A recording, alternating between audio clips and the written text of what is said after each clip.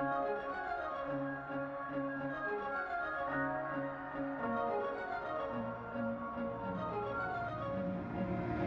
electric I might die. Yeah, the feeling in the air makes me high. But I'm in for the ride. And I drive on the street lights, lose myself in the currents of time. I got you on my mind. Everything that I feel is so new. I'm pretty sure you're gonna feel it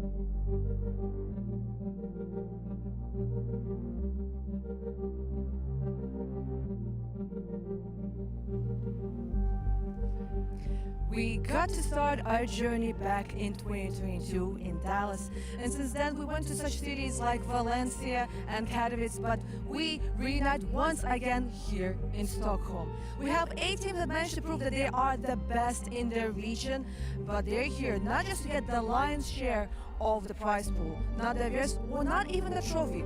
They're here to prove that they are the best of the best. Everybody, welcome to ESL Impact Stockholm Season 8 Finals.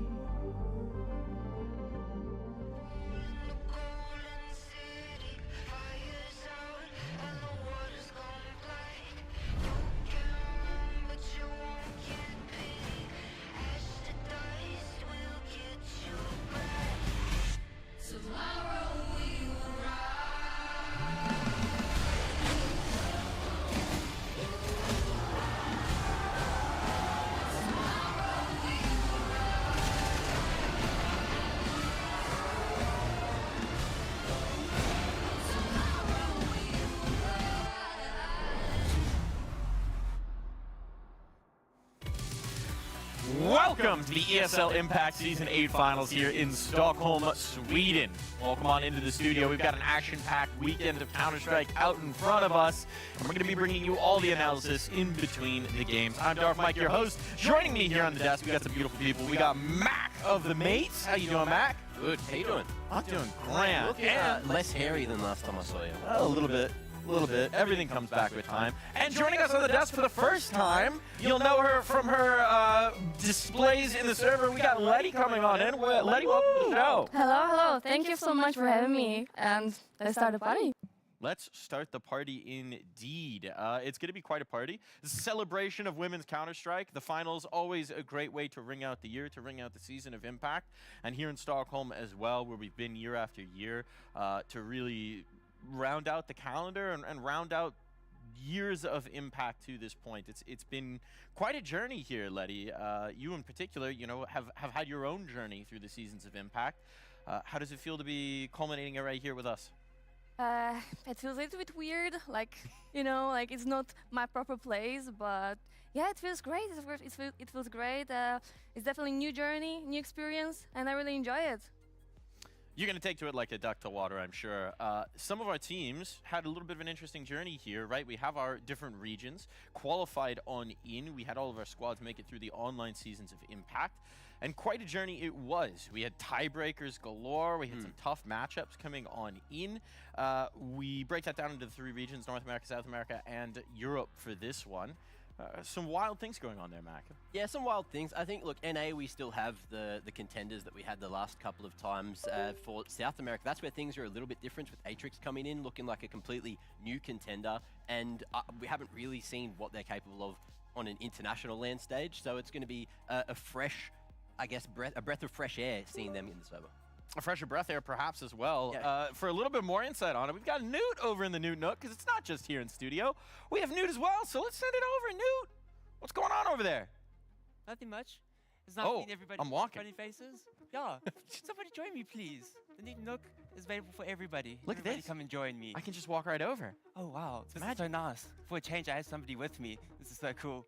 But to be honest, I was there throughout the entire season of ESL Impact in the online stage, and my oh my, there's so many storylines going into it. Like just in the first stage, we had so many new teams that were coming into it. I'm just gonna check on something really quickly, because we got a new setup going. But like, look at this. Oh. Look at all these groups. Look at all the teams that we had. We had so many new organizations come into this season of ESL Impact. So many amazing new faces. We even have Peekaboo. We got a play from Peekaboo right over there, Letty. Hey. And it's been actually so great to have her here, because, to be honest, she was in Group B of Europe, and my oh my, that looked like an absolutely masterclass of a group. We had Big, we had Imperial, we had Team Nemesis, who actually we thought would have a bit more impact going into ESL Impact Season 8, but unfortunately, it was actually some other teams that had brought the impacts. And then we got into going to South America. We had the likes of Furia, the new reigning champions of ESL Impact. So there was a lot of eyes on them going into the season, because they need to defend their title, right? Yeah. That was like the whole thing. Because normally Can't with defend the title if you don't make it to the ring, though. Exactly. Because looking into it, this is the first time we've ever had somebody else take the trophy other than the Imperial core. So having somebody to defend that title, it creates a bit more storylines. But we'll go into it a little bit later, because not even into the first week of ESL Impact did we have an overthrow from Overpeak going over towards Imperial, because this was quite intense. Oh wait, there was actually also a big overhaul, but we can talk about that a little bit later going into it. Oh wait, what's going on here? We've taken over. It's chaos at this point. Technical difficulties, but Minor this is overthrow, because my oh my, this is going into the first week of ESL Impact. We kind of suspect a lot of the time Imperial, normally at the top of the group every single time. The last time ever that Imperial has ever lost a series during the online group stage was in Season 3 against NIP. That was over 2 years ago. So it just started at the beginning of the season. that just shook up everything going into it. It's kind of wild, right? Because the storyline for so long in Impact was who's going to catch up to Imperial, who's going to challenge Imperial. Well, last season we saw Imperial dethroned into LAN. Now we see them struggling in the online portion as well. It's a sign that the rest of the pool has really caught up in competition. Exactly right, and that's like the whole thing about Imperial. Everybody's like, oh no, they win every season, but they raise the bar every single time. And you can see it throughout all the teams, and finally, teams are taking over, and that's just causing so much experience across the entire board. And it's actually so amazing to see because it's even spreading into the other regions as well. Then we go into it. So we finally have this overthrow. And then we also, second week in, Mac alluded to it earlier, that Atrix versus Furia game. Atrix take them down 2-0. 2-0 against Furia. And once again, this is kind of those expectations. You expect Furia and MIBR to be at the top of the standings. But so early on this season, you have teams that are supposed to be entitled to those spots to go to LAN. They already have to scramble to try get these pieces back together. So they go into it. But then we talked about those tiebreakers as well. This is what the admins were looking like. Because I was in all their chats as well. I was trying to figure it out as well. The whole Charlie Day situation going on in Always Sunny in Philadelphia. It's always sunny in ESL Impact because my oh my, we had tiebreakers everywhere. In South America, we had 3 tiebreakers against MIBR, Furia, Atrix. And the thing about that tiebreaker, one map was the difference. So going into it, the final day, for Magic Gaming actually had a possibility of changing the whole tide and actually letting Furia go through if they took down Atrix. Unfortunately, Atrix took them down 2-0. And then it came down to that matchup between MIBR and Furia. And unfortunately, Furia did win that matchup, but it was 2-1. They lost the first map of Ancient. And just that one map was the deciding factor that took them out of the running to defend their title. So it's all open going into this season. And then we look at Europe. Peekaboo was in the mix. And I'm sorry, I see Peekaboo right there. I see Letty a bit sad. Why you got to do it to her? Yeah. Why you got to bring this up? I was actually pretty devastated because I was going in the background trying to, because everyone's like, what's going on? What's going on? So I was like counting down the numbers. I was like, okay, unfortunately, it looks like Peekaboo haven't made it through. Okay, and then I'm looking at the Discord messages. I'm like, oh no, just say Peekaboo have gone through. I'm seeing all the Twitter feeds. I'm like, okay, maybe I got it wrong. I do get it wrong a lot of the time. Never. Not new. Unfortunately. Never get it wrong. Imperial and Overpeak took those slots, unfortunately, and then they went into that all-important tiebreaker scenario. And there was also Group A as well. They had the Hindsight and Let It Cook. They were both on level pegging, and then all of a sudden, Let It Cook just peaked over there. Now, of course, Newt, we don't have Overpeak here. So what happened there? Oh, that was a bit... Unfortunately, I've had experience with this as well. The visa troubles, they're real.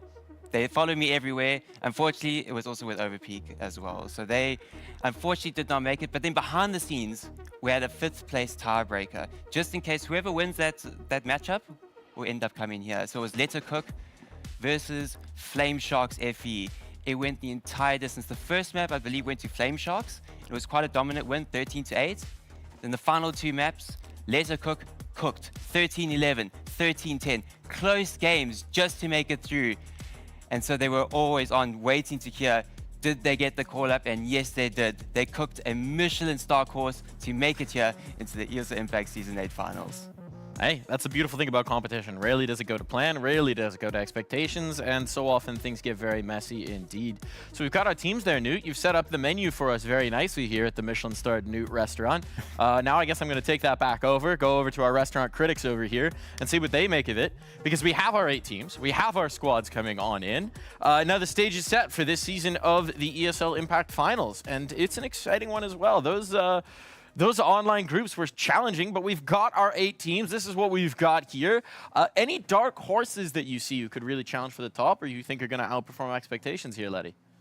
To be honest, I have high hopes that NIP will actually show how strong they are this season. Because on the previous one, actually it was like last year in Stockholm also.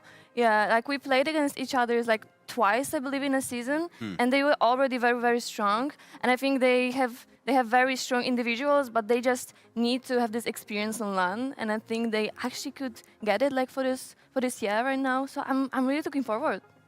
They've been together for a fair amount of time as well, so hopefully they do have that experience and they can show that at the ESL Impact land here at DreamHack in Sweden. And I really want to see, the narrative would be huge. Yeah. Bilga finally making it happen would be insane. And yeah, I agree, they're probably the dark horse for that group. It'd be a massive one, right? Because it's been the slower road around for this one. But you're right. If you can bring that experience, we've seen, I think Kiara was the top-rated player in Europe online. If you can bring that kind of form into LAN and actually perform when the lights are bright, when the crowd is there, that's where we see that next step forward as a player. And that's where we see maybe NIP step to the forefront. So that'd be very exciting indeed. Now, if you're wondering how things are going to be played out over the next few days, we have a little bit of an explainer of the format. It's pretty straightforward. 18 tournament, 2 groups, GSL groups, basically. Now, if you don't know what that means, it means this. You have 4 teams in each group. If you win 2 matches without dropping one, you go straight through. Everything's easy. These are our teams, 2 from North America, 2 from South America, 4 from Europe. If you lose a game, well, then you're in the lower bracket and elimination is on the line. Now, those upper bracket matchups, those are going to be best of 1s. But as soon as elimination's on the line, we start playing the best of 3s, which means that there's a little bit more time to show us what you've got. Still, it's a pretty brutal format. If you lose one of those lower bracket matchups, you are out. You are done. And the first one of those is going to take place at the end of today. So we will be saying goodbye to our first team today. They will only have 1 day at the ESL Impact Finals. Once we get into playoffs, it's a single elimination bracket, BO3s all the way through. Those are our 4 teams. 50 grand for first place plus 25,000 club reward. That is a whole lot of money for any of these teams to be coming in, both for themselves and also to support their organization in terms of being able to keep that funding going, being able to keep the team going, maybe making new acquisitions, building on whatever they've got. Yeah. Those resources are huge. I'm curious, Letty, from your perspective as a player, this always seems like a pretty brutal format. It's so quick, it's so fast. If you have one bad day, you can be out. What does it feel like when you're in the chair playing these matches? Yeah, it's sometimes it feels very, very unfair, not gonna lie. But yeah, it is how it is. There's like only 8 teams and only 3 days to play, and of course it's hard to make it like completely fair that everyone will have to play all the games VO3. But yeah, it feels sometimes illegal to be here for only 1 day, not gonna lie. Yeah. Look, what's it like though when you have that sort of small turnaround time? Obviously you're playing a couple of best of 1s and then that best of 3's just there. How much prep time do you even really get? It's only a couple of hours at max. Yeah, and then the experience is very important, like how fast you can get the informations and how good you know your strat book, how good you know how to work with your coach and your players. So that's very important. So if you have it like prepared already like before, it's so easy to just you just hear one keyword usually and you know what you're gonna do. One of the things we also have is that we have a lot of rosters returning season over season, right? So there's a lot of familiarity between those teams. There's a lot of rivalries that have built up as well. I'm curious about expectations for this one. I think we're going to dive into it a little bit here, but this is really where we set the scene for what's going to be coming up over the next few days. We've got a little bit of a video to check in on what the teams are thinking about their own expectations here in Stockholm.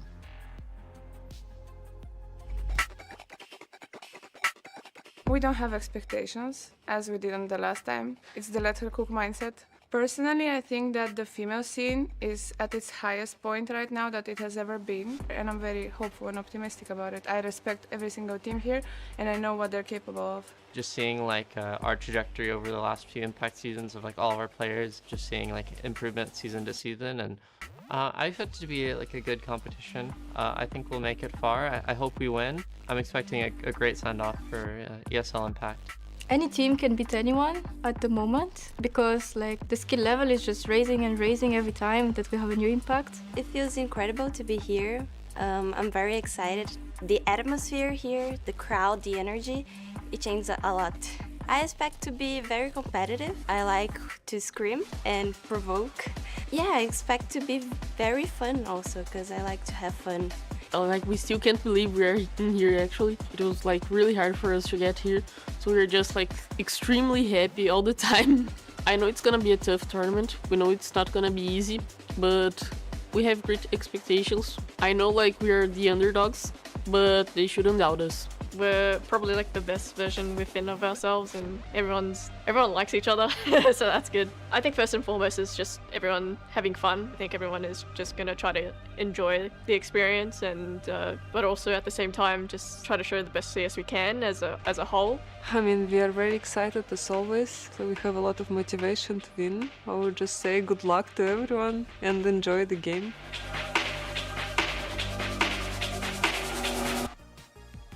Imperial coming back in saying good luck to everyone else. That's the classic, but they didn't win last season. They didn't even make the grand final. That was quite the surprise last season. Do we think they're coming back for blood here? I mean, looking for it like on the season, how they played like for this one. Yeah, I'm actually curious how they're gonna show on the tournament, not gonna lie. Yeah, I believe. Look, we've seen what they've done before, and they are still going to be one of the heavy hitters, especially with all the teams we've got here. They've got that much LAN experience, and they're showing what they're capable of. I'm expecting to bounce back. Speaking of expectations, this is something you and I always have every season. FlyQuest RED, right? The Australian-US alliance here. Expectations always feel like the sky high. Haven't always necessarily delivered. We'll get more into it because they are our first matchup here. But just early on, what are your expectations for FlyQuest at this event? Well, they haven't really faced too many problems through the group stage. So I'm expecting them to maybe have a hiccup, and, you know, it's really going to test their mettle. But expectations-wise, I'm hoping that they make finals. I'm hoping that they make it to the third day at least. We'll be curious to see. I'm very curious about Atrix as well. We'll get into them later today, but they're a team that I don't think any of us were really expecting, right? You have Furia mentally slotted into that. They come in. We've got a lot of people who are making their debut at an Impact Finals for the first time in the last one. Could be the surprise of the tournament, no? Yeah, definitely. It can be. It can be. I mean, beating Furia is like, of course, like very already an achievement. So like, yeah, I'm looking forward for them. It's going to be exciting indeed. To take a look at what we've got today, we have our bracket. We're going to take a look at that. This lines up our early matchups. Lets you know how the groups are going to shape up. So we got that FlyQuest Let Her Cook game coming on. Sakura, who played last season as Supernova Comets, made it to the grand finals. Taking on big Equipa to start as well. That's one where Sparks could definitely fly. And over on in Group B, there are some other games coming on in. MIBR versus Atrix, the Battle of Brazil early on, and then Imperial taking on NIP. That's a classic. That's an Impact classic. That's basically our version of El Clasico at this point. Is Vilga versus Imperial with the NIP squad in tow. Here's our schedule. FlyQuest RED, Let Her Cook, Sakura, Big Equipa, Imperial, then NIP, and we round out the day with MIBR Atrix. Did I say round out the day? That was a lie. Then we have two more best of ones for the upper bracket matchups, and we actually round out the day with the first of our elimination BO3. So it's an action-packed day of Counter-Strike. We're going to be going all day long, straight into the wee hours of the morning, maybe. Hopefully not. Maybe, hopefully not. We'll see. We'll see. Yeah, hopefully everything runs smoothly, as opposed to some other competitions that have been going on lately. But look, there's another big change that's coming into this season, and it's the map pool. You know, we saw so much Anubis last finals, and it's not here anymore. So what has been going down, which teams have been putting in the prep, and I know at least in the best of ones, we're not going to see those map pools flexed too much, but when it gets to the best of 3 later today, that's when we can finally get into the deep sort of nerdy stuff. Yeah, but you know what Imperial had a Instaban? What map was that? I can't remember. Anubis. There you go. So they have I guess they got a the rich get richer. Yeah, exactly. The rich get richer, indeed they do.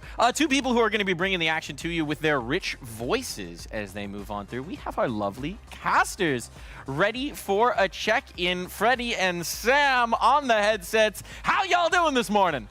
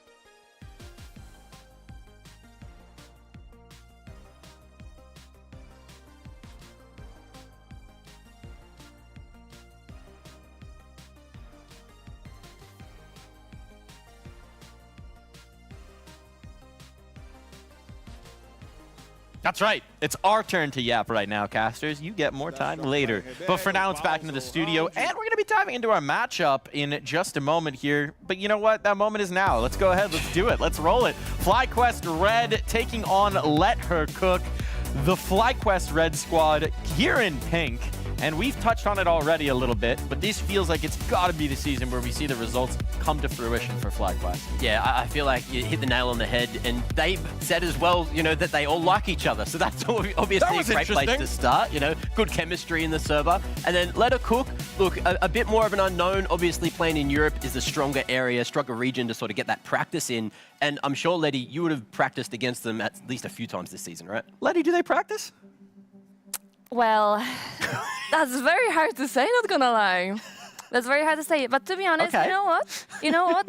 It's very, very good to actually come and play with no pressure. No pressure at all. It's very amazing because FlyQuest, I think they have a little bit pressure.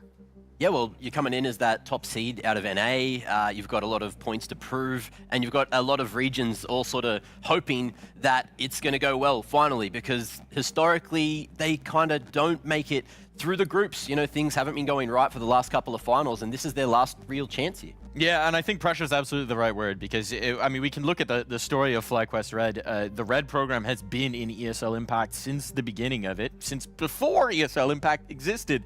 The RED program has supported women's Counter-Strike teams and has built this project year over year. They've put together some pretty ambitious rosters over the different seasons, you know, going across, bringing in Australian, bringing in Europeans, traveling the globe, trying to find the right mix of 5 players to actually bring this one through. But it does feel like consistently when we're at LAN, we don't see the best FlyQuest that we know they can be. We don't always see all the pieces hitting at the same time, performing at the same time. What is that pressure like when you're in a team and you know it should be going one way and it just isn't on the day, Letty? It's very frustrating, not gonna lie, because we, especially with the Navi team, we had a lot of time this situation that we were coming for a tournament and we felt it. Like everything was working on the practice, like literally every time. But there was always something missing. So like, yeah, it's very, very frustrating. Well, someone who can break down a little bit of the history of FlyQuest here. We got Newt's notes on the nook of the notation of what's going on here. Newt, what you got for us? I've got some pretty interesting stuff, actually. I'm actually going to be talking about Let Her Cook right now. Okay, we're swapping gears. Let's swap gears then, Newt. We're swapping gears. We're going to take a look at Let Her Cook. The reason why is because Letty alluded to it a bit earlier. They have no pressure. It worked out for them for that one season. They made a grand final run. However, they did have Astra on that squad. And I feel she took a lot of the reins for that team. Right now, we also got some insight. They don't actually have a designated RGL. And this becomes a problem in particular situations, especially when it comes to the multi-kill dilemma. Because a lot of the time, the multi-kill is the thing that pushes your team forward because it puts you a lot of the time in a player advantage, and then you can capitalize it and actually keep momentum and bring the round in your favor. So when we look into it, Zia had an amazing season, might I add you. 20% of the rounds get a multi-kill. And they're not just low multi-kills, like just 2 kills per round. It's actually very high impact multi-kills. It's there was like a 0.28 multi-kill rate, and if you know how that's calculated, we'll probably get into it a little bit later. It's a bit of a weird one. Leave the math for later. Yeah, leave it for later. It's early. Yeah. A lot of the time as well, the multi-kills are like a 2.35 on average, which is absolutely insane. And like 20% of rounds, 1 in every 5 rounds gets a multi-kill. That's insane. Because you can see the rest of the squad, they're not really outputting those multi-kills. So it does allow them to kind of fill in the gaps for Zia. But that's what you expect. So normally you get a multi-kill, and that's when the charge of the in-game leader comes in and says, okay, let's either push forward, or we're going to retract the space and actually move into a different position. But then we look at the multi-round win percentage. So do you expect them to convert a lot of these multi-kills from Zia? Based on the way you're setting this up, I don't. Yeah, unfortunately, it's a big bummer. They're actually the lowest. She's got the lowest conversion rate out of all of them, 62%. You normally see it at around this 80% mark. That's like the bog standard for all teams. When you get a multi-kill, you convert it into a round win at about 80% of the time. 62%. 1 in every 5 rounds? So to get a guaranteed win? Is this specifically when they go into numbers up situation, or does this include clutches where there's a multi-kill? Like, that's the thing, though. Zia was in so many clutch situations. Can you guess how many out of all the rounds that they played that she was the last player alive? It's absolutely bonkers. I can't, but I think you're going to tell me, Newt. It's literally the same as this. 19%, 20% of rounds. 1 in every 5 rounds, she's the last alive. She's got everything to do. And there's been some crazy matchups. We watched that one game on Dust 2 when she went like 40 kills or like 35 kills in regulation at one point. And it's just clutch after clutch after clutch, trying to claw it back. And that's the thing. They don't really have this direction from an IGL. So that might be the thing that could cause them to kind of crumble in this scenario against FlyQuest, to have a bit more structure going into it.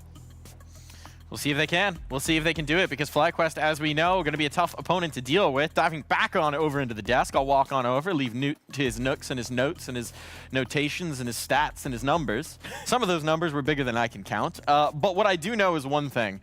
If a player is trying to clutch in like 20% of the rounds, there's one of two things going on. Either everybody's dying a little too quickly, or they're doing a little bit of baiting. What do we think might be happening here? Well, I can tell you, I'm seeing a Zontix effect coming through as well. 31% headshot percentage, but also putting up numbers like that with multi-kills like that, like that's crazy if you're going for a body shot bandit. And I feel like it has to be, at least someone's trading, you know, maybe it is a little bit of bait going on, but it's also, if she is going to be one of the slight sort of anchors, then she'll always be a bit more last alive than the other teams. Yeah, that's true. That's true. I don't know how they actually do it, but I remember that Xia in our like last mix was like also IGLing, so maybe she's always also IGLing, so she tried to be a little bit behind.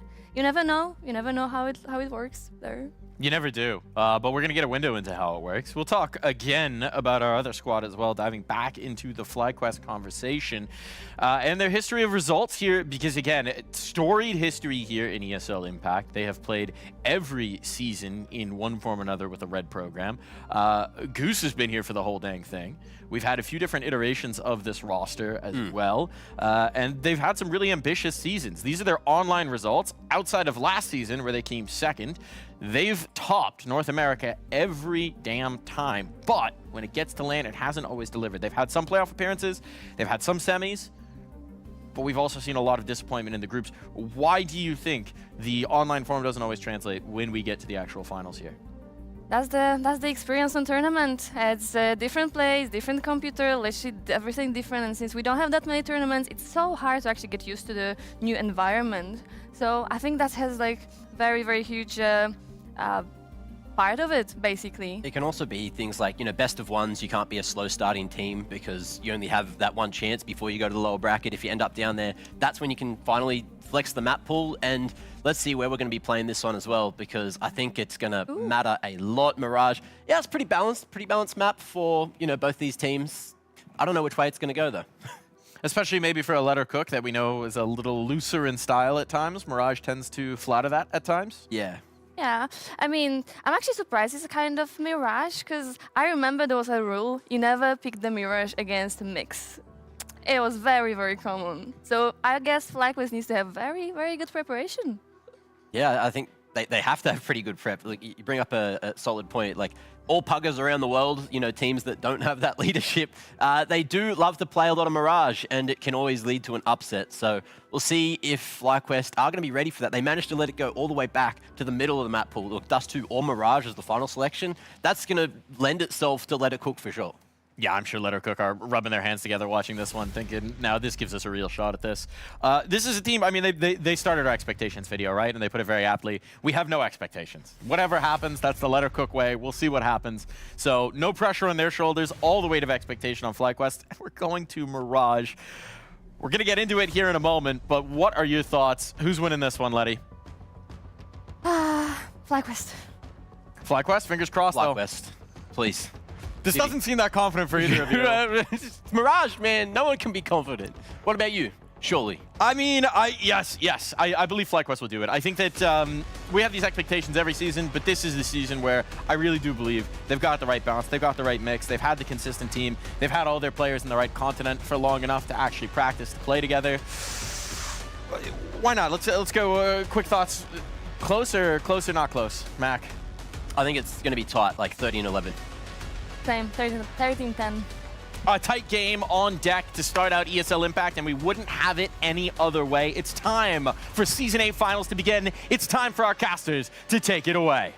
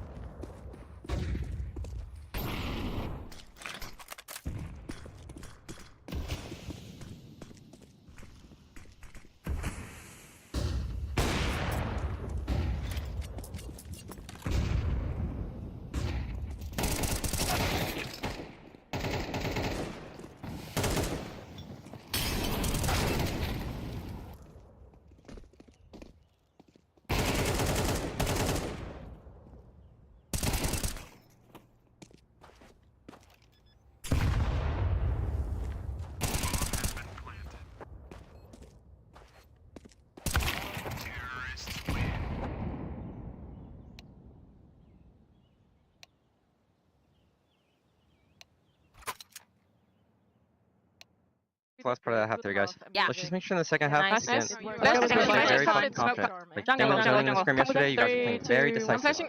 Very sure what we want to do. Pretty timid right now in this game. I'm dropping. And again, the execution, like, a little struggling right Yeah, now. my But, like, bad. Oh, soul. again, let's just make sure we're plugging these mid rounds. Like, let's call the pathing we're gonna do. I'm going Mid ramp. rounds, again, we're not on T side, but like, I have- same I thing on the have- make sure CC you have side. macros. Where are our Yeah. gaps? Where are we gonna rotate in? What do people need to be looking at, right? Let's focus on very broad macro stuff. Let's be very decisive in these rounds. Like, what are we playing strong for? You know, okay, our mid setup. Again, like, just have very clear goals in these rounds.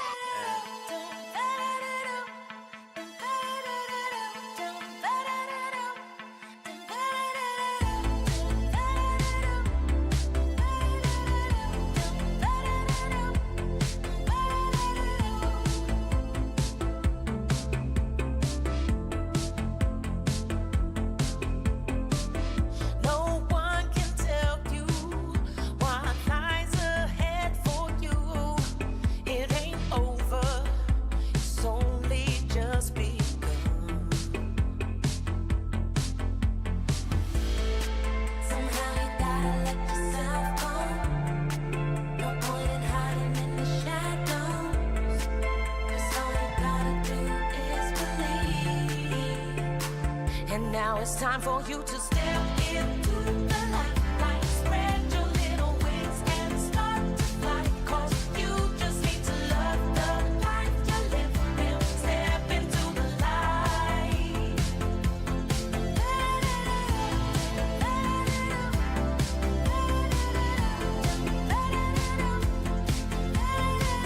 See all the colors, don't fade back into gray. And remember, it's only just begun. Somehow you gotta let yourself go. No point in hiding in the shadows, 'cause all you gotta do is believe. Step into the light, like spread your little wings and start to fly. 'Cause you just need to love the life you're living. Step into the light.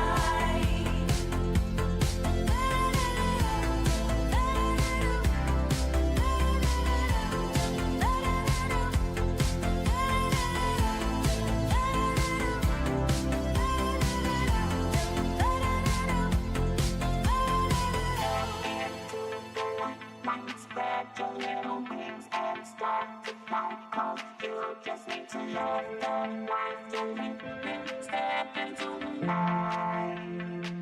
And now it's time for you to step into the light.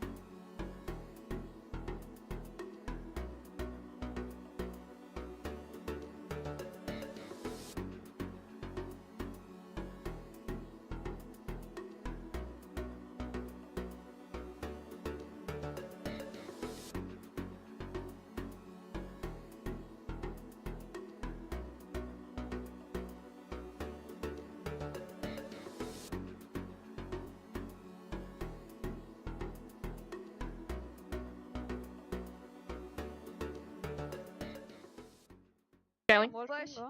Just one. Still one. Care kind of. More out. Flashing, flashing. It's A. Pop, nuking. I'm so blind. 2 out. We're rotating. We're coming. We're coming jungle. Triple. Fighting me. Get ready, guys. Sandwich. Triple sandwich. Yeah. We're coming. Could be cross default. They went to CT. Default. Okay. I'm on default. Last. Take it. CT. Let's fight her. Come close. Wait, hold on. I can flash. Hold on. Do it. Flashing in front. Bad flash. Pop. Close. I'm gonna tap. Nice!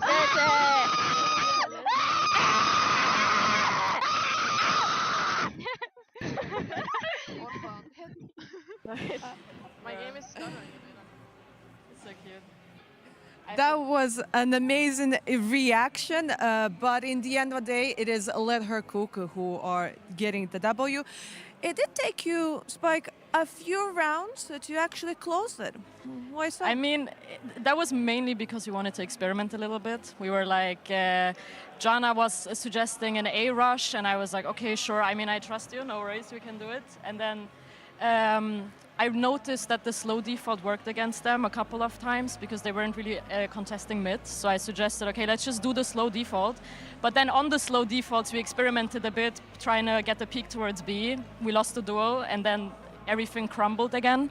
So, I mean, I wanted to go back to our old way of playing, basically, like in the previous rounds that worked out. But we were, not completely sticking to the plan. So I was like, okay, let's just change things up. But we weren't really scared of the comeback, I think. Like we were just trying some experimental things, like going for the little peek. I didn't want to be the type of person that says, no, Melly, you're not allowed to peek. You have to stay still. So yeah. You didn't want to shut her down. Yeah, basically. Yeah. But I need her to keep the confidence, Exactly. That's what you need. You need the confidence. Exactly. And I got to see how the team was enjoying the media day yesterday. Yeah. And I did hear that there's kind of maybe 2 IGLs, there's 2 people calling, and right now I'm not even sure who's calling.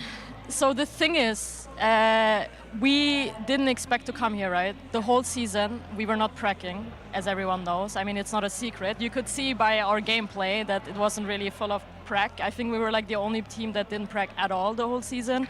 I mean, Joanna, me and Melly had combined 10 hours past 2 weeks. So I was turning on the PC to play the official. I turned it off again, turned it on again to play the official. And then when we got the invite because of the situation, I was like, okay, we have to kind of use this opportunity. So I just spent 2 or 3 days of prepping, basically.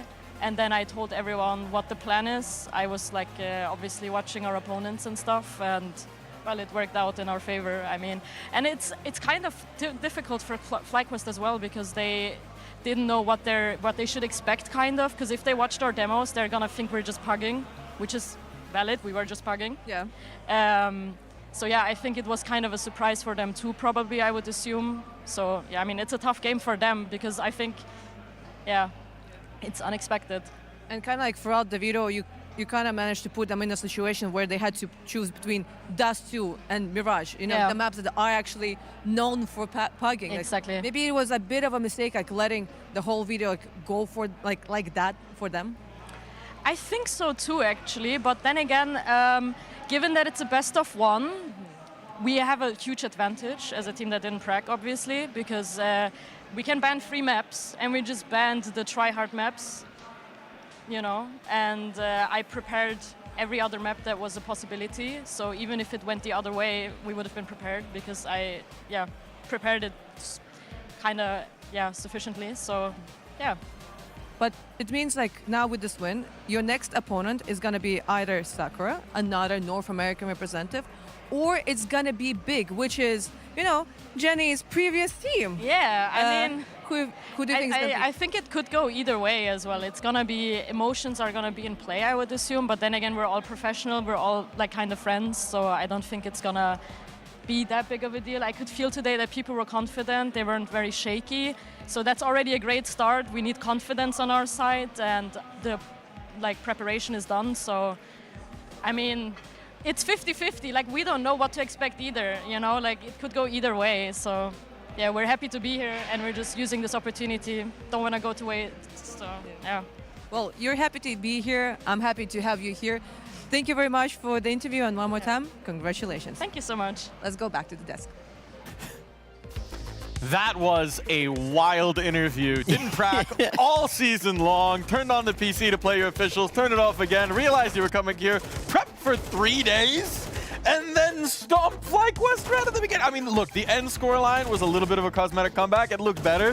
That was shockingly one-sided for a team that was barely playing the game all season long. Yeah, they just got off to the best start possible on a map that, one of the, 3 maps she said that they were prepping for. And yeah, it came down to, in my opinion, the veto. And unfortunately, FlyQuest just got pugged on, as you heard there. You could see as well the way that Lettercook were playing in that first half. They were kind of just playing the buddy system or just playing close, where it felt like FlyQuest just weren't feeling themselves initially, weren't able to trade towards the end of the half. They managed to make it look a lot better, and then in the second half, there were moments where it kind of went well, but then, second half, the second round of the second half is kind of where the game got lost. Yeah, I completely agree. But actually, you know what? Like, when you sometimes don't open the game for, to play in the Counter-Strike, you feel the hunger of the game. So maybe this is what Lettercook actually have. They just have a hunger to game. They're just happy to be here. They didn't expect to be here even. So they just want to have fun basically. Vibes impeccable, it seems. I also did love the answer of why didn't you close it out earlier? Oh, we wanted to experiment with the thing. Just in a BO1 at the opener in the finals. We could have closed it out, but we wanted to try some stuff. I didn't want to tell them no. This looks insane. Use it while you have it. They did have an extended lead. They did get to try some stuff, and hopefully that'll help them out, when they do play another best of 1 later today. Yeah, I mean, I guess now they have 4 days where they've been cracking CS. Yeah. So that's better than 3. Wow. I mean, this is astonishing, right? You can look your way down that board. We expect it from Zia, but the reality is everybody was popping off, especially in that first half. You had so many multi-kill opportunities. You had so many moments where FlyQuest just hit something and got dismantled by the first player they made contact with. I mean, we had so many rounds where it just felt like FlyQuest could not get their talons in it at all. Yeah, and it felt bad for, a couple of individuals, Marie as well was having a very rough start. And I went back and watched all the rounds. A lot of it wasn't even her fault. She was like third out, second out a lot of the time. And whoever was supposed to be taking that first contact just was in like a corner at a moment where Lettercook decided to peek, and Marie wasn't allowed to play the game for like the first quarter of the game. It was only when, they got towards the end of the first half where she started to fire up, and you could see that she managed to catch up in that second half as well. Now, Letty, you were touching on it before. The pressure was wildly different for these two teams. One team, they're not even supposed to be here. They're just having fun. They're barely playing CS in the season. They're having a good time. They don't want to let this opportunity go to waste. The other one, I mean, we could see it. That's not the FlyQuest we expect, right? Nerves seem to be on display. What did you make of it? Yeah, I mean, to be honest, this is what I told you. Like, I hope that FlyQuest has actually, the mirrors, really, really well prepared. And it kind of looks like, because they wanted to start with default, they wanted to make it easy. But you know what? Playing default versus mixed team is very, very hard, because you don't know what to expect. And especially when you don't have this, reactions to play around. So it was just a little bit shaky, but once they started to, doing some small fakes, going together, doing something with the idea, it looks much better. So yeah, they had very, very slow start. The silver lining, I mean, you touched on the slow starts as well in the pre-show. We have come to expect this from FlyQuest. It's one of their problems with this particular format is they tend to have a little bit of a slower start into the BO1s. Now they're down into the BO3s. They can flex that map pool a little bit more. We saw them start to settle in that second half. Well, how nervous are we for FlyQuest right now? Pretty nervous. Look, we'll see who they end up playing later today, but it's also going to be a very long day for them. You got to remember they woke up, they were at breakfast, and we were there at 7 a.m. Yeah. They were there at 7 a.m. and they got to play, I think it's 7 p.m. that the best of 3 slated for later today. So that's a very long day and a very long wait between now and the point when they get to play for their lives again here at Finals. Time for a nap, maybe some prac, but someone who definitely wasn't sleeping on the server, our player of the match, Spike, coming on through. We really could have awarded this to a lot of different people over on the Lettercook side, but Spike, not always the player you expect to be popping off in the individual statistics, so I wanted to give her flowers because, holy cow, this was a good map for Spike.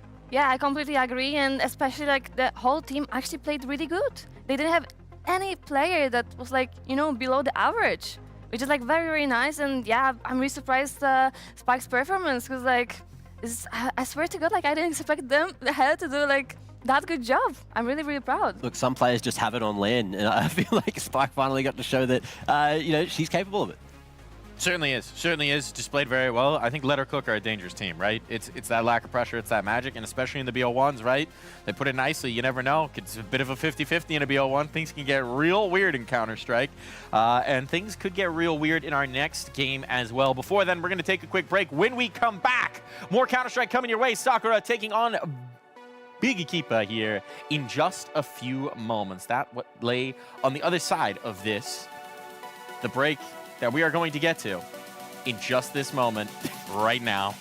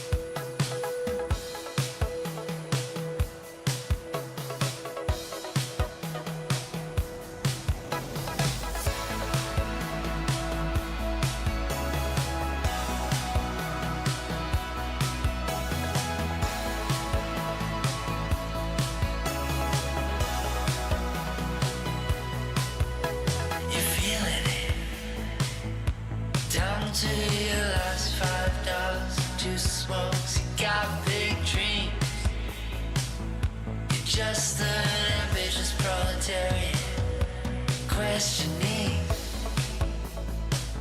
what it all means now that you found out that it doesn't mean anything to be right when the world is wrong. I'm so sorry to hear that you crashed falling alone now. Do you believe it is new? Something bigger than you, love. Something bigger than me. And do you wish it was true, love? Do you wish it was me? You see it, something small, just a flicker, and you swear it was real, love. But you were fooled before. For the first time, for the last time, for the first time, for the last time.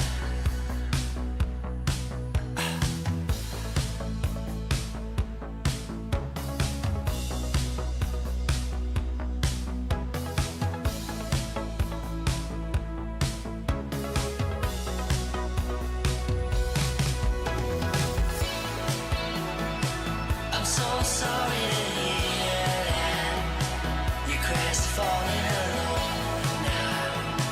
Do you believe it is new? Something bigger than you, love. Something bigger than me. And do you wish it was true, love? Do you wish it was me?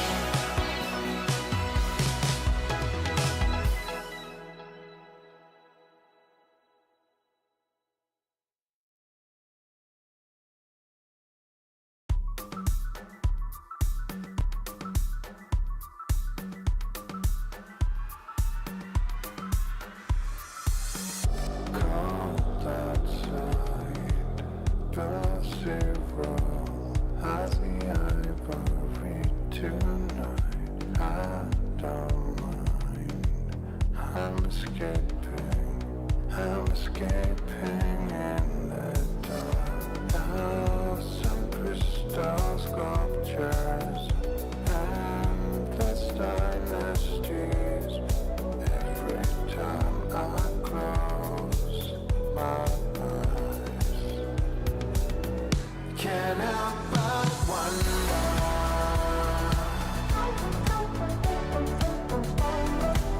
I see the end of the dynasty every time I close my eyes.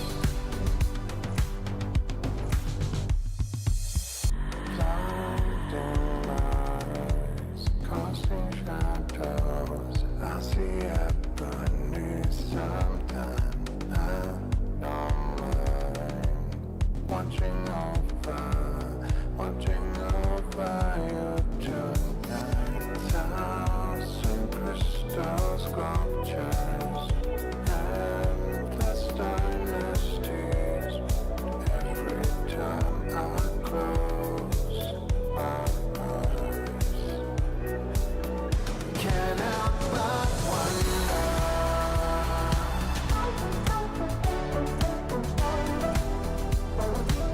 I see the end of the dynasty every time I close my eyes.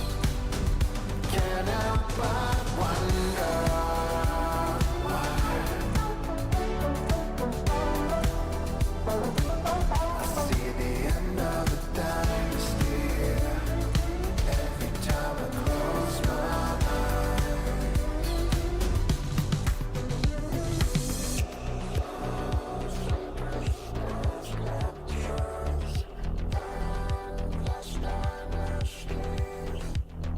Every time I close my eyes, can't help but wonder.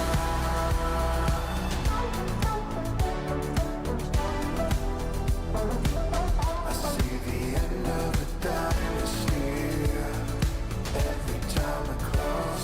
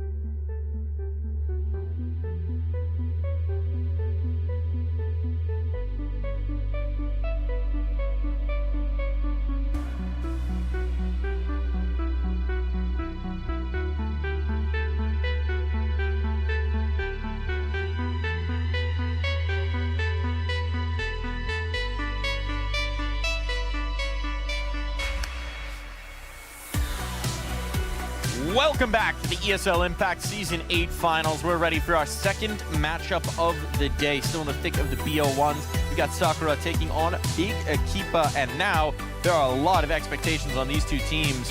One a finalist from last season, the other a team that's been taking Europe by storm. This one should be a barn burner, Letty. Yeah, I completely agree, and like I was so curious about this game since the tournament started. So yeah, I'm looking forward to see who's gonna win, because to be honest, I have no idea.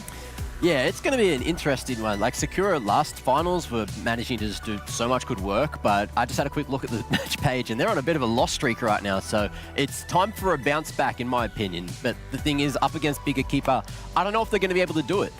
They got to have good memories, though, coming into the finals. I mean, the last one in Dallas really upset expectations, proved they could go so much further. And, I mean, if we've seen these players as well, how they've grown over their time in Impact, right? They were originally on different rosters. They came together to make this project.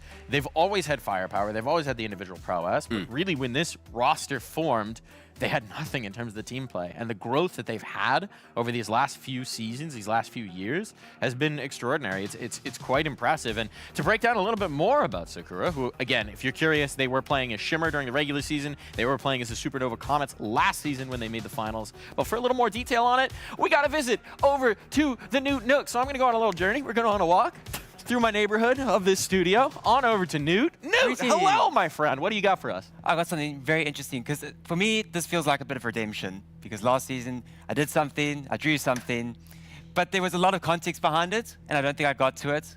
So this is my redemption, because you're going to talk about why time is a virtue in Counter-Strike, especially with these two teams, because they have a different way of how they approach Counter-Strike, really. Because one team, we'll look into it, really likes to get on the roll, on the ball very early. The other team likes to draw it out, because you're going to look into round stages, because we talk about it a lot. Like we talk about the early round, we talk about the mid round, we talk about the late round. But like in a stats war, because that's just kind of a concept, really. We just say, okay, this is the early round, this is the mid round, this is the late round. But we go into it like, this is like a timeline, how we look into it for like round stages. So within the first 35 seconds, that's where we see the early round stage unfold. That's when you find the early control, you try to find those entry kills, those opening draws, you name it. Then the mid round is where you actually start going into positions, trying to execute onto the bomb site, which is near the late round section. But in some instances, you'll say, oh, maybe they plant the bomb in like this part here. Let me just get my freehand thing. I don't think this is going to work. Unfortunately, that's not working right now. But right now, so if the bomb, let's say, gets planted halfway through the mid section, so like maybe at like the 1 minute mark, the late round actually starts at that point. So as soon as the bomb gets planted down, that's when you go into the late round, because you have 45 seconds on the clock. You need to get that bomb defused going into it. But then we go and look at how these teams like to play out the rounds, especially when you look at Sakura versus Big Equipa. So Sakura, on average, every single round, they go and find the entry kill within the first 28 seconds of the round. While you look at Big Equipa, it's within the first 34 seconds. You may think it's not a big difference, but when you look at the context of Sakura, Sakura get over 40% of their kills within the early round stage. So you're looking at 28 seconds to 35 seconds. That's 7 seconds. They get 40% of their overall kills within this small little margin, and then have a little bit of room to play with just to kind of close off the remaining little stragglers. When you look at the side of Big Equipa, they get the entry kills, but it's only like 20% of their kills, so 1 in 5. So 1 enemy's down, 4 players left remaining for them to pick up. So they kind of draw out the players, draw them out of position, and that's when they strike. So it's a lot later in the round is when Big Equipa come to pounce, get those bear claws out and take them down. So we got Fast and Furious against Slow and Steady. Exactly. I remember how Aesop's Fable went. How do you think this one's going to go, Newt? I think it's going to go in favor of Slow and Steady? Yeah. All right, he's a tortoise guy. He's a tortoise guy. Time to find out what our desks are as well, because it's not all about animals, except for the animals in the server. They'll be tearing each other apart. And here on the desk, maybe we can get some action going on here. You got the claws out, Max? Yeah, sure. Let's go with that one. You know, tortoises famously have claws. Yeah. They can swipe pretty hard. They can snap pretty hard too, actually. I think it's a turtle. The snapping tortoises? Yeah, turtle. Turtle. Whatever. They're the same thing. One's in water, one's not in water. Exactly. They're all reptiles at the end of the day. Either way, I don't know where this analogy is going, but I think it's going to be I'm going to say a faster one. I feel like Big Equipa, even though that stat said things were going to go a bit slower, I feel like Sakura, depending on which side they start on, depending on which map we go to, probably going to be coming at this with much faster pace, and I think Big Equipa, they've got the skill to back it up and deal with it. Yeah, I mean, to be honest, it all depends on the map. Like, I'm not that sure that Big might win the game, not gonna lie. I mean, they have a new lineup, they were owning everyone so far, but you know, Sakura had the 2nd place last Impact, and they showed that they know how to play Counter-Strike. And especially on LAN as well, right? They've got a lot of experience traveling around the NA circuit, playing some of these open LANs, and they shoot very hard. So especially in these BO1s on LAN, you can just get that fast-paced play. You can get a little bit of that overwhelm, that dazed coming in on the other side, and before you know it, your head's been ripped off. I think the other thing as well is like Sakura last season finals had the hometown advantage. Of course, they got to stay in an A. This time it's a bit more uncomfortable coming over to Europe, trying to play over here. And the other thing I want to touch on, I remember Ink's playbook. Do you remember Ink's playbook from last season's finals? Yes. It was huge. It was stacked, and I'm expecting the exact same thing. So big Equipa, they've got a lot of footage to go over, and I'm sure that Ink's prepped and ready. Yeah, I completely agree. Like, as I said, like, it's all gonna be about the map for me. Like, it can go both ways, not gonna lie. Well, we'll get into the map in a little bit. Before then, I want to get into Big. Now, this team has been totally remade this season. Your old friend, Hanka, coming on in, building a roster in her own image. What do we make of this Big squad? Yeah, to be honest, like, I think Hanaka couldn't choose, like, better players to a team. Like, I think they have, like, literally everything enough. So they have firepower, they have really good sniper, they have really good ankle, like, everything fits perfectly. But of course, like, Amson is the only player who doesn't have, like, this experience from, like, LAN. So I'm not sure it's gonna do, like, that much, not gonna lie, but maybe. You never know. So yeah, this squad looks very, very good on the paper, not gonna lie. Was it Kyosa that went and did that 2v2 tournament against Monacy? That's her. And she won that as well, right? Yeah, I mean, her aim is, like, incredible, like... All eyes on her.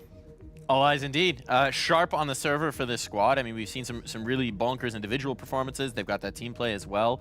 But the question's going to be, it's always a firepower question with Sakura, right? We always expect them to be shooting hard. That's the individuals. I've talked about the team play growing, but the reality is we still look at the individual heroics as being the hallmark of this team, as that clutch ability. If you're big, if you're coming into a BO1 and one of those big multi-kill rounds goes against you, you lose one round that you never should be because somebody pops off. How do you keep the mental stable here, Letty? Yeah, it's hard sometimes, but, like, you know what? They have this type of people in the team that they're gonna hype each other's, especially Hanka. She is, like, screaming machine, and she was, like, bringing the vibe for our team, like, many, many times. Like, it's all about, like, having a good mentality. It's, like, at the end of the day, it's just BO1. It's just the one game. So if you're gonna lose this one game, like, you know, it's not that big deal. So we've got our veto coming on in here. You were saying you think it's going to be a little map dependent. Anything in particular you're looking for here? Yeah. I just don't know which way it's going to go. Like, are we expecting another Mirage? Are we getting another Mirage? We're getting another Mirage. Oh my god. Oh boy. Firepower teams on Mirage. Things are going to get interesting. Yeah. That's a choice. I'm actually surprised right now. I don't know what to say even. Like, I'm actually surprised. Who do you think is going to have the better advantage on this? Like, obviously, you know, big Equipa, they're going to be prepped, but we've been talking about how hard Sakura can shoot if they all work up on the right side of the bed. It could go either way. Now it's down to another flip-flop map.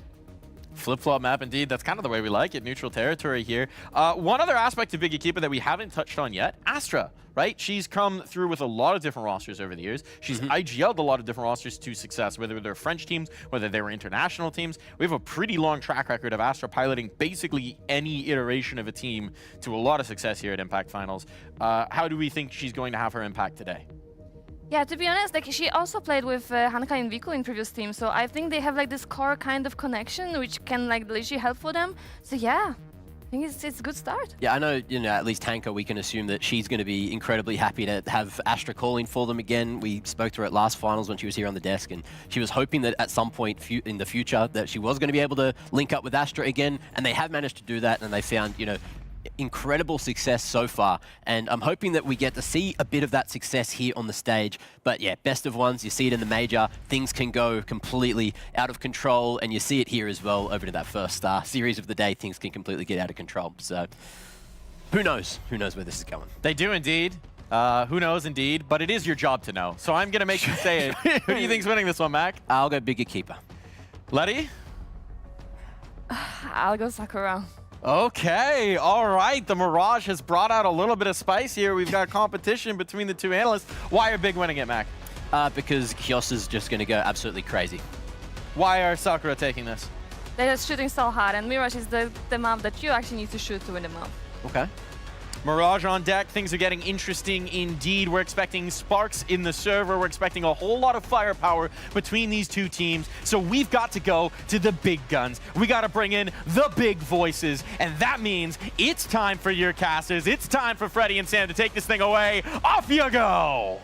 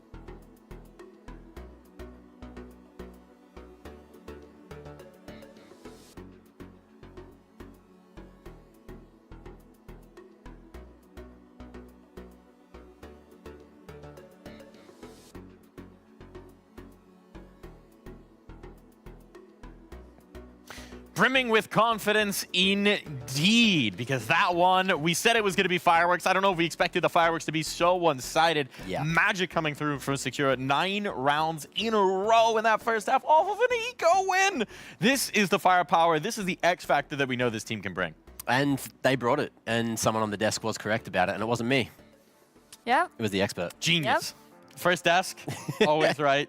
Genius. Love to see that. Yeah. But yeah, Except for that last game. Don't worry about that. that was, yeah, I can't even sort of pinpoint exactly what was going wrong for Big Equipa. They just, like, they started pretty well, and then Sakura just showed them exactly how to play that CT side. Like, as you mentioned, you know, they have the firepower, and they brought it again today. They were able to isolate a bunch of fights. There was the 1v3 that Forks managed to pull off as well. Like, so many moments where Big Equipa should have won said rounds, but due to firepower, due to Sakura just feeling it, I guess, managing to just put them across the line. And maybe we were underrating Sakura as well. Again, this is the returning roster. They were the grand finalists last season. I know we tend to maybe at times big up the European teams just because of the caliber of competition in that region, but we know the reality. When they get on land, when they get to these finals, Sakura come to play, and they're just such a dangerous team. They show that very nicely again today. Yeah, completely. Like, they show that they can actually shoot, and this is what I told you. Like, on the Mirage, sometimes it's not about strategy, it's just to shoot the headshots. And this is literally what they did. Sometimes you don't need anything prepared. Sometimes all you need is to shoot the heads. We'll find out if that was their strategy going in, because we've got Heku waiting by with an interview. Yeah, Mike, I do have Rena here by my side. First of all, congratulations. The first half looked remarkable. Like, 9 rounds, you were just shutting them down. Is this the result like of really good prep? Yeah. I mean, we Inc, our coach, did tons of prep work, so we kind of once we got it rolling, it's just next call, next call, next call, next call, and we're building confidence and just moving to the next plan of our anti-strat and trying to guess their money. So we know kind of based on their money what they want to do, since we've been shutting down plan A, plan B, plan C.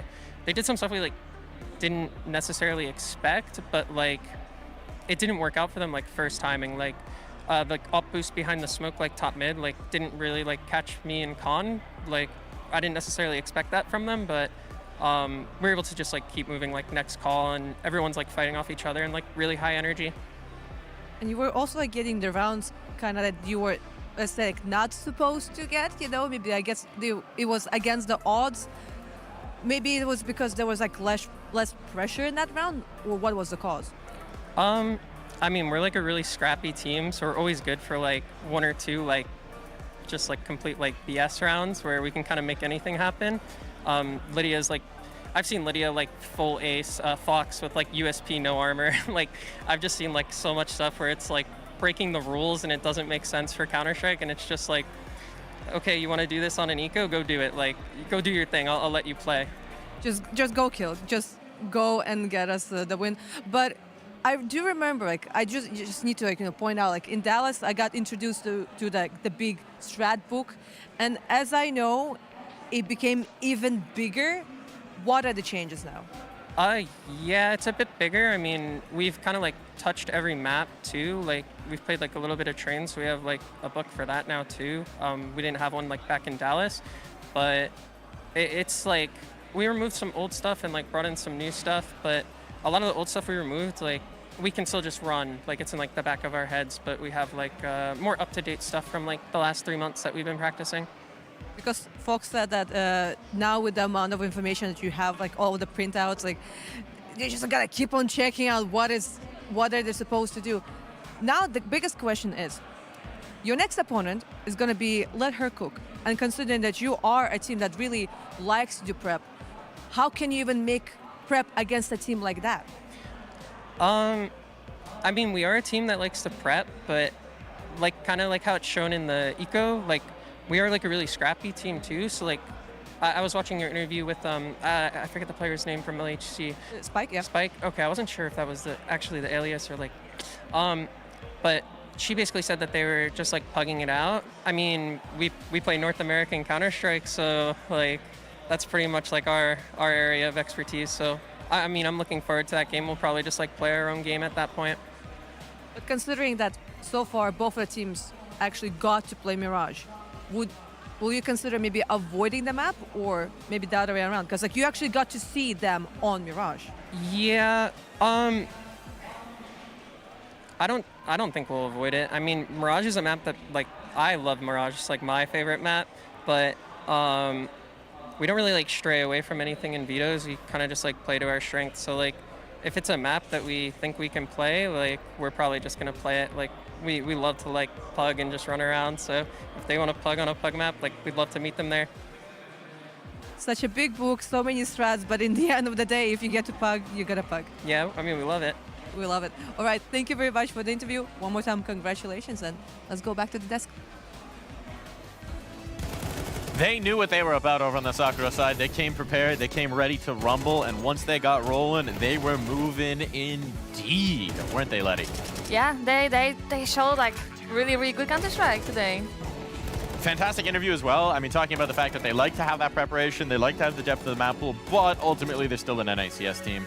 If they gotta plug it out, they gotta plug it out. It happens sometimes. That's very important to have this kind of like skills to also like know how to play against teams that doesn't know how to like prepare very good. So you need to expect everything, basically everything. And it's that X factor as well, right? I mean, SDX put it very nicely. They're good for 2 to 3 bullshit rounds a map. And when you have those rounds, sometimes that is all you need to tip the scales in your favor. There was one round in particular we're going to get to in just a moment here. That Fox 1v4 was brilliant. And we're going to bring that through. But there were a lot of those moments as well, right? We know the firepower. Any round where you have like Empathy alive with a Deagle, Fox with any sort of scope in her hands, there's always the chance to tilt the scales, to just turn this thing around, to make it just an impossible round, make it possible. Yeah, that's true. Big, to be honest, looked a little bit scared in some situations. So maybe that's why they didn't step up on their side. But yeah, it was looking like very bad for them. But yeah. It was indeed, and so now we've got Mac over on the Kadia City playbook to break down that Fox 1v4. Hey, how you doing? So for the Kadia City playbook that we have today, at least the first one, sometimes it does come down to some bullshit rounds, and having really good players is sometimes the best play that you can make. So the play is made by Fox. There you go. Absolutely insane on the AWP, and this round in particular set them up for success. So nothing really special other than that, and then a bit of that as well. Crazy reactions to find the first 2 picks, then manages to figure out, or at least know that someone's over towards that jungle side, ends up getting the pick over towards stairs, which is happening right, boom, now, and then here's the footsteps coming in from CT, and isolates every single fight that they need to. Incredible round out of Fox. And there's nothing really special about it other than a lot of hours put into Counter-Strike and some crazy raw mechanics. And sometimes that is the best play. Just be the better player. And today, that was Fox. Sometimes that's what you need in the playbook. A sheet that says, I don't know, make something work here. And when it does work, that makes everything else a whole lot easier. We know that they do like to bring in a thick playbook. We know that the coach, you know, they talked about it. Ink has them prepped and ready. But yeah, at the end of the day, sometimes you got to go to page Z, and page Z says, shoot head. Yeah, sometimes that's just what it takes, right? Like, the amount of individual heroics we saw from Sakura going through that map was just absolutely insane. And got him across the line, got the, I'd argue, upset win, even though you might not say upset win. I feel like the big upset is these vetoes. Like, the vetoes keep going to maps where it allows teams that are underdogs to really have a good shot at succeeding. And we've seen, look, 2 out of 2 so far today. It's happened. Yeah, I'm not saying they didn't have any strategy, because they were really well prepared, of course. But like, in the end of the day, it's like the map everyone plays, everyone knows how to shoot, how to like actually play them up. So yeah, I'm looking forward to see some Inferno, Overpass Train, where actually strategy is like on point. And now I will say, speaking of strategy, speaking of pacing, Newt set it up nicely in the pregame, how fast that Sakura like to play. There's so many of those rounds where, you know, we're 30 seconds into the round and 9 players are dead on the server. And we're in like a 1vx because they've just hit a site lightning fast. And it felt like that put Big in this situation where they just couldn't catch their breath in so many of these rounds. They couldn't play, it's a trope, but they couldn't play their own game because Sakura weren't giving them the time to. Yeah, it was a very quick best of one, including the fact that we still had tech pauses in there, right? Like, there were so many short rounds, so many moments where, look, we could have definitely seen Big Equipa bring it back, but the pace is just something that is going to be interesting to see, especially how the upper bracket match between Sakura and, well, my brain, Let It Cook goes on, you know, later today. 1 BO1 is all that separates one of those squads and the playoffs. That's crazy to think about. Get themselves a day off, get themselves the chance to make it all the way towards Sunday. That's a pretty huge opportunity. And I mean, for Let Her Cook, a team that didn't expect to be here, and Sakura, a team that knows what it takes to be in that grand finals, that's a huge prize on the line. And one person who helped get them there is our match MVP coming on in here. I'm curious, I believe that was STX coming on in, gave the interview, popped off in the server, really in that first half as well, delivering in a massive way. And in those opening duels here, Letty. Yeah, I mean, it looks insane. It looks insane. I think every team wants this kind of person in a team because it's actually like bring the really good vibe. When you have a really good start, it looks like nothing can actually stop you. Yeah, 5 openings. You've got the IGL doing that, putting their lives on the line. And then also, look, when you get the openings, you have a positive KD on your IGL. What better way to fire up everyone else around you than saying, look, I'm doing it, you can too. And it just works. Then everyone's hitting. I mean, now we've got our Group A bracket. This is, if you inverted this is probably the way most people predicted this to go, but it's not going to be that way. All that hype, all that excitement for Big Equipa, now they're facing elimination after just 1 BO1. Meanwhile, FlyQuest, I mean, we saw the slow start. They're going to have a chance to get it started, but it's going to be against pretty stiff competition here. That's a very spicy first elimination game for Group A. This is, and especially you actually typed like both teams that they're gonna win the opening matches. So like it's it's kinda weird, but yeah, I'm curious about this game, like especially. It's exciting. It's exciting. It's been a thrilling start to Impact. It's the reality of live competition. Rarely do things go smoothly. Pretty much always going to get very exciting, and it does mean that we are going to dive on over to Group B. It's time to be diving into our best of ones over there. It's time to be getting things excited. But before we do need to take a little bit of a break here. And then when we come back, Group B, we start with those 4 teams. We start, and we might just have some more upsets coming through.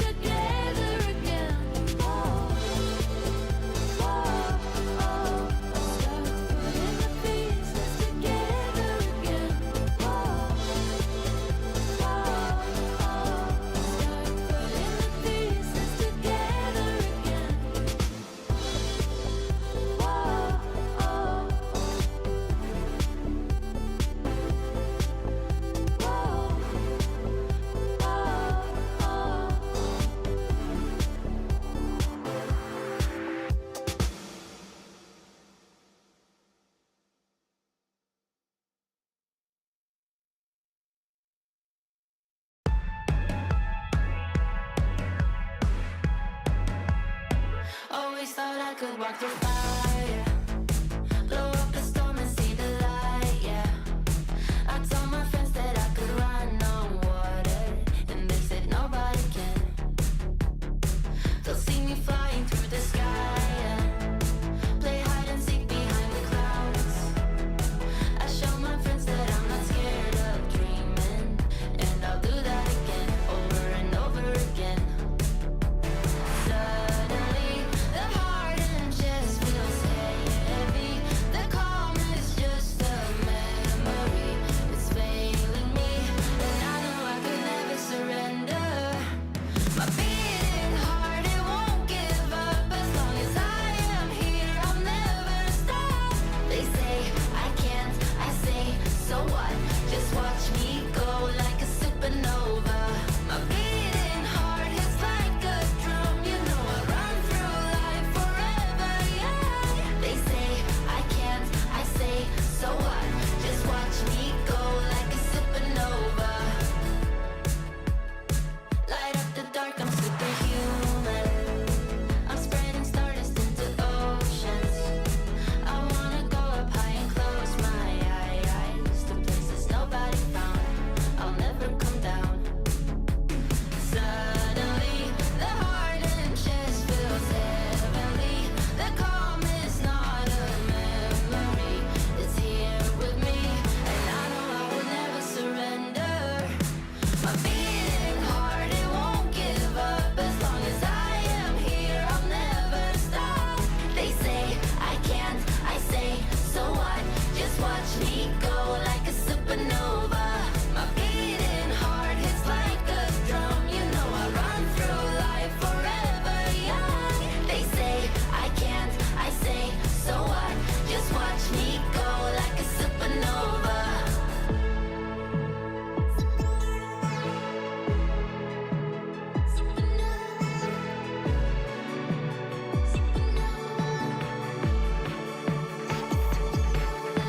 My beating heart, it won't give up. As long as I am here, I'll never stop.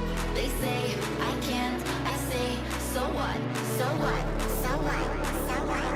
So what? My beating heart hits like a drum. You know I run through life forever young. They say I can't, I say, so what? Just watch me go like a supernova.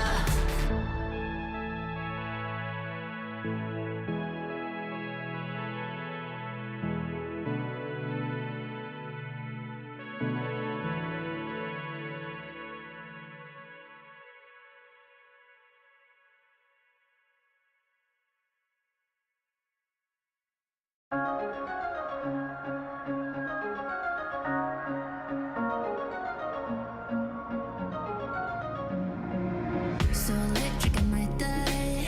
Yeah, the feeling in the air makes me high. But I'm in for the ride. And I thrive in the street lights. Lose myself in the currents of time. I got you on my mind. Everything that I feel is so new. I'm pretty sure you're gonna feel it too. But if you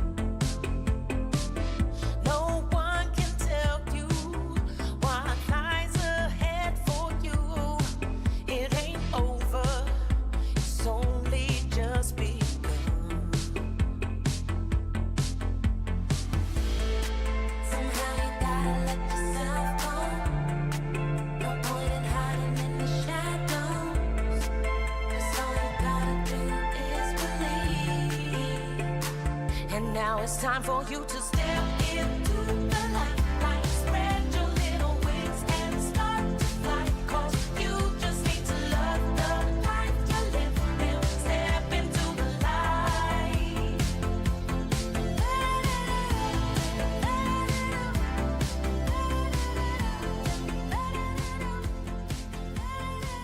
See all the colors, don't fade back into gray.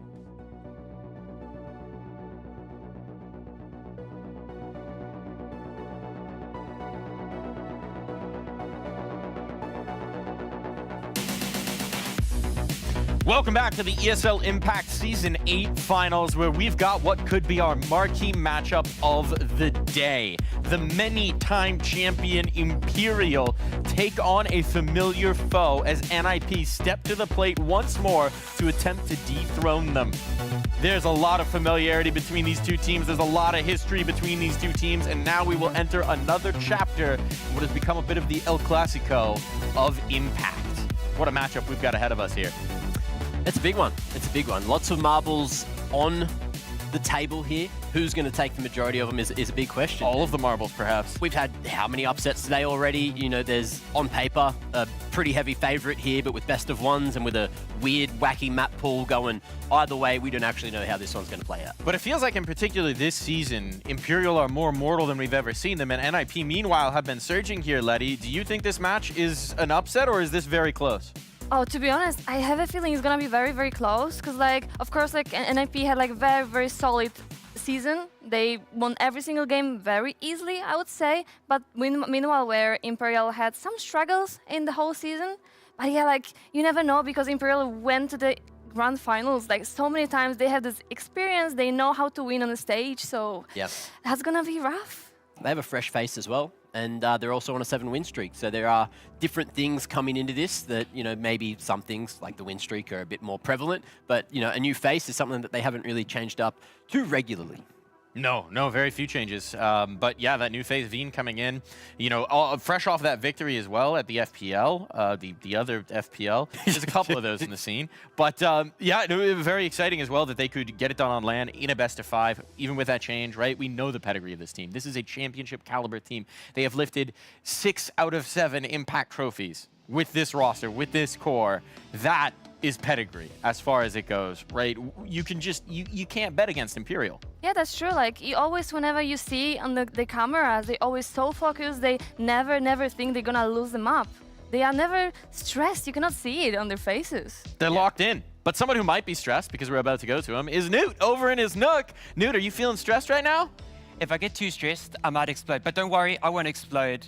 But maybe Imperial might. They might even go up in flames, because I think that NIP have a bit of a tingle with the Mother Nature, because for them, it seems to be it's raining nades. More so, particularly, NIP are super good with their utility usage, especially in the damage department. Because as we go into it, they actually have one of the best stats going into this season with utility damage alone. So overall, they have about like 35 damage every single round of play dealt to the enemy team. That's actually ludicrous numbers. It does sound very low in the context, but imagine every single round your players are all going low down in HP every single time. It makes it easy clean up for the rest of the squad going into it. And the one leading the charge is Naomi. 10 damage every single round with a nade or molly in hand. That's actually ludicrous, because not all the time you're going to have some utility, because you're just going to have a bit of full eco buy, or even the pistol, you don't really get that much going into it, so it's just a pistol. But still, these numbers are absolutely ludicrous. But what's kind of interesting as well is like the leaderboard. Who do you think would be on this leaderboard of like the highest like utility damage players going into it? Because I'm really going to kind of give you a hint. Is this just EU? Is this Impact overall? Overall, across every single region. Okay, we're stacking in Naomi, obviously. You've already spoiled that for us. Yeah. And I'm going to let you reveal the rest, because I don't want to ruin the surprise. Well, it's quite interesting, especially when Olga's in here, but the rest is all kind of EU orientated here. But you got the number 3 of the best utility damage players. You got AIM, you got Vilga. Vilga last season was the best at utility damage, but now it's Naomi. Absolutely impeccable. That just creates more depth for NIP, especially with the playstyle that Imperial have. Imperial like to do this kind of setup. I watched it quite a bit now. They like to have a 2-3 split when they're on the T side. They like to execute. They kind of bait 2 players on the one side of the map, try to draw the players, and then 3 players go in for their execute all at once. They throw their utility, everything going into it. If NIP are a bit more proactive on the CT side and they find the info of the 2 players and get that hint, they know that there's an execute about to go down, so therefore they can hold on to that utility a little bit longer. And then when the time is right, because normally once that first contact is made between those 2 players, that's when the 3 squad go in for their execute onto the side to get that bomb plant. So they got the timings down, they've got the utility, they got the know-how, and they're going to lay waste. They're going to rain nades upon Imperial. You've set quite an apocalyptic scenario here for Imperial, but I'm going to go back to the desk because I suspect they might have some ideas of how they could answer. A rain of nades here over on the Weatherman segment. What are you predicting? Showers coming through here, Mac? Maybe. I just don't know which way the showers are going to be going. Like, I like what Newt. Other guy. Confused, you know, given the segment. Different N, 4-letter word. Different N. But yeah, I like what Newt is bringing in, and I like that we do see so many of the NIP individuals up in the utility damage, but of course the damage can only be done by HEs and by the incendiaries, aka mollies, depending on what side you're on. Flash assists, though, I feel like are probably going to be going a different way. You know, Imperial Valkyries, they're hitting a stride, and you could assume that, you know, flashes might be their best friend, especially in today's game. They might indeed. They might indeed. So, thinking about this Imperial squad, coming fresh off the land win, what does that do to build your confidence here, Letty? That's a hard question, actually, not gonna lie. I don't think anything can actually help you, to be honest, like to actually build the confidence. Like you just need to finish the first game and actually like feel the stage, feel the computer, like literally everything. So yeah, you just need to have a very good start. They've had good starts here historically. Imperial have lifted a lot of trophies at this DreamHack, at the winter competition, in the Impact Finals. Yeah. Specifically, all of them, actually, that we've had. So that does tend to go a long way to building the confidence, I'd imagine. Meanwhile, on the other side, if you're NIP, we know that this is a classic, right? The storyline for anyone who's joining us now who hasn't been watching Impact for a while, Vilga built this Imperial roster, was part of this Imperial roster starting back when they were Enigma Galaxy, brought this team through, won championship after championship, continuously won ESL Impact. They made the shocking decision to cut her, to make a change, to bring in Zaz at the time, who is now off the roster in favor of Veen. That was a stunner. Vilga didn't expect it, built this NIP roster, and she's been slowly building it up, being better and better and better going forward. But she's only had one chance where she actually got one over on her old squad. How do we think it's going to go this time? Well, you know, it is another best of one, so there is a chance that history could repeat itself. You know, the big thing is going to be who has the bigger map pool. And, you know, on paper, it looks like it should be Valkyries. You know, they've managed to play a bit more and have more success recently. NIP, on the other hand, you know, they have a lot of groundwork. They've got a lot of young individuals, which can definitely lend a helping hand to that. And especially when it comes to best of ones, if we're talking firepower, you know, both these teams definitely have firepower on their squads. Yeah, I completely agree, and especially it's very important to have in a team one very experienced person that everyone listen and pay respect to. Like it's very important because it looks like everyone in NIP just really respects Vilga and her work, and they all listen to her. I think it's also very important to note that we have seen an explosion in individual form from the NIP players. Kiara, in particular, top-rated player of the online season of Impact in Europe, and I think AIM was certainly in the top 10, if it wasn't the top 5. Also very highly rated. We've had some really strong individual performances coming from it. Do you expect that to translate here to LAN? Yeah, I mean, I really hope so. I really hope to like see actually NIP showing very good performance on LAN, because this is what was missing for me recently. We'll see if they can. The flip side, right, is if we talk about the other side as we're getting into the veto, we haven't even touched on the names, but there are some really strong names. Anna, somebody who's consistently been one of the highest performers we've had in Impact, the player who really set the bar in the early days of ESL Impact for what the expectation was for individual prowess. Yeah. We're going to play Ancient.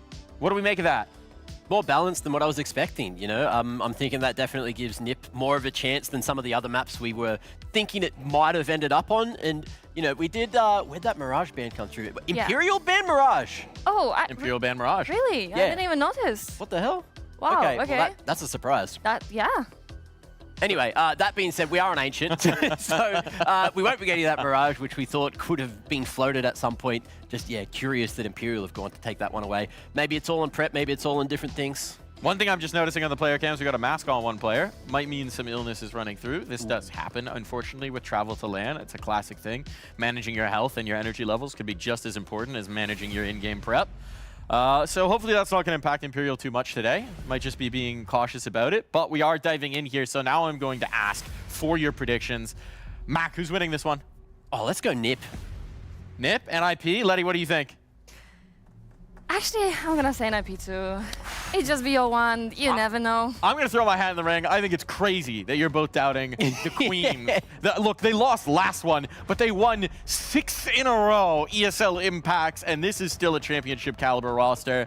Imperial, I think, are coming right back for their crowns. I think they're more motivated than ever. I think they're probably a little pissed off as well. I think they're ready to show that in the server. And look, I love the storyline of the Vilga upset potential of this NIP team that's been building. But right now, there's a very angry Imperial team that is ready to run roughshod over this tournament and roll right into the server.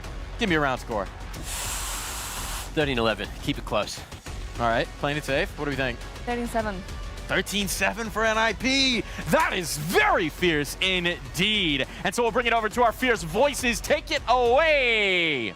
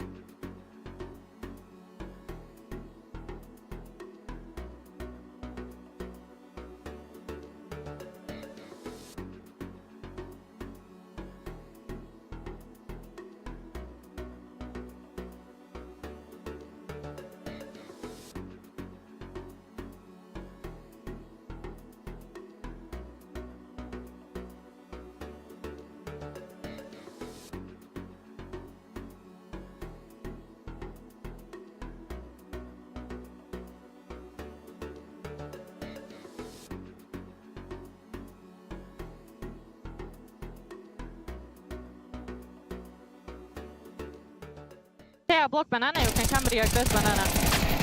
Two in They cave. don't have cave. They don't have cave. Going mid, one more Heaven. heaven. I'm pushing through this Who's one. the cave person? You should know. They pushing you? No, Here towards B. One more cave. I with But you should banana. push, bro. And they come with me, cave. If you push, I go up heaven. Давай, давай, давай. Yeah, exactly. Two smokes on B, smoke long, smoke short. Nothing South cave. B, like out B, two people. I just I will fight. spawn B. Two side. One. We have bomb.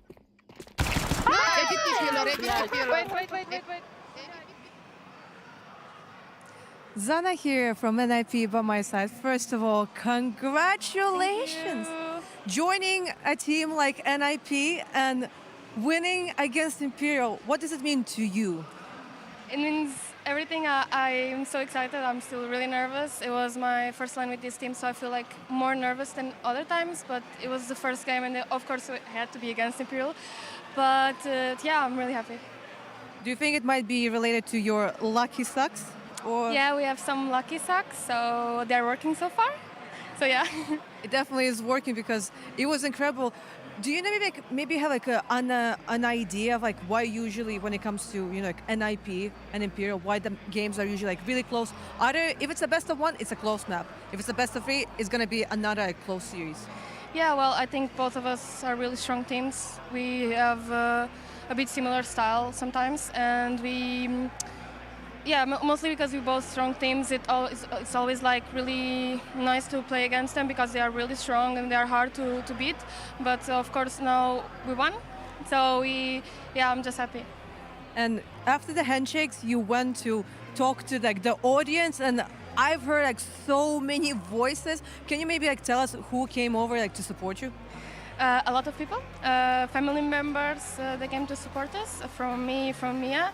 And then also people from NIP's office are here with some flags and stuff like this to support us. They are all screaming. Even Vilga said on 11:10, she said, "Look at all these people supporting us. Let's go!" And then I think that also motivated us. So yeah, we can hear them from the stage. So them being here, it's really important for us. It's really important for you. Well, right now you played against a European team that is playing for a Brazilian organization.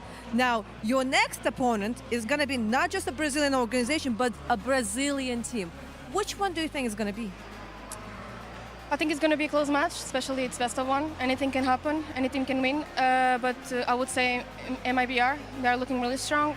And any team that wins, I'm going to be happy to play against any of them. Any of them.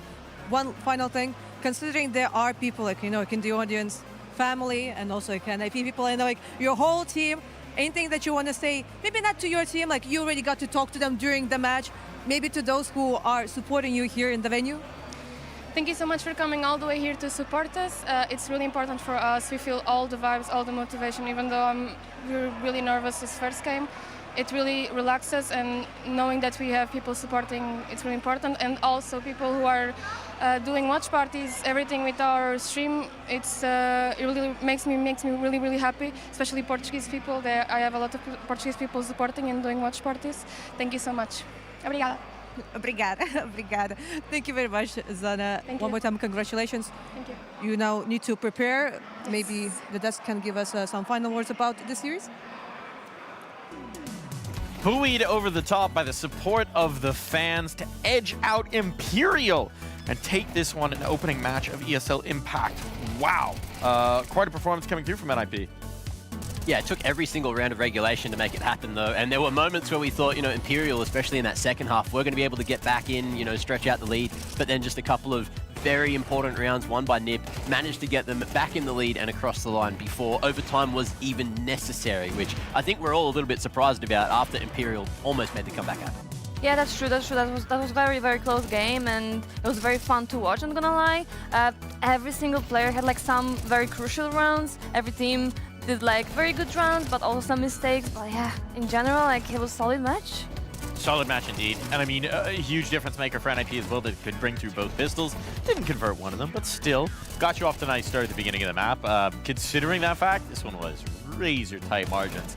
Imperial though, just seeing some signs here. Are we worried for them? Do we think that's one where maybe if one pistol goes the other way, maybe it's ball just, game. it's one of those things where, yeah, you lose the pistol, but it's not even like you lose that first gun round, you lose the second gun round. It was 0-6 at the start of the game. It was just a very slow start, similar to what we saw from like FlyQuest RED earlier. And teams that start that slow, you can see they almost come back. They almost make it happen. But if they won 1 or 2 of those rounds earlier in the series, in the game, then they win that map. It's just a battle of inches when it comes down to it. Yeah, I don't even know what would happen if there wouldn't be the technical pause, because after this pause, Imperial started winning. True. Yeah, it could have kept on going. You know, Nip definitely worth thriving in that momentum. And look, individually, there were a couple of players that managed to, you know, pull it out of the woodwork. Kiara as well, shout outs to that very first pistol, the 1v2 win, setting them up, I guess, for success, you know, just bring in the vibes, bring in a big win like that straight out of the gate, certainly put them off on the right foot. I mean, some massive performances as well, right? We were talking about the individuals coming into this. Kiara, top-rated player of the online season. Yeah. You had AIM coming in, very highly rated as well. So, of course, it was Vilga to put them over the top. A player who we normally look to for her leadership qualities, for her calling, for IGLing. I mean, even in that interview, we got a little sample that she pointed out the crowd, said, look at what we're being supported by in one of the final rounds to give them that oomph to put it over the top. Yeah. So she's doing everything. She's leadership, she's emotional, she's practically a parent figure, a bigger sister figure for some of her teammates. And then she's also just going out in the server and bopping heads and making it happen as an individual as well. What can't Vilga do? I mean, to be honest, like, me as being IGL, it's very important to actually start like killing people in the server, because like it gives you like very good motivation. It also brings you new ideas, everything. Like, I swear to God, like being IGL and actually like doing huge impact during the match, it's everything. Yeah, and it was more than enough. Like, everyone individually performed there on Nip Impact. You know, every single moment that someone needed to step up, someone did step up to the plate. They did indeed. They did indeed, and I want to give her flowers again. Vilga, our match MVP of this one. It couldn't be anyone else. I mean, the impact is just absolutely obscene.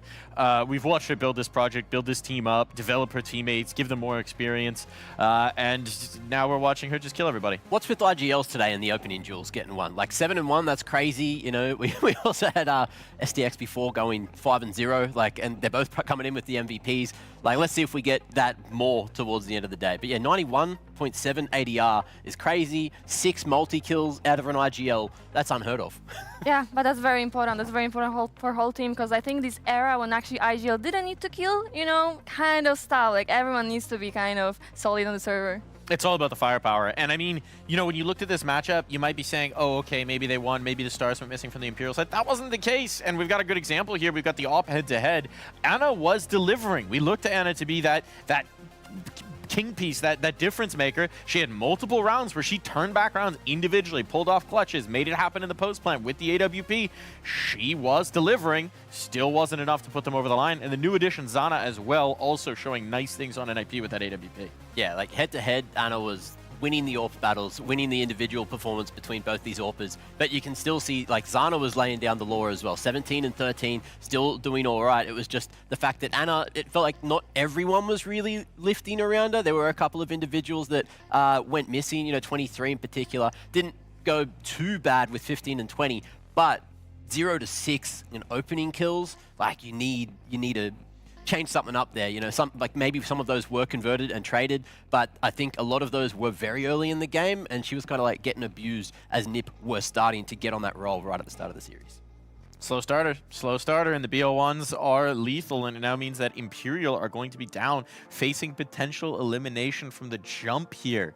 The champions of oh so many ESL impacts potentially going down in the first round of the lower bracket. That is truly wild. But we do need to figure out who their opponents are going to be. And as we start to look towards the future, we've got a battle of the Brazilians coming up next, right after this break.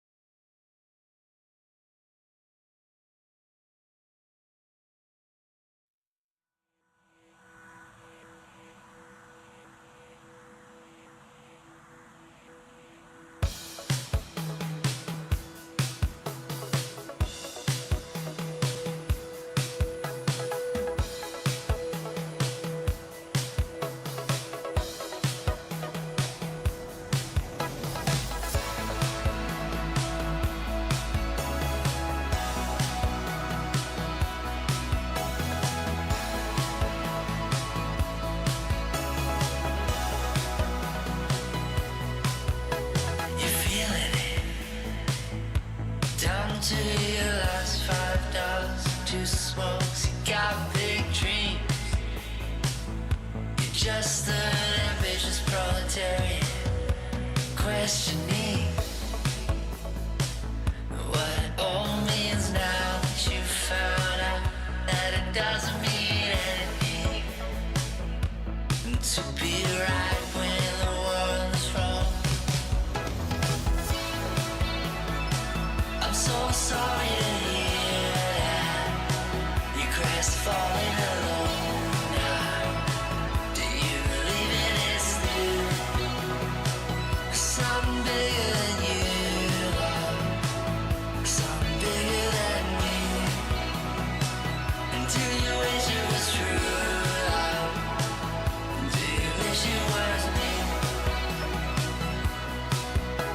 You see it, something small, just a flicker, and you swear it was real, but you fool the fall.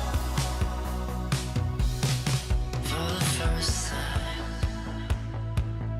for the last time, for the first time, for the last time.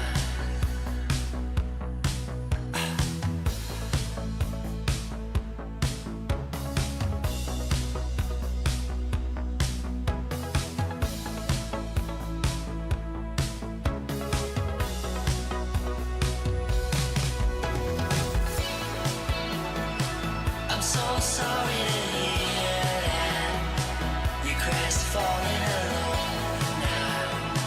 Do you believe it is new? Something bigger than you, something bigger than me. Until you wish it was true, do you wish it was me?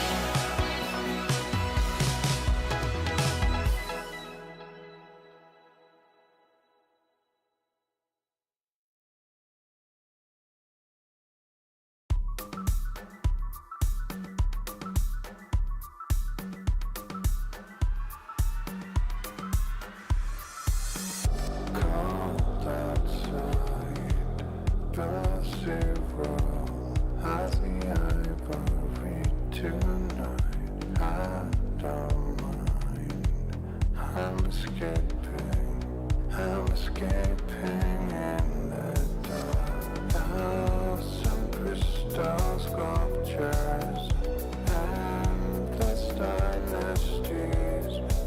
Every time I close my eyes, can't help but wonder.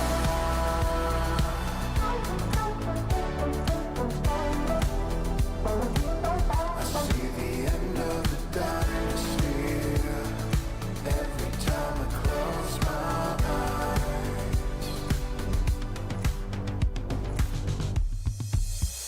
Blinding lights, casting shadows. I see ebony sometimes.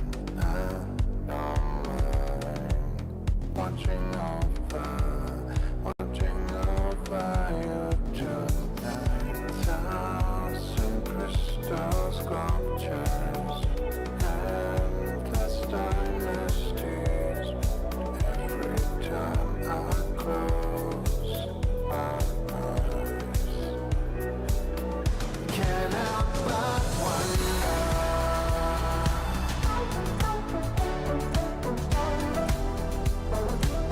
I see the end of the dynasty every time I close my eyes.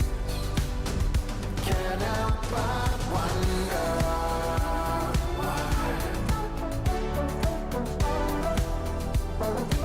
I see the end of the dynasty every time I close my eyes.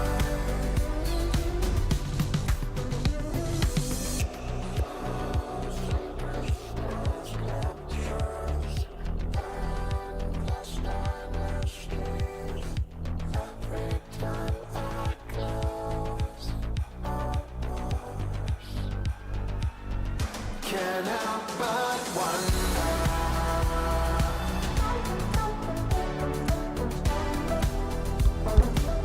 I see the end of the dynasty every time I close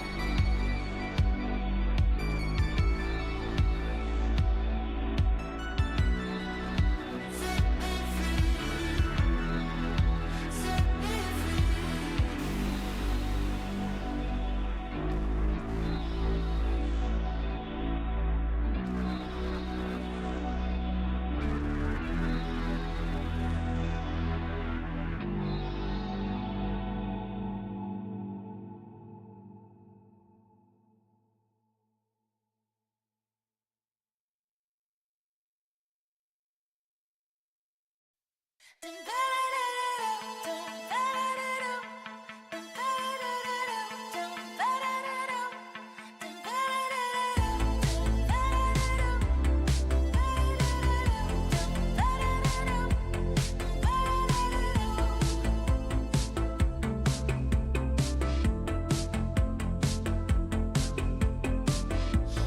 one can tell you what lies ahead for you.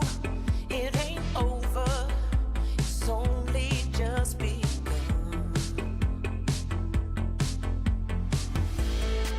Somehow you gotta let yourself go. No point in hiding in the shadows, 'cause all you gotta do is believe. And now it's time for you to step into the light, spread your little wings and start to fly. 'Cause you just need to love the life you live and step into the light.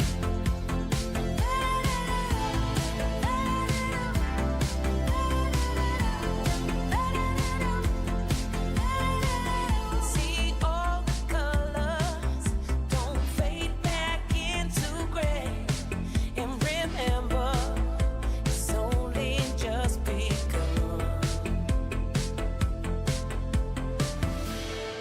Somehow you gotta let yourself go. No point in hiding in the shadows, 'cause all you gotta do is believe. Step into the light, spread your little wings and start to fly. 'Cause you just need to love the life you live and step into the light.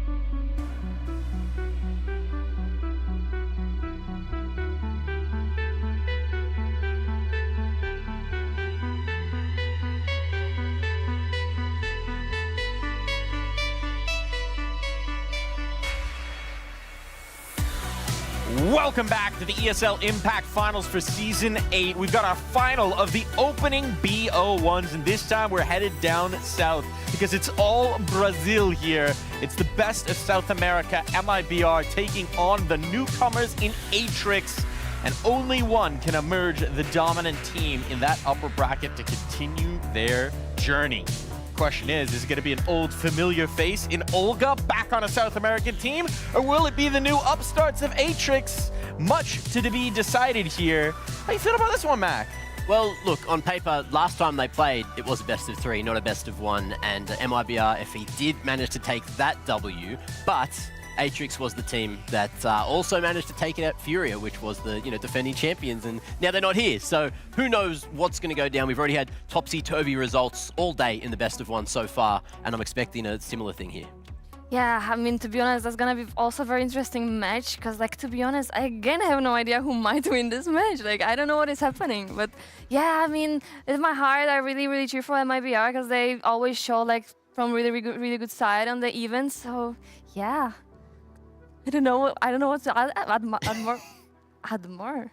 It's also very cool with MIBR to have this fusion of the old and the new, right? You have Olga coming back. She, for context, in the early years of ESL Impact, Olga was kind of this star player that we were looking at as going head-to-head with Anna for that title of, biggest impact player in those first few seasons. She went out to HSG over in Asia. That didn't work out so well. They made a couple Impact finals, but didn't really have that signature result that we were hoping for with the move. Now she's back home. She's taking up the IGL mantle as well, working with a younger generation of players, and players like Poppins, who are very excited to play with this legend of the game. And now bring up that next generation. It's kind of the next phase of one's career, and it's super cool to see, in many ways, the South American Impact GOAT come home to join the herd again. And also speak a native language rather than speak a secondary language. That's also a big conversation, you know, around the grounds for all teams. And yeah, knowing that, it gives me a lot of hope for MIBR FE, but the thing is there's a few individuals on Atrix, it's going to be their first big land, first big showing on a stage. We don't know if they're going to be able to, you know, overcome the nerves. We don't know if they're going to be able to play well with the extra nerves, but that's what we're here to find out is how do they go up on a stage? That's actually true, because like I think they put a lot of pressure on themselves, but just because if it's like the first Impact tournament, it might be rough also, but you never know. We saw Let Her Cook already today. Sometimes when you open up the mystery box, you could have another star in the making. Sometimes you could not. But to give us a little more insight on who might be what, we've got Newt over in the Newt Nook to check out a little bit of what might be going on inside the mystery box. What's going on in the mystery box of this matchup, Newt? I know exactly what's in the mystery box. What's in it? It's one of my favorite things in the whole wide world. What is that? Homer Simpson likes them. It's donuts. Donuts? Yeah. What kind of donuts, Newt? It's heavy hitter donuts, to be exact. Because it's more so about the opening jewels. Because right now, going into the season on South America, opening jewels, South America, that's their prevalency. That's what they're known for. Atrix, that's what got them over the edge on the likes of Furia and all these other teams. They are so good in the opening jewels. Like they were leading, 60% of the opening jewels go in their favor. But most importantly, one of the main areas that they focus on a lot is that CT side. 70% win rates on opening jewels, that's absolutely ludicrous.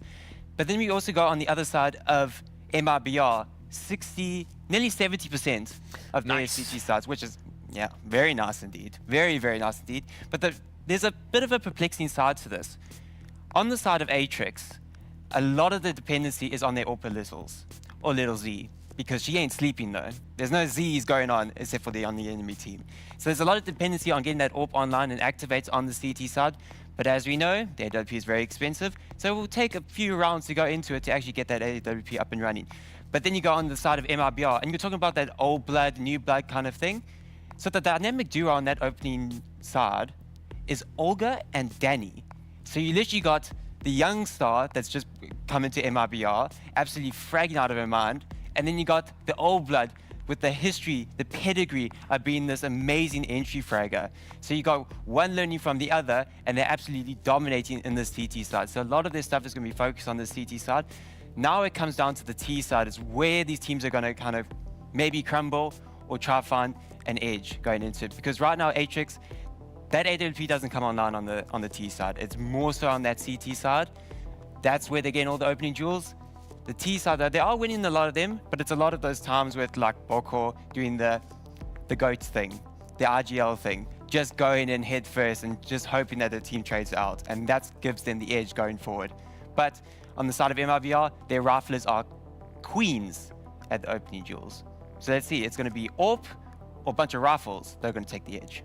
We'll have to see who does it. Thank you. I learn something every time I walk over here, Newt. But now we'll leave you alone. Gone over to some other people who might teach me something about this particular matchup. We got Mac, we got Letty over here back on the desk. Mac, what do you think of this Atrix team? I really don't know what to think of this squad. I'm right there with you. And look, the numbers tell me that they should be pretty good, but that's all online. That's all just through group stage. There are a couple of individuals that we touched on earlier that, you know, used to play for Furia FE and some other different teams back in the day that have managed to culminate and make this happen. And as you can see, they've already managed to make it look pretty bloody good, at least online. 13-10, 13-9 over the top of Furia, knocking, well, not knocking them out, but getting that win, which eventually gave them the head-to-head 6-1 in the groups to get them to this point and knock Furia out because there's only those 2 slots for Brazil. Going into the mind of these players, going for the psychology side from the player perspective, first international event, potentially first impact final, certainly for a lot of these players over on Atrix, having the less experience, going up against legends of your scene. What do you think's on these players' minds here, Letty? To be honest, they for sure wants to like show the best. But to be honest, like I'm just thinking now, if it was actually them playing so good against Furia, it's actually Furia played a little bit off, you know? Because it always like pops to my mind, like, you know, why they won. I don't know. I'm not sure. Just underestimating your opponents, maybe. Like, there's many things that it can come down to. You know, you're off the back of a huge win. Maybe that's what happened, but you don't want to say that. You don't want to really sort of take that away from Atrix. They were the ones that showed up on the day. They were the ones that won, and they're looking to do that again today. They're looking to do that again today, and as we've seen so many times through today, sometimes it's all just about being there on the day, and now we're going to find out where we're going to play. It's Dust 2. Where better to let the sparks fly and get wild and weird than a Dust 2 matchup? We've had a lot of Mirage. First Dust 2 coming on in here. Not too bad. 80% win rate for Atrix, MIBR, FE as well, with 71% out of 7 maps. So both teams getting pretty high reps on it, looking to play this a lot during the online stage. And as you can see, yeah, during the regular season, MIBR didn't actually lose this map. So we'll see what ends up happening. You know, Atrix as well, very confident on it in terms of the statistics, but it might just boil down to things like a pistol or who starts stronger, because that's, you know, one of few teams some rounds already today. Might be indeed. What do you make of it? Dust 2? Can I have some fun? Yeah, personally, I don't like this map. Like, from IGL perspective, for me, it's very, very hard to actually like manage. Like, you cannot like fake that much, basically. It's all everything like on the middle, how you're gonna treat the rotation, everything. But yeah, I'm really happy, and maybe I'm gonna also learn something.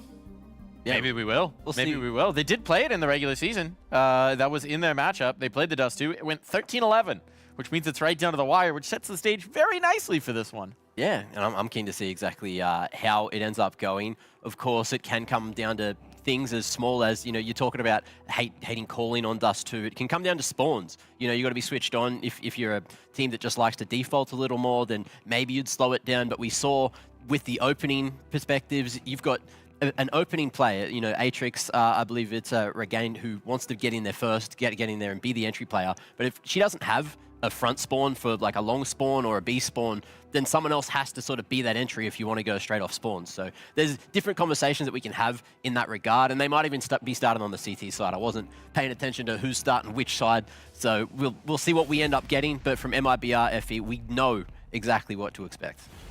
We do, and I'm kind of curious about how that's going to go, because some of the newer names have been stepping to the forefront in terms of delivering as individuals, right? I mean, obviously we look to Olga with the pedigree, with the history, but the likes of Danny, the likes of Gabby have really been stepping up in that department. We're coming right down to the wire. The countdown's on the screen. Who's it going to be? Letty, who you got? MIBR. MIBR? Sticking with the tried and true? Mac, what Yeah. do you think? I'd do that, but I think to make it interesting, I'll go with Atrix just so we can split this one up. And yeah, 13-11 again. Let's get some revenge and let's get it as close as possible. I mean, today has been the day of upsets. Upsets here at the Impact. Yeah. Some wild turns of play. And, you know, whoever loses this is going to be finding Imperial down in that lower bracket matchup. So that is not a prospect you want. This BO1, if anything, gets even more important. Look, the winner plays NIP, so it's not like the stage is set for it to be easy, because there are no easy games here at this season of ESL Impact. And that's why we brought in two professionals to bring you the action, to bring you the cast. We got Freddie and Sam. Take it away.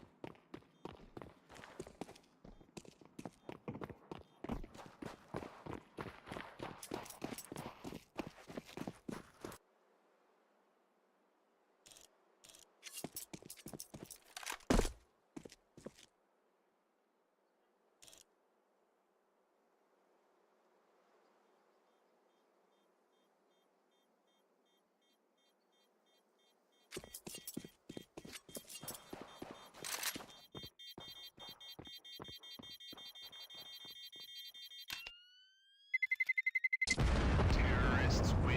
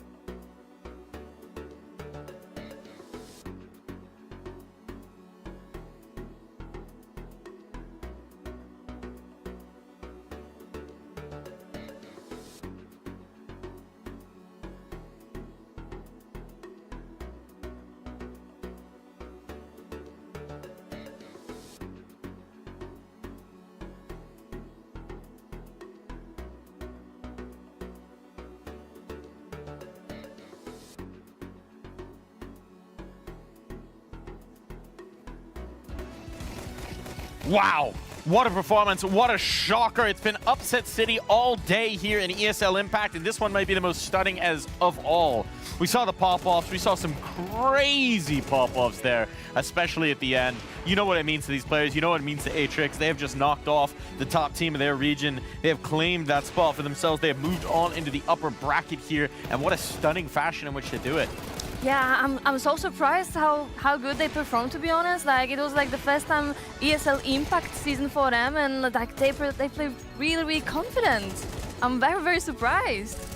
Yeah, it was a fascinating game. There was some curious rounds which we might take a look at in just a little bit. But again, yeah, it's just a upside down day. We were talking about the potential of many an upset, and we've had it in almost every single one of the best of ones, depending on who you ask, of course. But yeah, this one definitely provided the goods and definitely set the tone for, I guess, later on today. You know, it looked like MIBR just in that second half didn't get anything going for them, just couldn't get anything happening on the T side, and it meant a lot there to Atrix. And I mean, if you're talking about a team that doesn't have as much experience on land, doesn't have as much experience traveling, getting this kind of a win under your belt early, that's a huge one, especially when it's an opponent that you've struggled against in the past that you haven't really been able to overcome. Getting that victory, that just builds so much confidence into the next match. That builds so much chance for them to grow going forward. It's a huge result. This is just so impressive for Atrix to start their Impact Finals campaign. Yeah, I really think it's gonna boost their motivation so much. We saw the camera after the game. They went crazy. They were so happy. They really enjoyed the winning. Like, yeah, it was such a good view to watch. Yeah, there was just so many moments, so many moments. So many moments indeed. And here to hear a little bit more about those moments, we've got Heku standing by for an interview. Yeah, I have here with the winner. Those congratulations. This was not just like a Brazilian derby. If I recall correctly, you played against MIBR already like 4 times, or maybe this is the 4th time. And it's the first time you ever got to win. What does it mean to you personally? Yeah, we've played against them like 4 times before, and we had like very close games. And I felt like it doesn't need like much, but like little details for us to get better and finally win. And I'm just so happy that we could show our game today and like play really well and beat them finally. Finally, but Boker mentioned like how she had to transform her whole house into a boot camp, and that you got to practice that a lot. Maybe like getting to invest that time, also like maybe bonding as a team, gave this kind of result. Yeah, I mean, like, we've been boot camping for almost 2 months in a row. We've been playing like so much CS and like getting better and practicing every day. I feel like this boot camp like helped us a lot to like step up and be able to win this game. But this means that your next opponent is gonna be none other than NIP, and they just won against Imperial. Do you feel that you managed to get enough boot camp to also win against NIP? I actually feel very confident to play against them. I feel like we're really, like, we prepared so much. So I'm happy to play against them, to play against any team in Europe. But I really feel confident. I think we're prepared for this game. And I've noticed that like in the audience, there's Marie like who's supporting like you and the whole team. Is there anyone else who came here like from Brazil to support the whole team? Yeah, we have Mary, our old player. She's filming. And we have 4 people on our staff. They are our best supporters. Yeah. Well, they were really loud, and I'm pretty sure they're happy because right now they're sending you kisses, they're showing you hearts. One more time, congratulations and good luck in the NIP game. Thank you very much. Thank you. Let's go back to the desk. Hello, welcome back. I am the desk in this case. We are here for the Kadia City breakdown, and we're having a quick look at exactly what is going down here. This is one of the curious, weird rounds that we were talking about. It's round 11 during this game, and I'm just going to play this one out for you guys. As you can see, we're going to be zooming in on the map because this is where all the action happens. Well, we will be zooming in on the map. We will shortly be zooming in on the map. I've just cooked something. Just give me a second. I'll cook something good in a moment. Ready? It's coming. It's It's not coming. Look, give me a second. Mike, do you want to take over? Minor technical difficulties. Yeah. Minor technical difficulties. We'll walk this back over. Let's see. Let's see if I can just do a little tech support here. That always worked back in the day. I don't think that's working. I think we might have to abandon this one. Come back over. We'll take a look at it in just a little bit once we get it working. I'll drag you back over with me here, Mac. Come back to the desk. Come back into the warm embrace of this desk because we have a lot to talk about in that upset. That was quite wild. We heard it in the interview. They're feeling really confident. They had that boot camp. They're playing in Boker's house. You know, needs must. You make it happen. Where there's a will, there's a way. And this team has found the way to pull off a huge victory here early in Impact. Yeah, that's a good place to do it, right? You need to go and find some comfort, and what better way than doing a boot camp at one of your players' houses? That's kind of unheard of, but the efficacy of it looks to be pretty good, as the results suggest. It's the old school way, right? And when you've got that hunger, when you've got that urge, when you want to play CS from any means, I mean, that's just the difference, isn't it, Letty? Yeah, for sure. Like, as I said, like, it's the first impact for them. So, like, they have the hunger. They want to show themselves from the best side possible. So, yeah, I can imagine that they were doing, like, a very good job on the bootcamp. They for sure didn't, you know, party or anything. They are just playing Counter-Strike. And we heard it from Littles, right? They feel they've leveled up their own Counter-Strike to such a degree in this stretch of time. We've seen it now against domestic competition. That's kind of a measuring stick we'd already seen them measured against before with MIBR. Now they're trying to take it to the next level. Littles, no surprise here, is our match MVP. She was incredible on the AWP. We kind of had that frame up of the op battle, right? Younger Littles, two of the top oppers in the region, squaring off. Well, this one definitely went the way of Littles, looking just phenomenal all the way through. Yeah, I think, you know, especially in the early game, was doing a whole bunch of work to get those early rounds on for Atrix. And then, yeah, in the second half as well, kind of just ran away with the whole bloody series. There was not a lot that we saw out of MIBR, especially the second half. So they're going to have to go back and look at that T side because Atrix came in prepped and ready and definitely abused it. They did indeed. They did indeed. Now, I am curious. This was maybe the team that we had the least information on coming into it, just because they hadn't had the track record of international play. We hadn't necessarily had, as Freddie likes to say, the litmus test for this team just yet. Well, now we have. We know a little bit more about their acidity, I suppose. What do we think? How interesting of a team is Atrix to you, Letty? How far do you think they could take it? Yeah, they look very interesting, to be honest. But, you know, like, the next opponent will not be easy for them. So, yeah, I'm not sure. Like, of course, like, they looked very, very good against MIBR, but again, like, I'm always thinking if it was MIBR fault or Atrix was actually, like, a very, very good performance. Yeah, I'm interested to see how they do later today in their next best of one. Obviously, they've been playing a lot of Brazilian Counter-Strike, South American Counter-Strike, but they haven't really gone up against too many people in Europe. And what we saw from NIP showed that they bring in a solid brand of Counter-Strike here to the finals. So it could be anyone's. Let's look at the other side of the coin for a moment here before we move on. MIBR. We expected big things from them coming into this. We expected big things from them with Olga returning to the region, bringing them back to an Impact Finals. We didn't really get much. It's a small sample size. It's just the best of one, but it is the most one-sided best of one we've had today. Yeah, I completely agree. Like, I really expected them a little bit more, actually much more. So yeah, I'm disappointed a little bit. So I really hope they're gonna pop up like for the next game. We're losing Mac. We're losing Mac. He's wandering over. I promise he's not just walking off on his duties. He's head on over to that telestrator. Oh, it's working. See if that's going to be working again. So let's send the camera on over. Send it over to Mac. He's ready for you now. We'll do it again. Kadita City playbook, Mac. It's the Kadita City playbook. We're there. And look, we've got it. We're rolling and we're going. So this is beautiful. We're going to be able to grab ourselves the zoom on the map because this is going to be what we need to focus on here. Have a quick look at this group rotating across. Oh, don't do it to me again. What are you doing now? I don't know.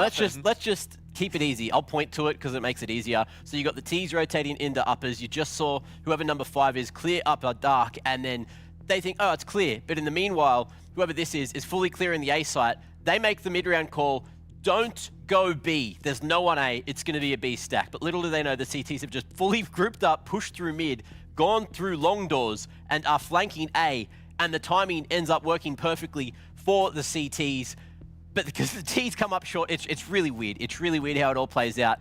But then T's end up winning the round. It's a whole cluster of fun. And as you can see, who was it? It was Sophia who ended up making that call after going up long solo on that lurk. Ends up working out for Atrix in the whole chaos of everything. But MIBR, they didn't necessarily do the wrong thing. They did the right thing by grouping up, pushing as a team, and trying to make it work, but it just got fascinating.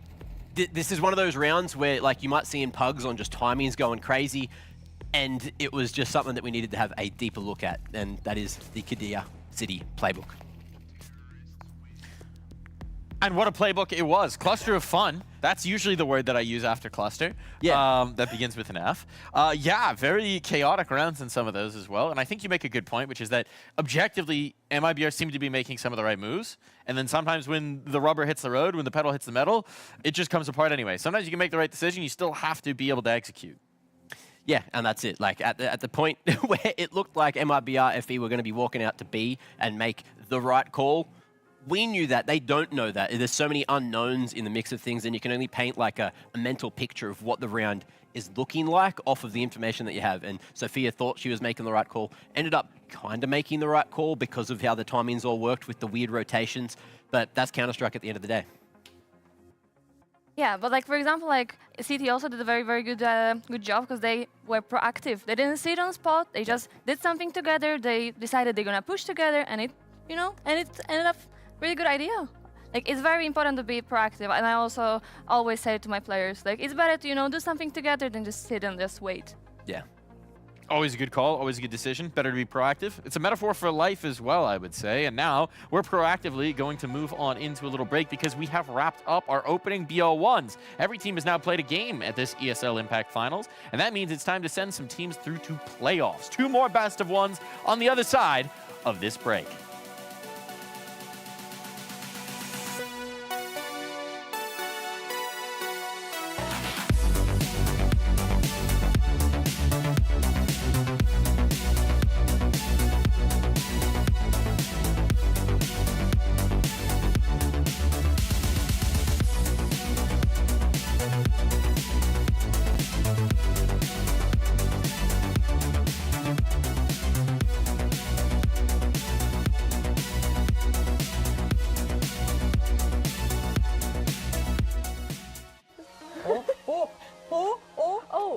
Oh no! Oh Look no! at that! I know that's right. Right? This is like what I had. Like I ended up. Oh yeah, this one was good.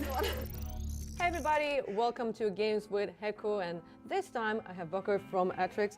First of all, how was the travel? Feeling any kind of jet lag? I was expecting a lot more jet lag than we actually have right now.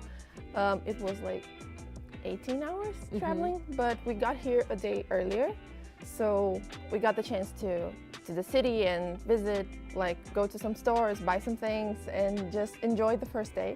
It's really easy to say, like, oh yeah, you know, there's like no jet lag, I'm feeling fine. Maybe we can check out your jet lag with how it is like your coordination, right? Because we're gonna be playing some Jenga while having this interview. Can you now elaborate and explain everybody, not just like me, the whole story with the bootcamp? Where is it happening? Who's participating and so on? So when we were creating it, we were looking for options to have a bootcamp. And in Brazil, we don't have too much facilities, and the ones we do are pretty expensive.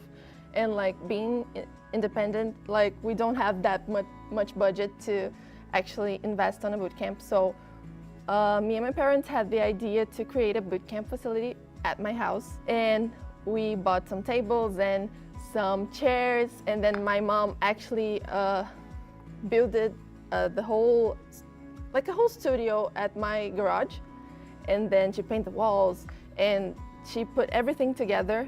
It looks like completely different than before, and we spent like 3 months at bootcamp, and the girls love to be there. It's been really a privilege to have that because I haven't had this like in any organization. It's such a family thing, and I think me and the girls, we all love it. This is a giant Jenga though. Like, yeah, it's not like oh that. My God.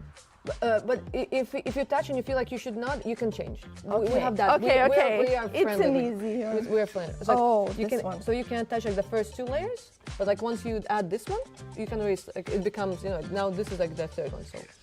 Oh yeah, this Why one did I was go for good. this one? This one was satisfying. You're actually leaving the easiest one for me. I was preparing it, and you just had to come in and just swoop it just like that. Yeah. We are getting to a state where it's getting hard because like this one is like a middle one. Oh, and it moves. Okay. Yeah. It's trying its best. Okay, it's trying its best. Aha. Okay. Oh No. yeah. This one is actually easy. Yeah. Now I'm getting scared. I hear stories of how players, for example, like spend many like months because they are, they're going from one event. I know that's true, right? This is like what I had. Like I ended up. No, it's fine. You can go for something else. Ha! There's no way. I pulled this off. Well, now technically there's like 2 spots here, right? So Yeah. which means I can now go for this one. You can. But I can't go for this one. This is gonna fall. I'm gonna be honest. I think this is this. The safest. Oh no. Oh no. Look at that. Oh no.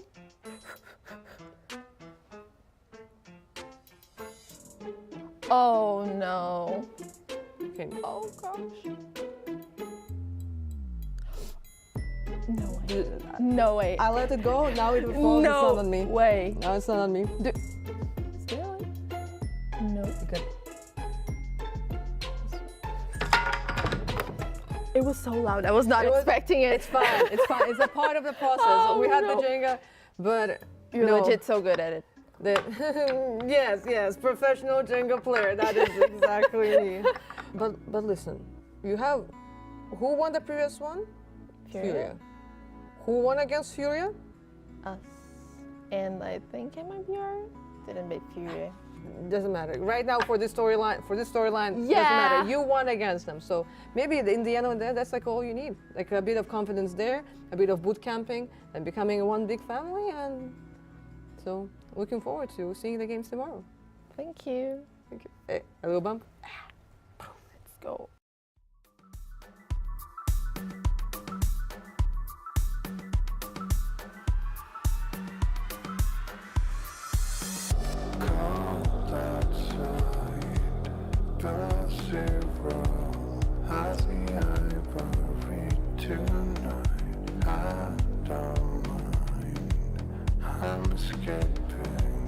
I'm escaping in the dark. Thousand crystal sculptures, endless dynasties. Every time I close my eyes, can't help but wonder.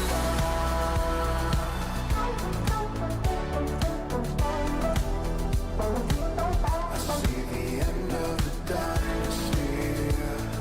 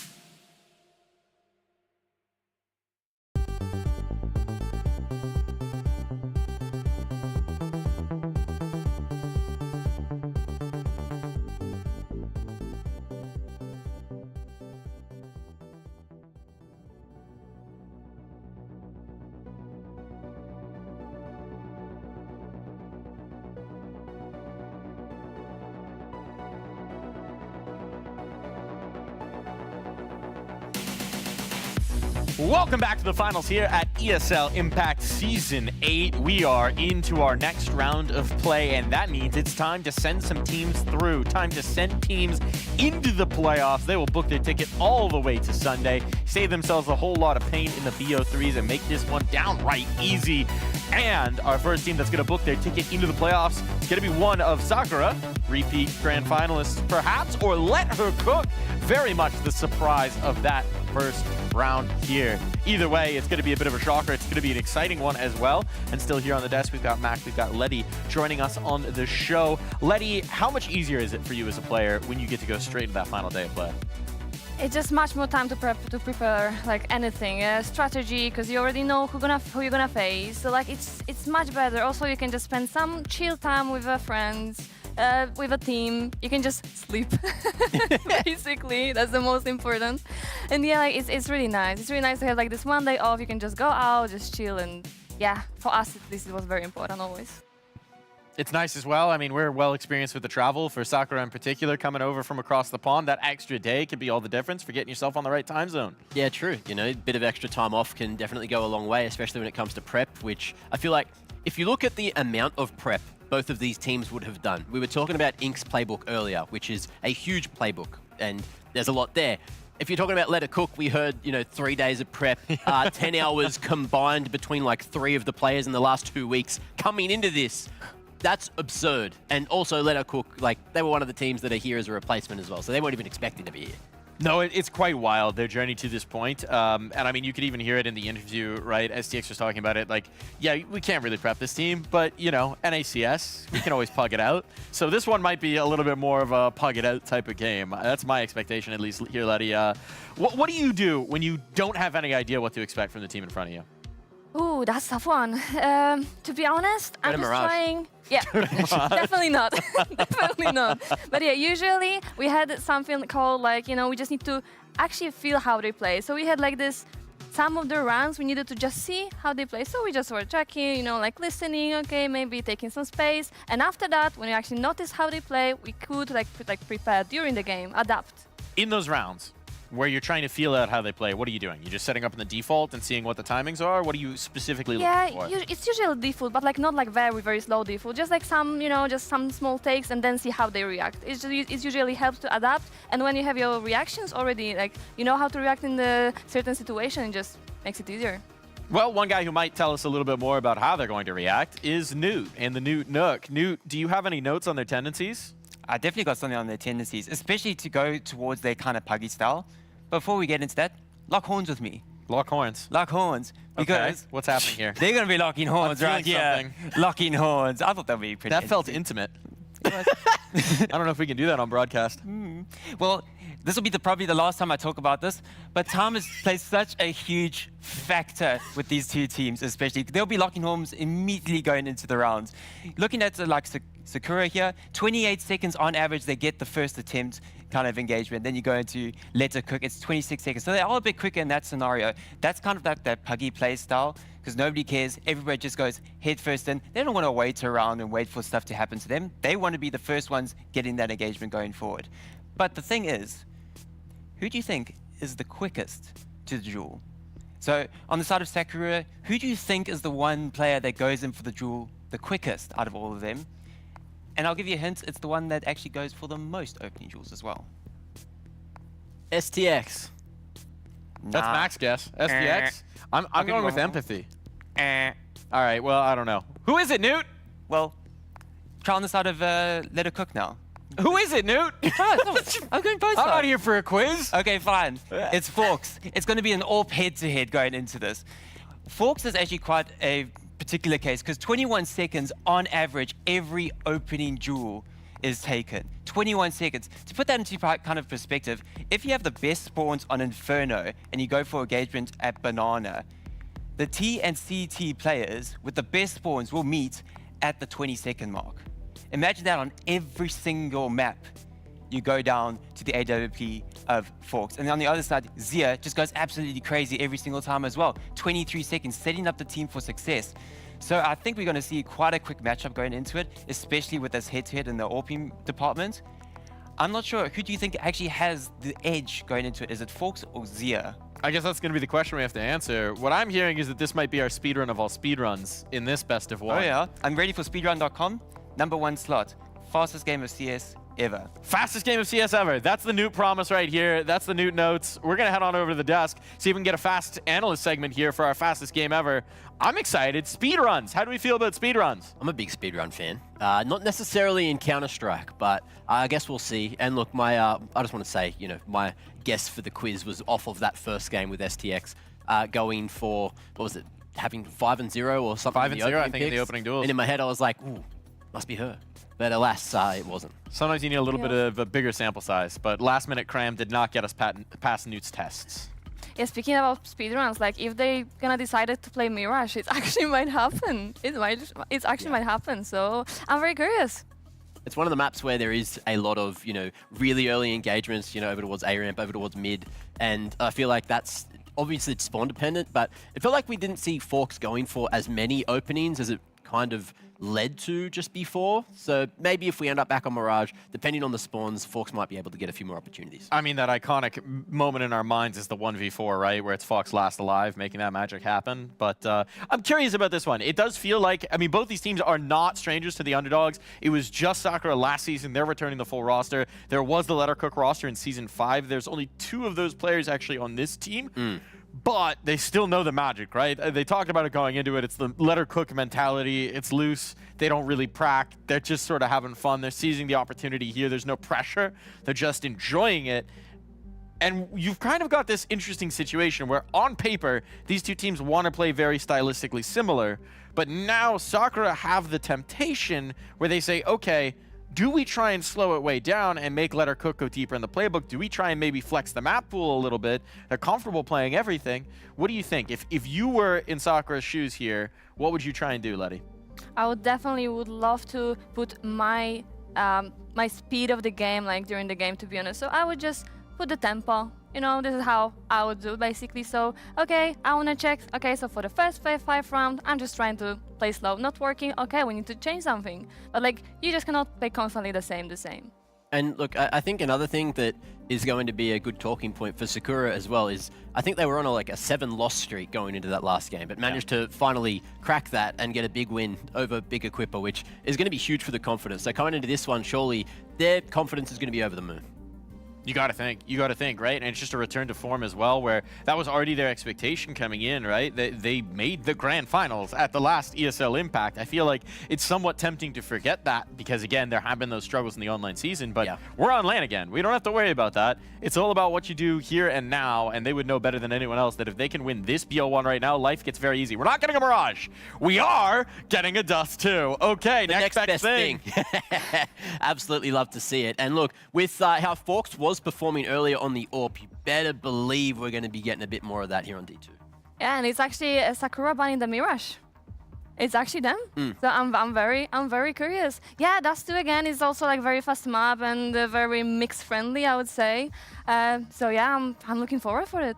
Look at the difference between the times played here. This, again, just speaks to the fact that Lettercook have not been playing that much CS compared to their opponents. Sakura, meanwhile, play every LAN they can get their hands on. They play every online tournament they can get into. Yep. They play a lot. They've got a lot of reps on this map, and it's against mixed competition as well. So their map statistics are going to be a little bit different than a Lettercook.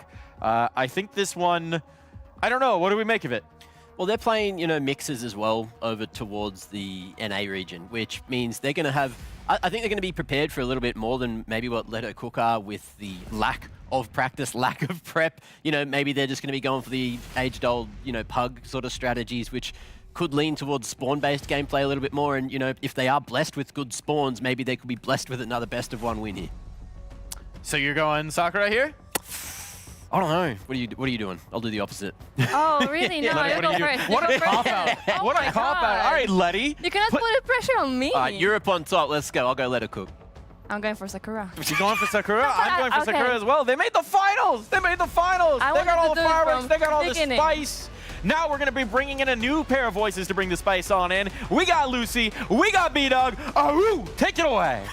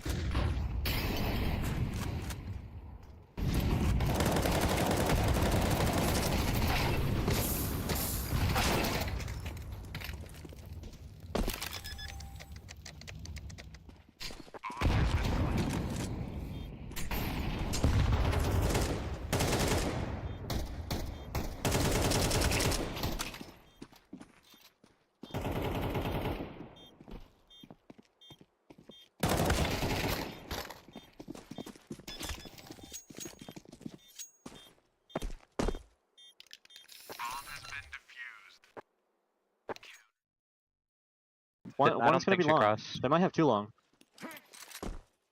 I have one flash. Flash Inferno, flash behind. Flash Inferno, flash behind. Flashing. Should be one long. Could be Goose long setup. Long up. Ramp On the wall, left side.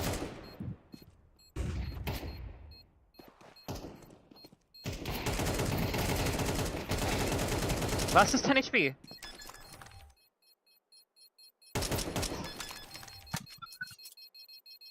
Rip. Oh my Peak. god. Really good damage, so. Their money's horrible.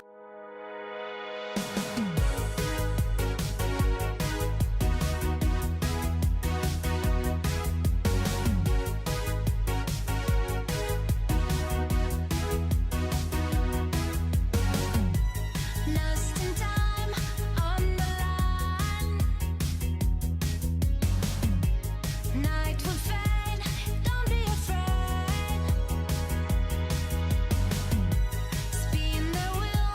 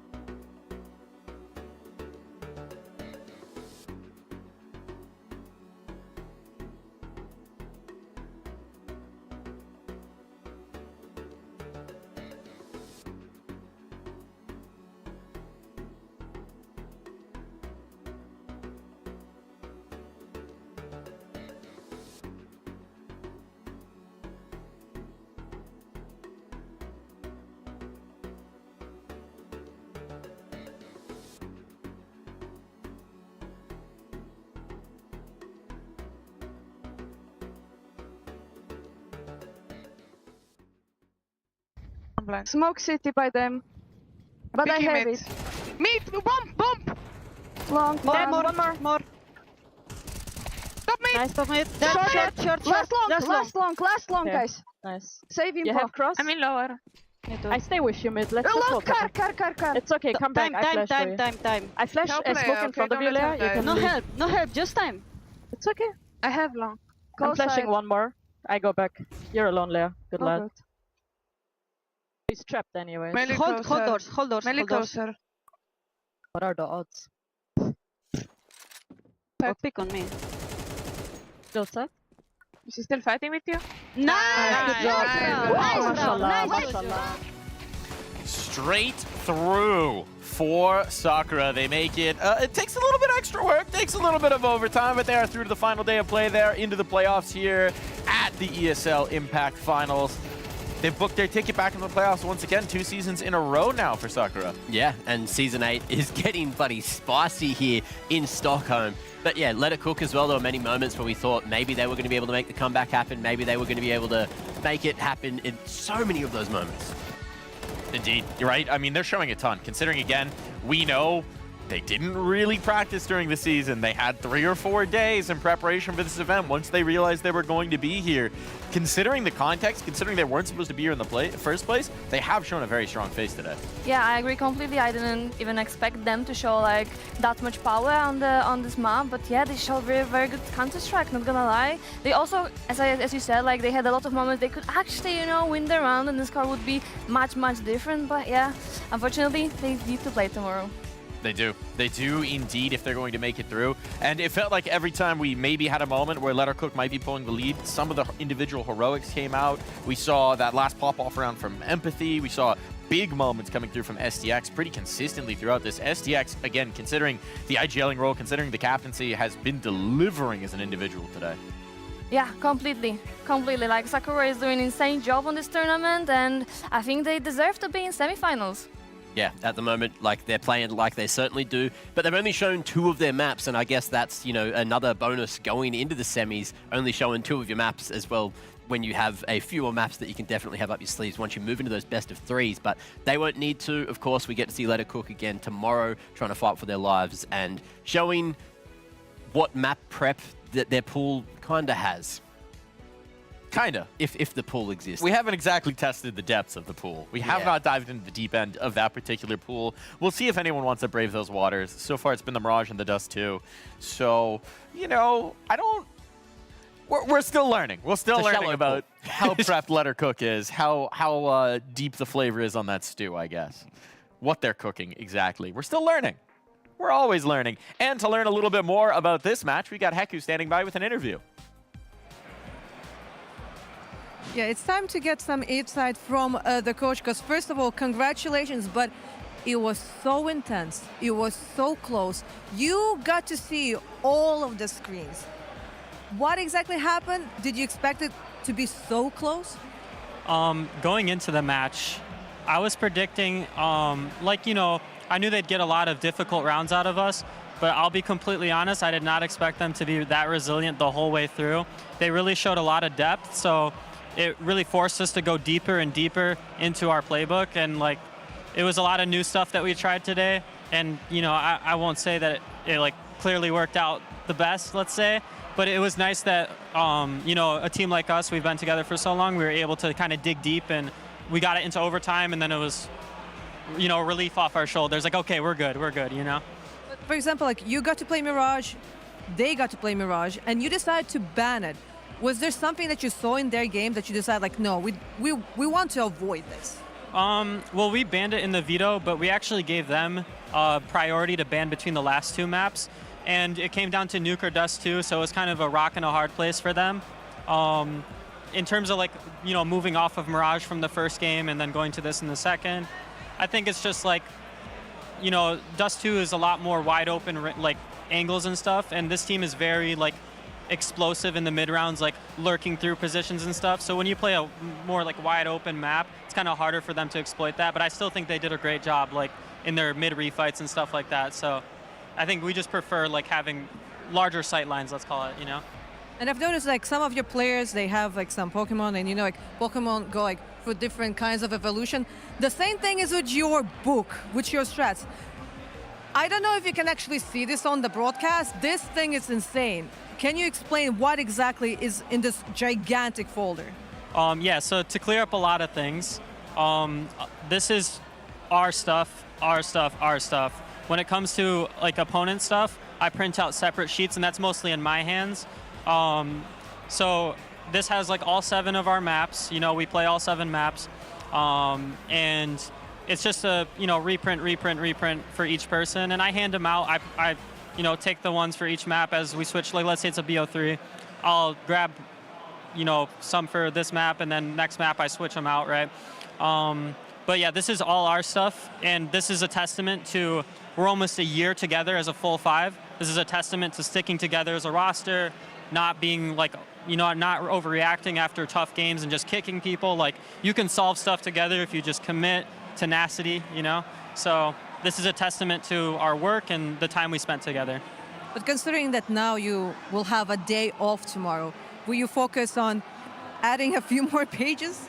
I mean, I think leading up to this LAN, we had a lot of struggles in our map pool. Even though we were able to play every single map, it felt like we weren't being creative, and we were kind of like, it felt like every single game or scrim was the same exact round, same exact flow.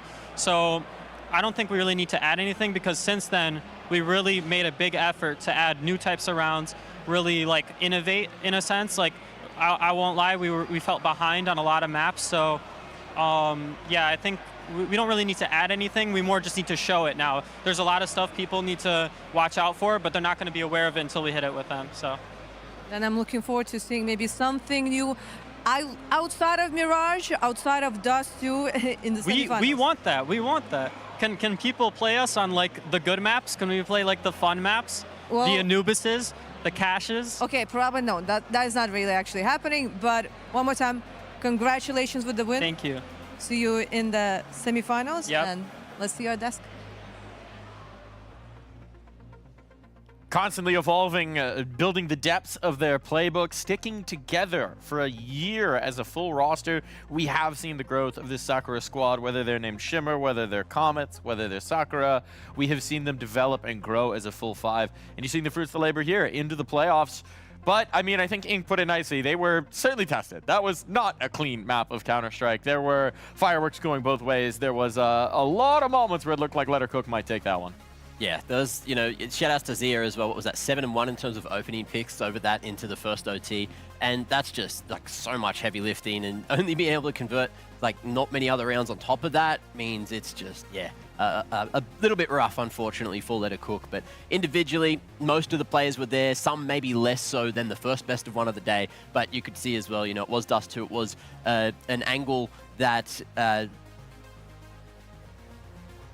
you just stunlock, stalled out? Yeah, just all right, we'll shift gears. We'll shift gears. I want to talk about Let Her Cook. I want to say that I think they actually have acquitted themselves very nicely coming into this event. We really didn't know what to make of them. We knew they had been a less serious team during the season, shall we say.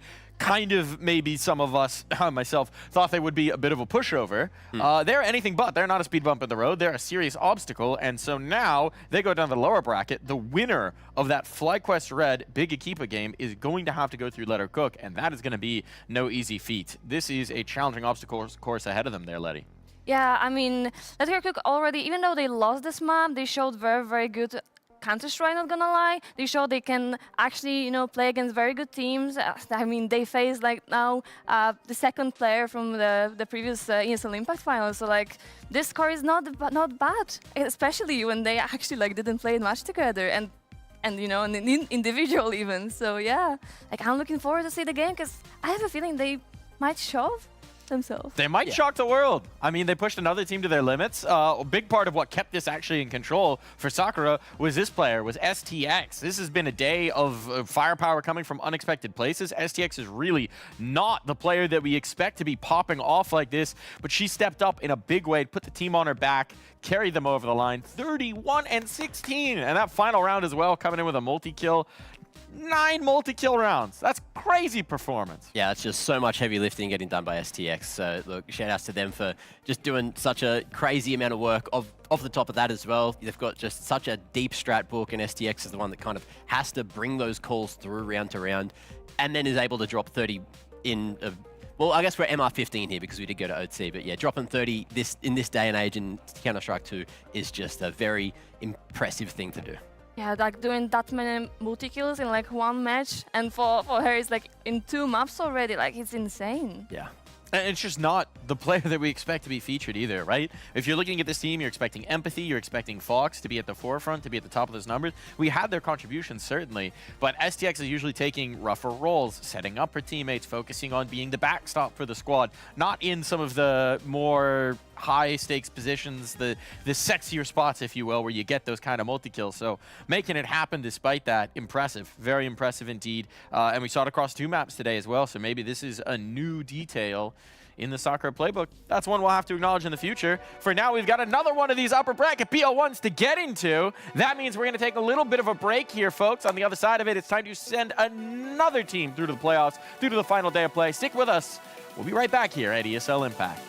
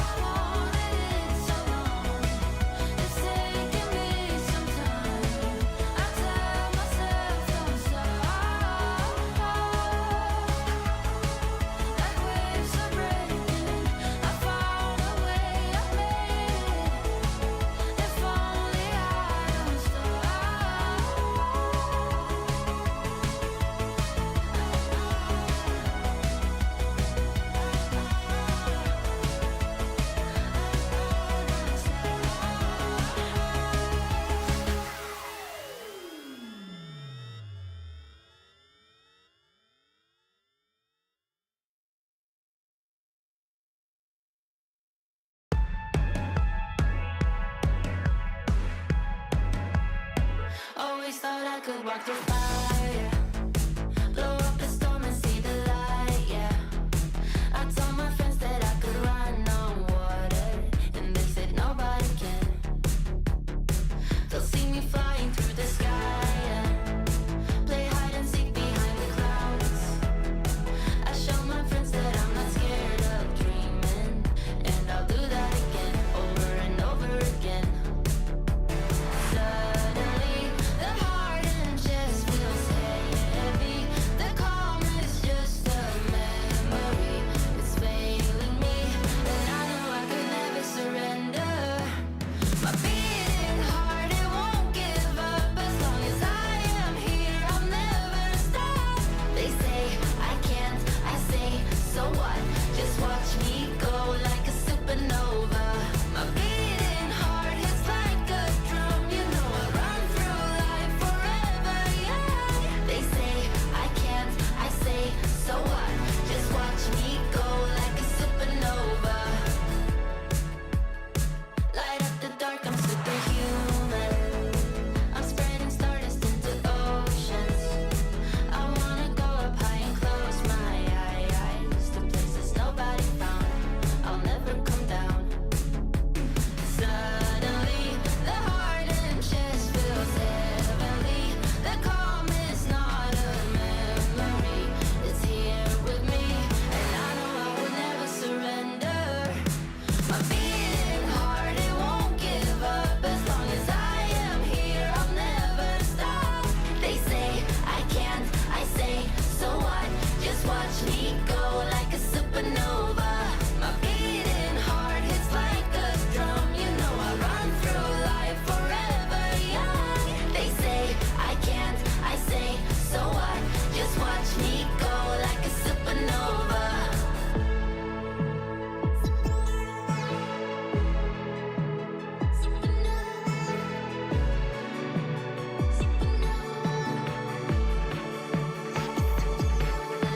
My beating heart, it won't give up. As long as I am here, I'll never stop.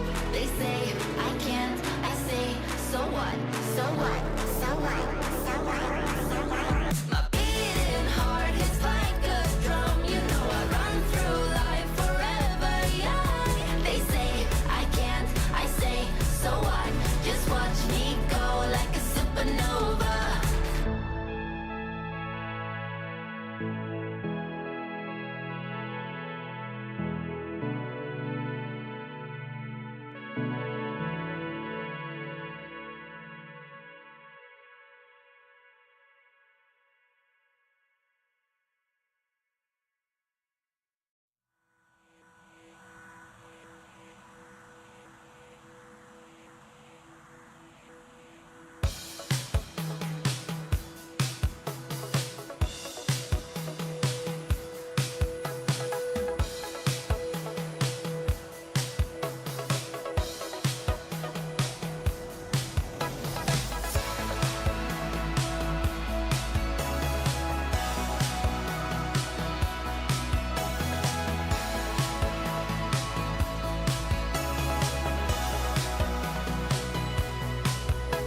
You're feeling it down to your last $5 to smokes. You got big dreams.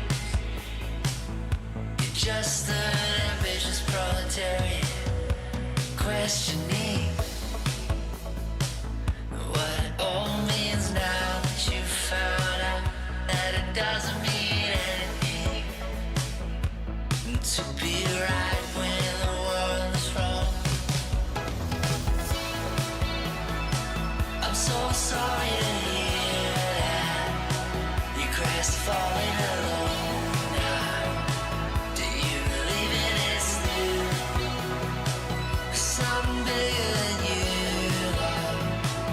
Something bigger than me. And do you wish it was true, love? Do you wish it was me? You see it.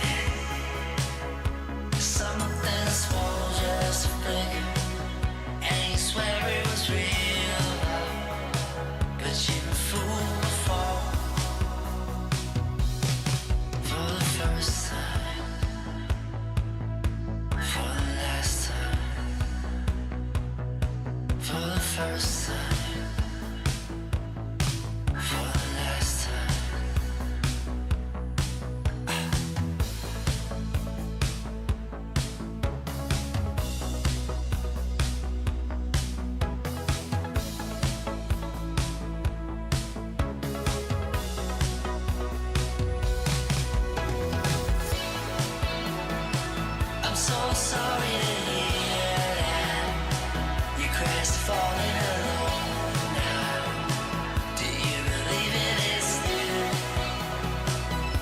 something bigger than you are, something bigger than me.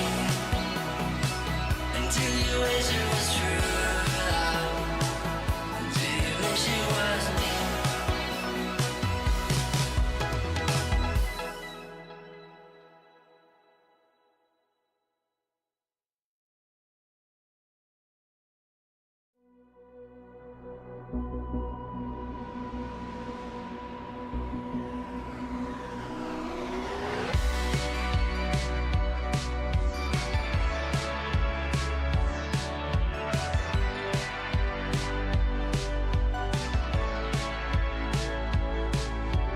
Do you feel it coming day by day?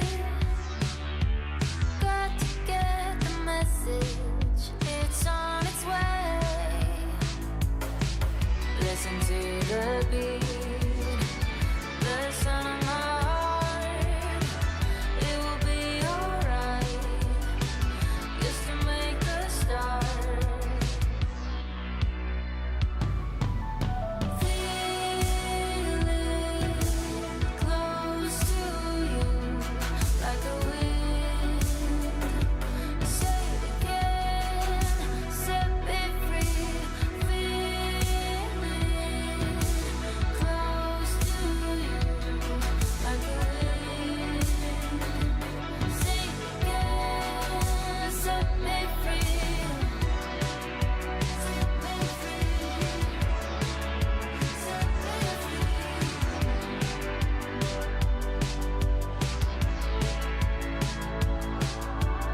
I'll be holding on to my faith.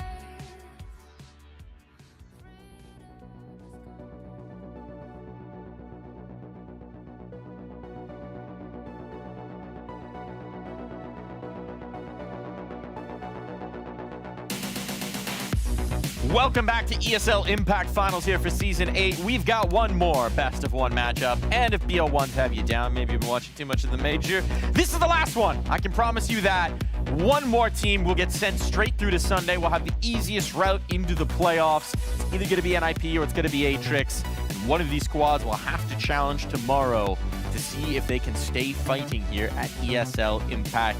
This matchup, NIP, maybe a little bit more expected here by the desk. Atrix, the surprise of the tournament so far. Yeah.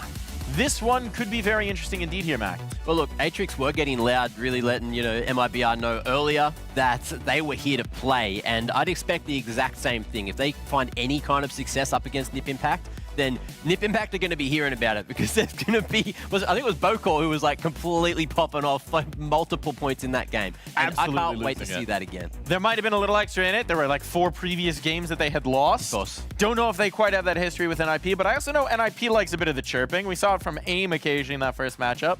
Are you a player who likes to pop off when you're on the server? What do you mean exactly by pop off? You like to yell at your opponent?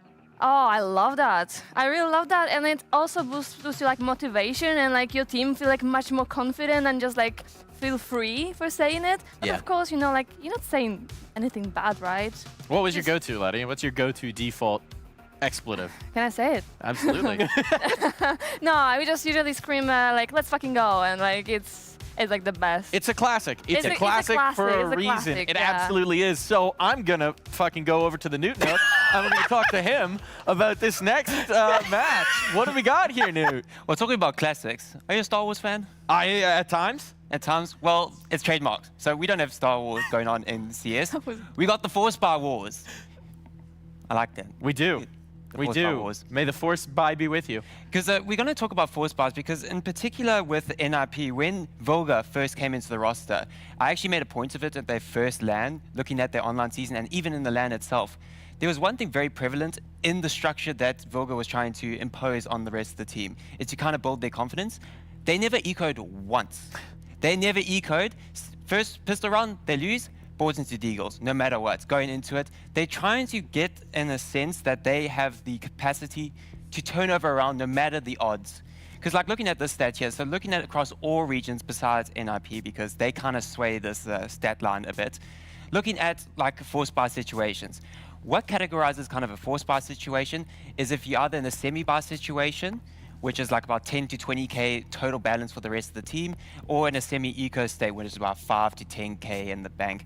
That's actually quite a bit of money. I wouldn't mind that chunk of change. But overall, see what we can do, Newt. We'll see what we can do. And overall, you have a worse bar situation. So like you're always below in like these like bar tiers compared to the opponent. So that's kind of those force bars. So when you look at force bars across all regions across the Season 8 online season, 30% of these rounds were converted. 1 in 3, that's okay. That's pretty good. But then you go to NIP, which is actually quite something. Over 50% of these rounds they converted. And you saw it there in that Imperial game. They had 2 semi-eco rounds. They converted 1. They had 4 semi-bar rounds. They converted 1. And those were the deciding rounds that got them going and got the barrel rolling. Because that first half, they were 6-6. And then after that, they just got a bit steamrolled there. And then once that semi-eco came in and that semi-bar came in, they just went full steam ahead and closed out that map 13 to 11. And like even looking at this, semi-bar situations alone for NIP, 73% conversion rate. And compared to everybody else, that's about like a 35% chance of getting it done. So that's very impressive from NIP. So it's actually been a long time in the making since Volga joined the roster. I think it was maybe season 5 or season 4. I can't remember. Season 5, thank you, B-Dog. Stan, shout out to the NIP Stan right there. Throwing up the 5 right now. Season 5. So it's been a long time coming, and it's proving truefold why she's decided to do this, because bringing this in, it gives that little competitive edge to get these rounds underway for NIP. This could be the factor that could bring them to that grand final spot, finally, that Volga's been trying to get to ever since leaving that Enigma Galaxy roster. I mean, 53.3% is about the best casino odds you could ever have. Oh, yeah. So at this point, put all the chips in the middle of the table. Let's go. Chips are all on here on NIP. All right, NIP all in. I'm going to take myself all in back to the desk. Thank you, Newt, for a little Newt action. What do we make of that one? Force buys galore for NIP over here, desk. Well, I figured out that you should never be embarrassed of a semi because it can still do the job of a full buy. It's good to know. It's good to know what you're working with. Sometimes it's not just about the tool, it's about how you deploy it. Letty, what was your favorite pistol for a force buy? I'm sorry, I'm trying to... Taking it back? We're going to get you back into this. We're going to get you back into this. It's been a long day. We're going off the rails a little bit. Last BO1. We're almost there to the BO3s. Yeah? Yeah? Are you a fan of the force buy, back when you were calling? Okay, usually that you have like... actually, you can surprise opponents very often. If you actually have a good plan, like the pieces are very strong. So like many times when you actually have just a very small idea, very simple idea, it can work out. We've seen it as well. I mean, it's the classic thing as well, right? Teams that are struggling to get a rifle round on the board, they take one of these eco rounds, they throw in the deagles, there's less pressure in their minds, something shifts in the mentality, they go for a bolder play, and then boom, suddenly they're on the board. And I think that's definitely going to be a danger here in this matchup. It's also going to be a danger from Atrix. We saw it. They've got a lot of firepower. They've got a lot of potency with the guns, with the deagles, and they're very much the unexpected. We haven't seen them at this level of competition. We haven't really seen them internationally just yet. So I don't know that NIP are going to be as familiar. They certainly won't likely have expected them to be that upper bracket matchup, right? Yeah, that's completely true. But I think NIP, you know, they are prepared. They are really ready for everyone. I think they had like very much time to prepare for every single team in this final. So I don't think they are even like overthink that much. I don't think they are scared of the opponents. I think they came here to finally win, so they are ready to face everyone. I think, yeah, with what we saw from NIP earlier, especially with Kiara popping off, if we can get that form of NIP and that form coming out from all the individuals on NIP, they're here for a reason. Obviously, Atrix, they've been doing it for a long time against domestic competition, but doing it against some of the best from Europe, that's a big ask, and we need to figure out if they're up to it. It is also, again, that step of, this was an opponent you were familiar with in the first one. This is an opponent you had lost to 4 times in a row. So you know you've just been thinking about how to beat them over and over and over again, trying to deploy it. Now it's new territory. Now it's a first time, and maybe the nerves are going to be a little bit different here as well, because you're looking across and you're seeing a legend like Vilga on the other side, whereas with MIBR, yes, there's legends on that roster, but you played them 4 times before. This is a different beast. It's always a different challenge when you look across and it's a fresh face on the other side. Yeah, completely. And I think like, actually, maybe you think. I do think sometimes, and yeah, it's one of these where, yeah, there is some big individuals, some big names, even though, like, you've got Zana and Vilga who've been around for a bit longer than some of the other names there. Kiara and Naomi, the twins, they're definitely fresher faces over the last couple of seasons, and maybe they're not as formidable for Atrix in terms of the name value, but I think once you get in, you kind of got to get ready for them. Oh, we're getting Train. We've got a veto. We're getting a Train. Oh my goodness, we're off of Dust 2 and Mirage. Let's go. What do we make of this one, Letty? Finally, we see Choo Choo, and I'm very happy for it. Like, yeah, I mean, I'm not a huge fan of Train either, but like, I really watch the games on it, and like, you have loads of opportunities to actually like do a lot of stuff. So yeah, I'm looking forward, and actually, I kind of expected that. Expected the Train. Yeah, why is that? Because NIP likes Train. I mean, I didn't know the veto of Atrix, but yeah, I mean, NIP for sure feels like very confident on this map, not gonna lie. It's definitely one of those like bait picks as well, though. If you don't start on the CT side, and if you don't keep your head in the game into that second half, it's going to be very hard to make a comeback happen. Although we might not even see that. Theoretically, let's just say Nip is the one that starts on the T side. Maybe they'll get more rounds than we expect because they've had a bit more prac time than what Atrix have. Perhaps they've got more reps on the officials as well. Only 2 times played in the last 3 months for Atrix, so that is maybe a little bit concerning. They've got good results on it, but they don't necessarily have the reps. And especially with Train, that's one of those maps where a lot of interesting things can get thrown at you. Anything in particular you're looking to highlight here? What's going to be the key for NIP on Train, Letty? To be honest, it's like changing the tempo for sure. Because like if you're gonna play like constantly fast, your opponent's gonna, you know, finally adapt to it. But if actually NIP and Vilga especially will like manage the good tempo of the map, I think yeah, it's for sure like winnable. For me, I think it's like the depth of the strat book, right? And I feel like Nip's probably, their strat book should be deeper, but in terms of, you know, looking at the AWP head-to-head, I feel like what we saw from Zana as well over on Ancient, this is going to give her a chance to play a bit more on the AWP as long as they can get the economy sorted, and I can't wait to see what she's going to be able to do. Who's winning it? Nip for me. Same. NIP, we're in agreement here. But I think Atrix could maybe give them a run for the money. I mean, look, it's a BO1. And if today has taught us anything, it's that the upsets reign supreme in this season of ESL Impact. But we're going to bring you to 2 voices who will never upset your ears. It's Lucy and B-Dog. Take it away!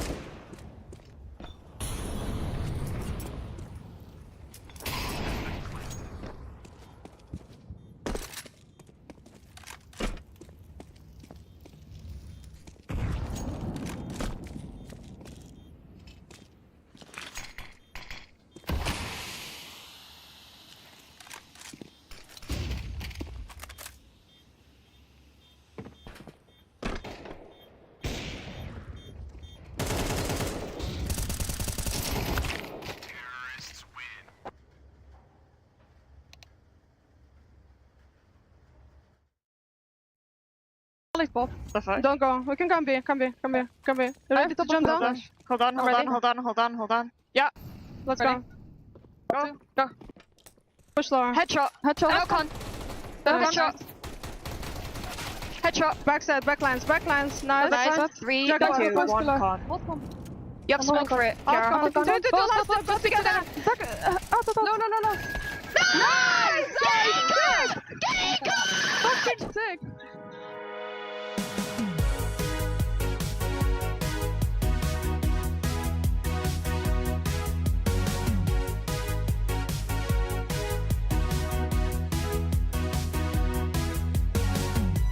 Lost in time on the line.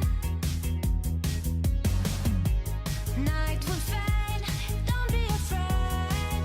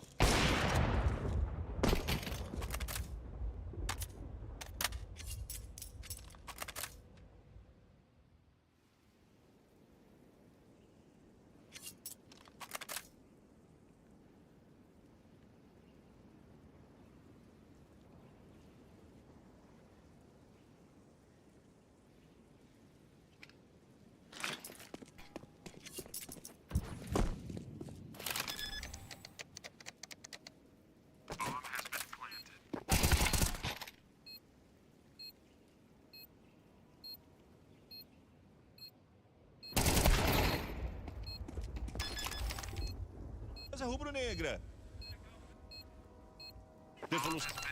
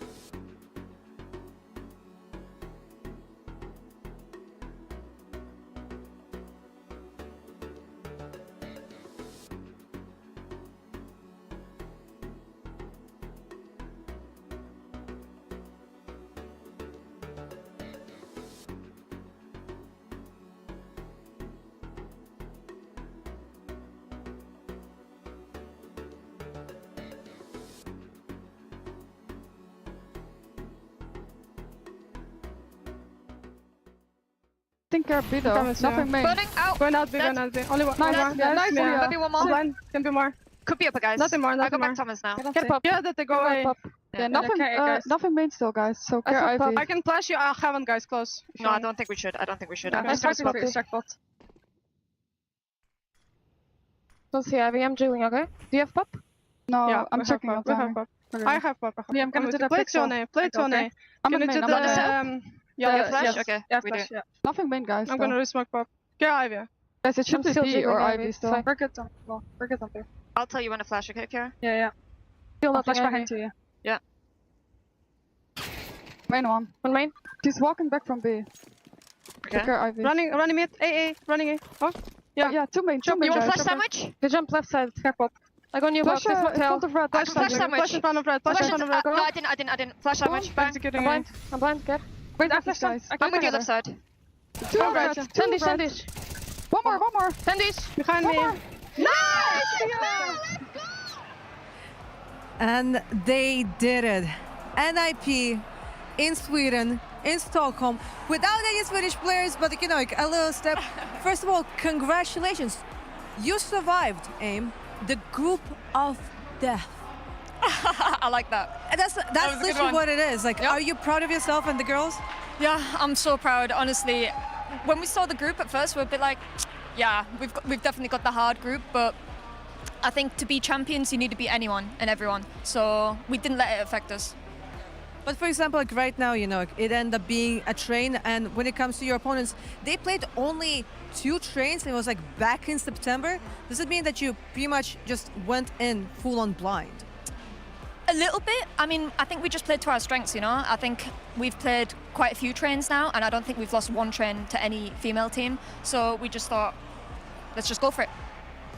And also, I hear like you have a lot of really loud fans. Like so far at this event, you have like the loudest ones, which is kind of surprising because it's usually Brazilians. But I really hope you can actually hear this on broadcast, especially considering that you were sitting to that edge. Could you actually hear it and feel the energy? Yeah, I could hear them constantly shouting. It's amazing. I mean, it's like the home crowd, you know, here in Sweden. And yeah, even though we have no Swedish players, it feels great to know that everyone's cheering for us. But now you have a day off. What's the plan? Is it going to be hard prep or maybe like a little bit of relax and get to see DreamHack? I don't know. We'll see. I don't want to give away any of our secrets, but we'll definitely be prepared for Sunday. Definitely going to be prepared. All right, then, Aim, one more time, congratulations with the secured semi-final. And let's go back to the desk. NIP through to the final day, and they did it with aplomb. A really strong first half as well, set them up for success. I mean, it's Train, right? When you see that kind of T-side come through, you're thinking, this thing's already done. Gift wrapped it, send it home. NIP have booked their spots in the semis. They booked their spots in the playoffs, and well done to do it. Yeah, 8 T-side rounds on Train is pretty much a coffin sealer, and it seemed to be that way. Atrix get a very warm welcome to Europe. And we also have the nice interview with Aim, who also had some very colorful words for us during some of the breaks. I think you might need to add some more pop-off to your own repertoire there, Letty. Yeah, I don't think if I can even beat it, to be honest. But in general, we saw also like one round of the comms, and to be honest, that sounds very solid. And of course, like it's very important because like you don't hear everyone just screaming, just over screaming people. Like it's very important to have like very clean comms so everyone knows and understand everything clearly. So like yeah, shout out. Yeah, and look, it's an international roster as well, so a couple of players probably speaking, you know, English as a second language, but it's still good to see that they've managed to work on the comms over time, try to, you know, and they've been together for, you know, the core of them for a fair while now, so it's definitely something that they would have worked on, ironed out, and you can see that it's definitely working, especially on a high IQ map like Train. It does feel like this is the evolution that we've seen from this team over the years, over the seasons of Impact. When Vilga first joined this team, there was a lot of potential in some of the younger players, but in those chaos moments and those pressure moments, the comps would go to pot, they'd be making wrong reads, they'd be making mistakes. You don't really have that anymore. In the pressure moments, in those clutches, they always seem to have a good awareness of what's coming their way. Even in the rounds where it doesn't necessarily succeed, you see them have a really good read, you see them have a really good flow, and that's got to come down to the communication, Letty.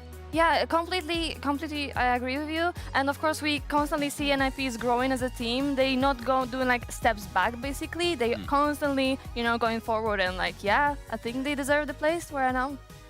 And I think we need to highlight one of the twins, but not the one we would have expected from the online play. On this map in particular, it was Naomi who stepped forward, who's going to be our match MVP. Newt highlighted her prowess with the utility before, but it's not just the nades. It was getting it done with the guns. It was getting it done with the pistols. Near ace on that second half pistol round as well. Really impressive showing from Naomi today. Yeah, well, it's Train, right? You know, you have to have your utility completely dialed in, and knowing that she was able to set that up as well as also just, you know, shoot up a storm. That's exactly the recipe for success. It's brilliantly done. It's brilliantly done, and we continue to see this from different aspects of NIP, right? You have the big ones from AIM. We've had really consistent performances from Vilga herself. Zana coming in on that AWP hasn't even really needed to be that featured just yet across these two BO1s. And then the twins bringing in a ton of firepower, bringing in a ton of prowess. The win factors are all hitting for NIP, aren't they, Letty? This is a team that could go all the way. Yeah, that looks like a perfect mix for now. Like a mixture of people, and Zana is of course like putting a lot of pressure for sure at herself because it's her first tournament with the team. Of course, not the first in Impact, but it just hits different basically. So yeah, I'm really curious how the semifinal gonna look. Yeah, the semis are going to be very interesting when we get to them on Sunday, but I'm also interested to see how Atrix bounce back, especially we saw that they wanted to play Train. They had won it 100% up until this point, but didn't really have that solid of a CT side. So maybe the map pool doesn't go as deep as what we might have thought off of the first couple of best of ones here. And I'm keen to see what they're going to be able to do against the winners of MIBR and Imperial. It's interesting because they talked about the fact that they're feeling very confident in really any of these matchups. Yeah. But I think that one's going to be put to the test. We're going to know who their opponent is. That is our last game of the night, MIBR Imperial Valkyries. I'm extremely curious to see what we're going to get because this is, I mean, they were on different teams. They were in different situations. But Olga versus this core from Imperial, this was the matchup, the head-to-head that defined our early seasons of Impact. It was, it's going to be wild to see it now here with elimination on the line as opposed to in the playoffs, in the grand final, having it happen here and now. I think whoever comes through that, they're going to have their work cut out with them for Atrix. What do you think about this Atrix roster here, Letty? Well, I mean, they showed up really, really good in the first game. Of course, this one wasn't that easy, but they also had very strong opponent. We need to say it. So yeah, I'm very curious actually how they're gonna play, but they look very solid also. But yeah, of course, they for sure have a lot of like stress, you know, like on their shoulders. So it's very hard to, you know, have it. Yeah, I think that they definitely can take something away from this game, and that is that they really need to put the prep in, which unfortunately sometimes at finals like this you don't have a lot of time to put the prep in before your next games. They'll have the luxury this time at least of watching this matchup, of knowing exactly who's coming their way tomorrow, being able to prep that, being able to watch what they put on tape during this best of 3 as well. Yeah. Maybe making some guesses about where the veto might go. Should be the best opportunity you're going to have at a tournament that's as fast-paced as this one to actually know your opponent before it comes in. Do we think that might give them the edge? It can. It certainly can, but sometimes, you know, playing more Counter-Strike leading up until your next games on stage, in front of the audience, also gives you the edge, and that's what the lower bracket provides if you are playing from the back foot.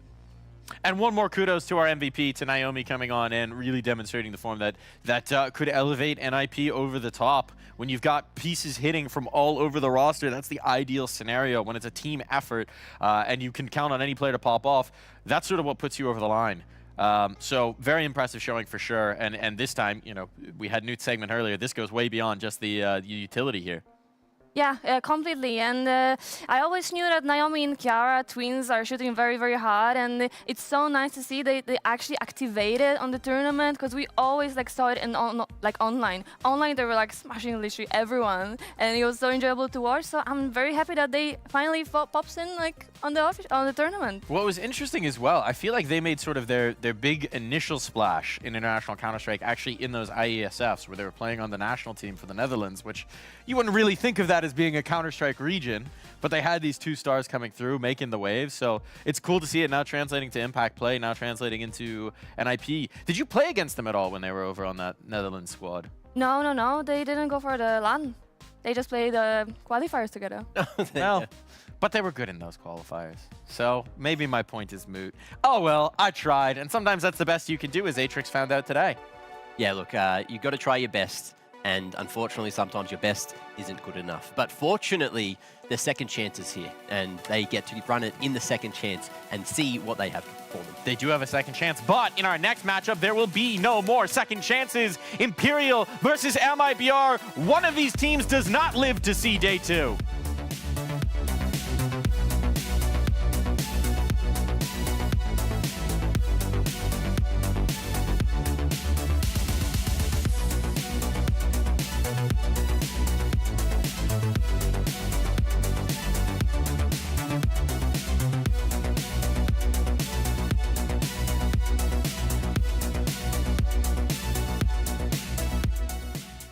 ESL Impact has inspired a lot of girls to get into CS. We've had a lot of new young talent that have grinded just to get into the league in the first place. Obviously, with the changing landscape now, what would your advice be to the next generation of players? I guess it's hard for me to come with an answer initially. I think it's because like there's, especially with the ESL Impact going away, it's a bit, I don't know, it's tough to make a name for yourself, I think, especially with the visibility going away and the foundation. But I think as long as you enjoy CS and there's opportunities that do arise, like by all means, like take it. But just also be pretty realistic. And as long as it makes sense and you have like, if it makes sense in your position to like go for like a spot on a team or like, but yeah, get in a team essentially. I don't know. I think by all means go for it, but just be realistic in the end. Yeah, always plan B is pretty much, really important. Yeah, I agree. I can say, don't be realistic. Be a dreamer. Always be a dreamer. Go for your goals. There will always be people who doubt you, who don't like you, who will try to downplay you. But it doesn't all matter. You have one life. use it and live it to the best of your ability. If you like something, go all in for it. Well, not all in, maybe. She's changing my mind right now.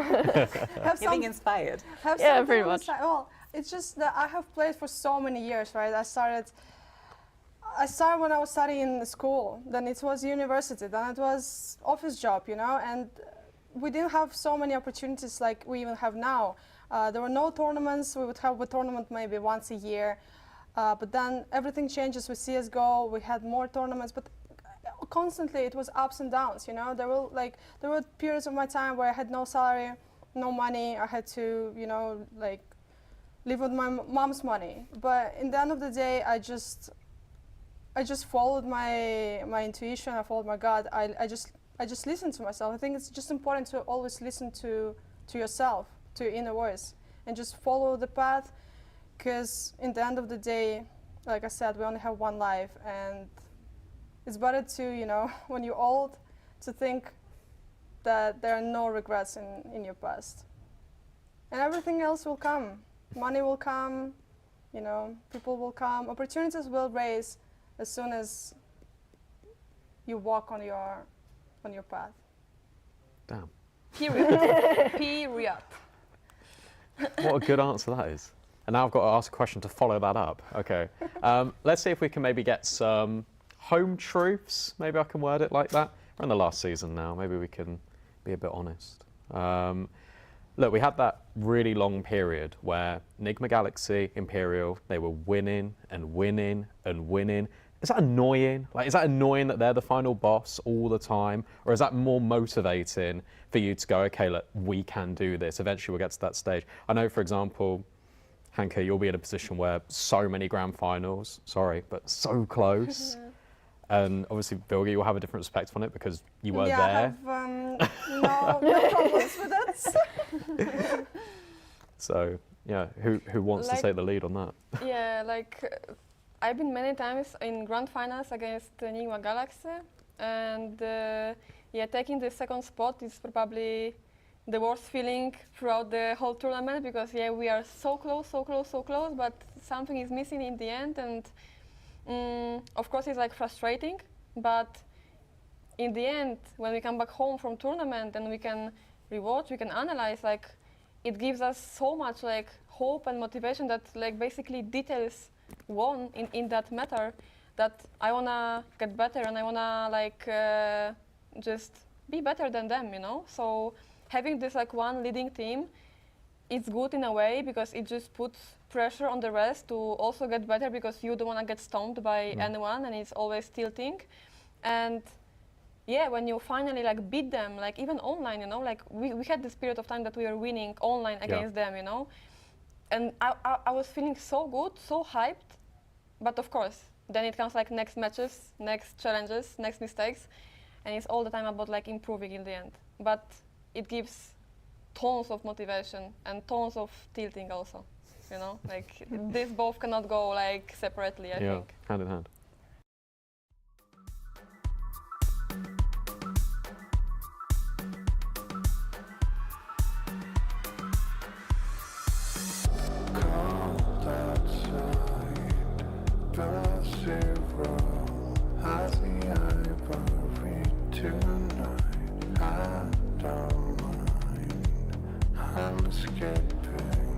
I'm escaping in the dark. Thousand crystal sculptures, endless dynasties.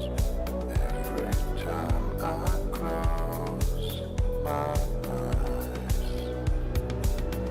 can't help but wonder.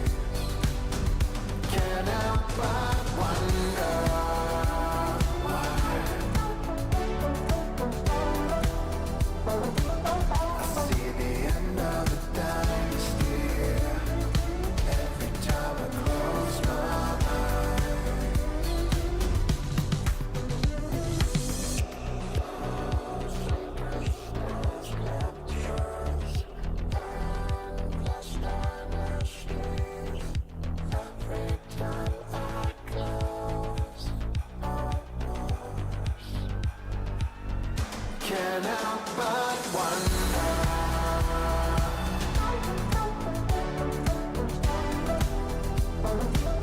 I see the end of a dynasty every time I close my eyes.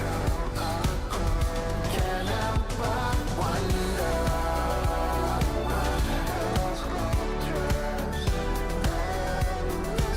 I see the end of a dynasty every time I close my eyes.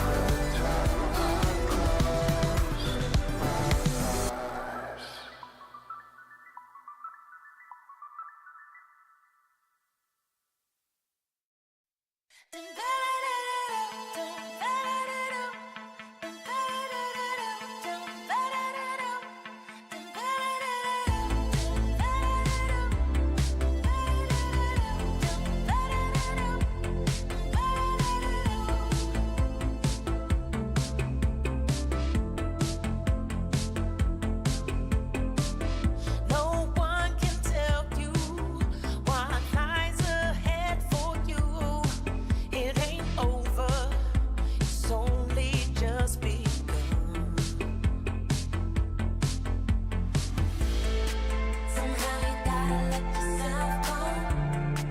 No point in hiding in the shadows, 'cause all you gotta do is believe. And now it's time for you to step into the light. Spread your little wings and start to fly. 'Cause you just need to love the life you live. Then step into the light.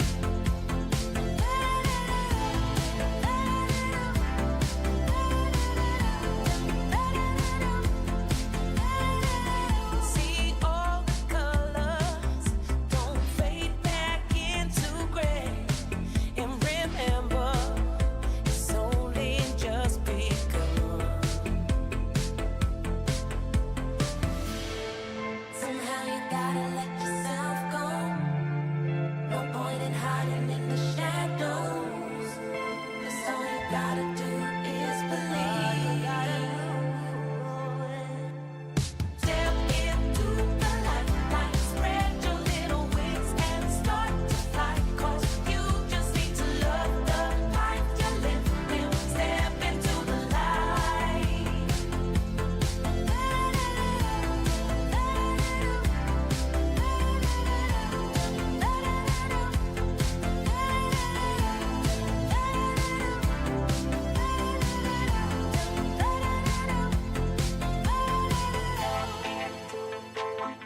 Spread your little wings and start to fly. 'Cause you just need to love the life you live. Then step into the light.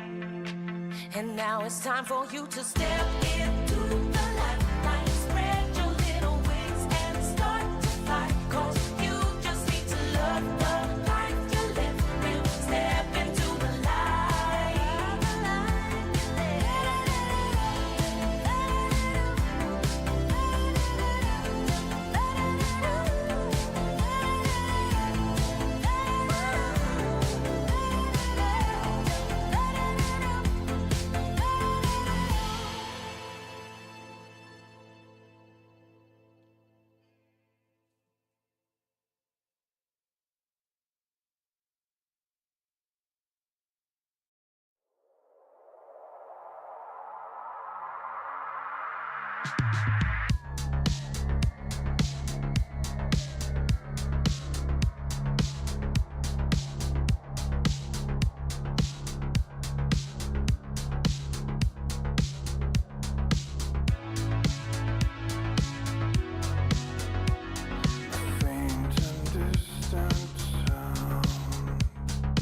Centuries away, growing in the night.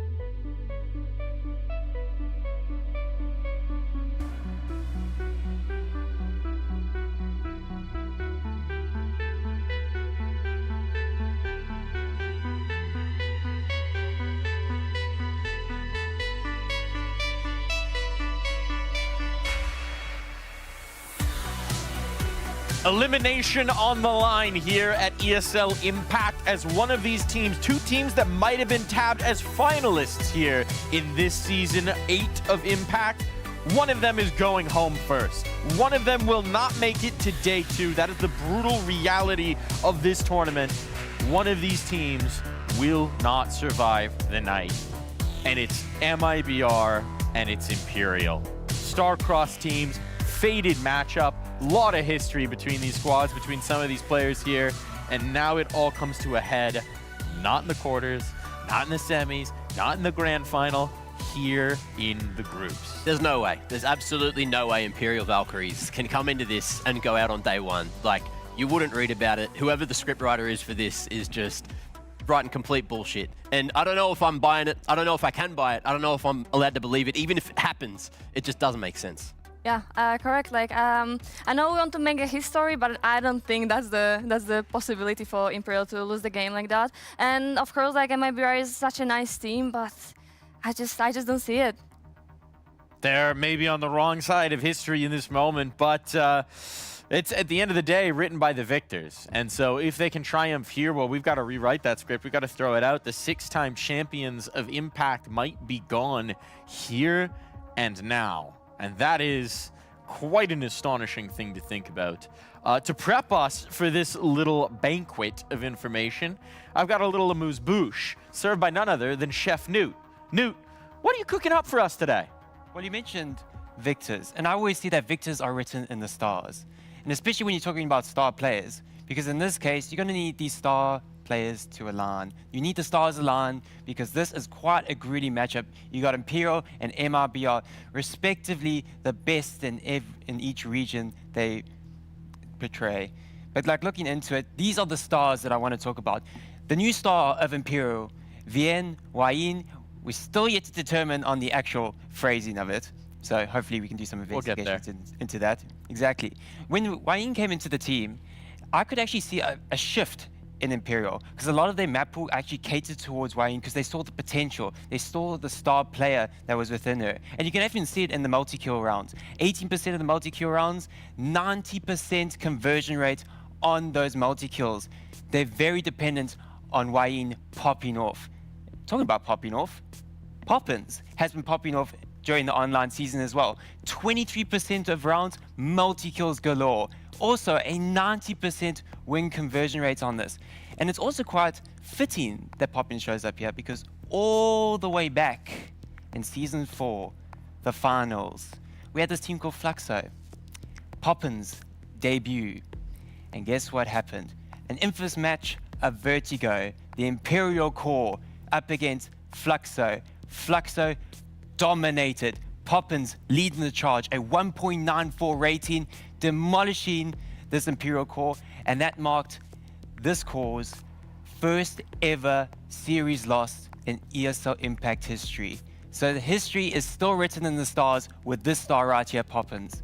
So coming into this matchup, maybe history can repeat itself, or will this new star of Vienne be the one to take Imperial over the line and get them into another semi-final, because they are yet to even miss one.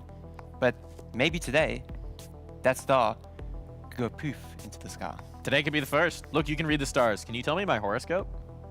It says desk. I didn't know you called it desk.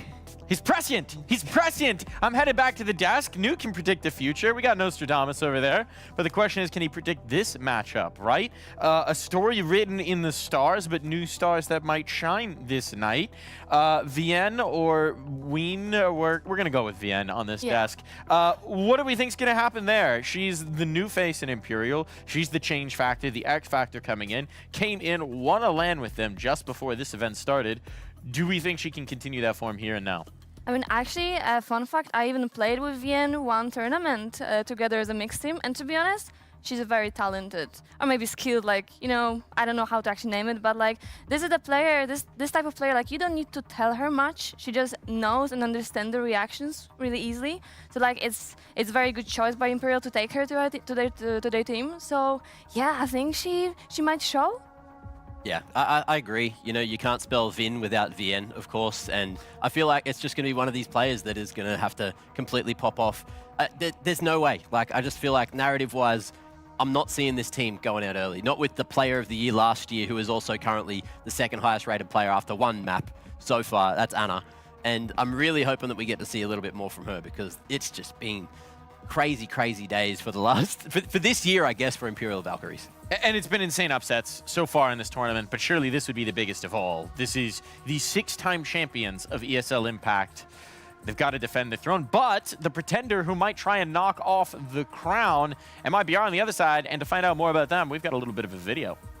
I've been playing Counter-Strike for 20 years. It was my first shooting when I was 10 years old. Now I'm back in a Brazilian team. We have potential to go to the finals and get this title this time. You can expect a different Olga and Olga's team as well. I feel that I grew up, improved as a player. I learned so many things, and that's the reason I believe I can be an IGL nowadays. And for me, it was, I guess, a bit easier to adapt because they needed a player like me, you know. It's been a long journey.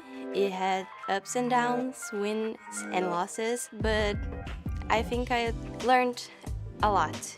Olga joined the team and she's really confident. She's like really aggressive, but she's also our leadership, so everything is going great and we rebuild ourselves, and I'm pretty confident with the team. Our main goal is to get to the finals and lift the trophy. This time I feel really positive. Maybe this is our moment and it's the last tournament, so I'm pretty confident and I want to make everything possible to win.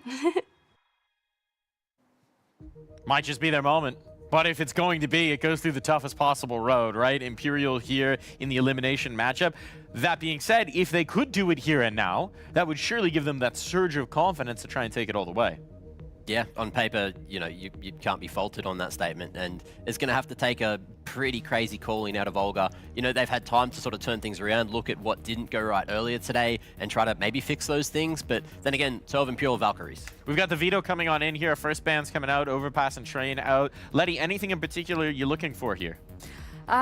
Yeah, I did small veto, and I knew, of course, like overpass and train would be banned because there's like this is like a perma ban from the teams. But I'm looking for Mirage from Imperial. Oh, and you've called it. Very nicely done. All right, Nostradamus, what's our next one? I got this one. You can go. You can go. Well, you said Ancient before in your prediction, and I'm going to go with you. Is it Ancient? Oh, no, Inferno. Should have trusted your guns. Mixed it up. Well, it's still in there. Yeah. It's still in there. Inferno was going to be the third. Yes, It's not going to be Ancient, though. I'll tell you that much. What have we got, a D2? We're going to D2. What's the decider? We going D2? I think D2. D2? We're in consensus? Yes. It's Dust 2. All right. Mirage, Inferno, Dusty. We can't get away from the Mirage and Dust 2 today. Yeah, exactly. At least we have a new map, Inferno. So yeah, I'm looking forward. Inferno sprinkled in a little bit. That's going to be a slower pace of play than we've been used to. Today has been blistering, it feels like, once we actually get in the server. But Inferno might just change that up. Finally, a chance to slow things down, I guess. Once we get to that second map, of course, it is going to be Mirage and a chance for there to be a lot of holes in the defense for everyone to try and play with. And look, arguably, you're going to expect MIBR to probably be starting there on the CT side as Imperial Valkyries went into the pick, unless they want to change up something catastrophic. But everyone seems to be playing a bit stronger on the CT side today, so I wouldn't expect them to go for anything different. Would be the expectation, indeed. Thinking about this Mirage, thinking about what we've seen from these two teams, who do you think has the edge on this map? On the Mirage, I just know Imperial feels very comfortable. It's their like insta-pick almost every single game in this ESL Impact season. So yeah, they for sure have something prepared and they all feel confident individually. I'm not sure about MIBR, but yeah, if they didn't prepare any different map against them, I think they need to feel comfortable on it. Yeah, they have beat everyone on it except for Furia, essentially, through the online season. And then for Imperial Valkyries, their recent games on it are going to be looking like, yeah, they managed to take out everyone other than Big Equipa and Mix a little while ago. So, yeah, they're looking pretty good. They're looking pretty good. And they're winning it pretty comfortably in a lot of these wins. So, I feel like map 1 should be Imperials to lose 100%. I'm thinking more like a 13-8 sort of scoreline. The question will be if they can shake off some of the nerves that were hounding them in the BO1, maybe lock in a little earlier, get off to a faster start. It's going to be the case for both these teams. Pressure is on now. Elimination is on the line. It's do or die here in ESL Impact. And so two folks who are used to the pressure, who thrive in it. We got Lucy and B-Dog. Take it away.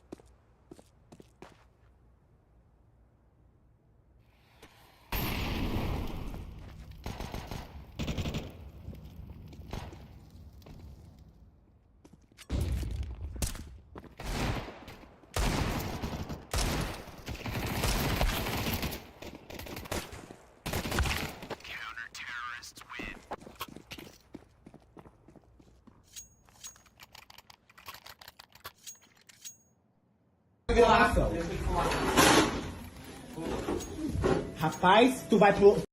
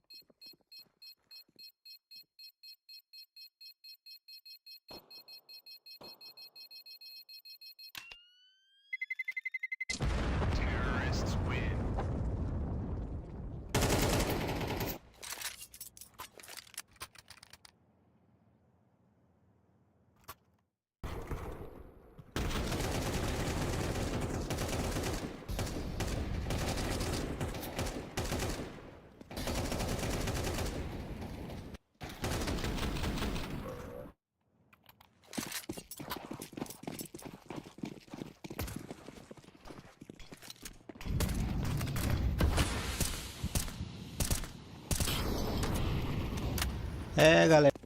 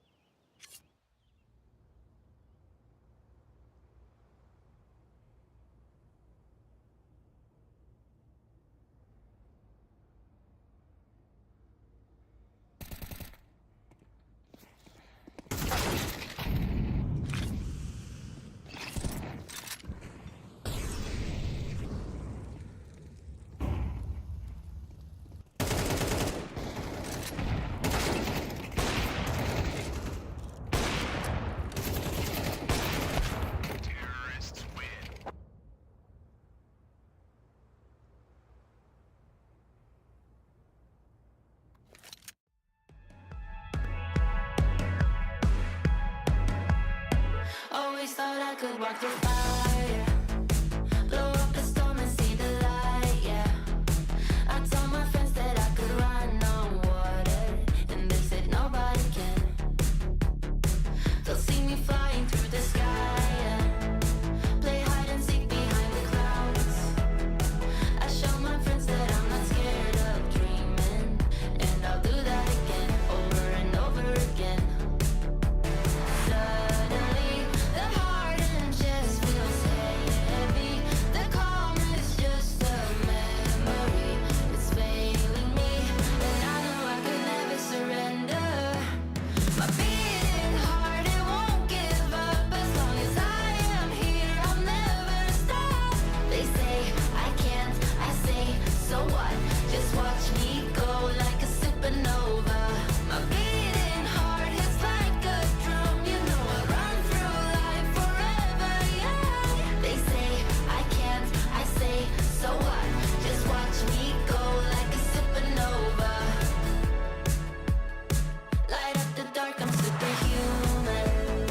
I'm spreading stardust into oceans. I wanna go up high and close my eyes to places nobody found. I'll never come down. Suddenly, the heart and chest feels heavenly. The calm is not a memory. It's here with me, and I know I will never surrender.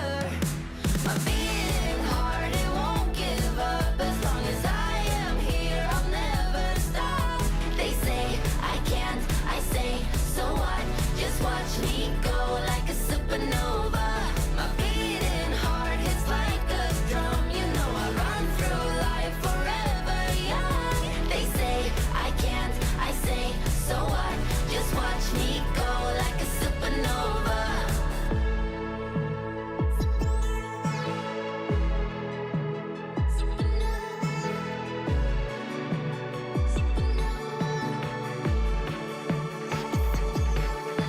My beating heart, it won't give up. As long as I am here, I'll never stop.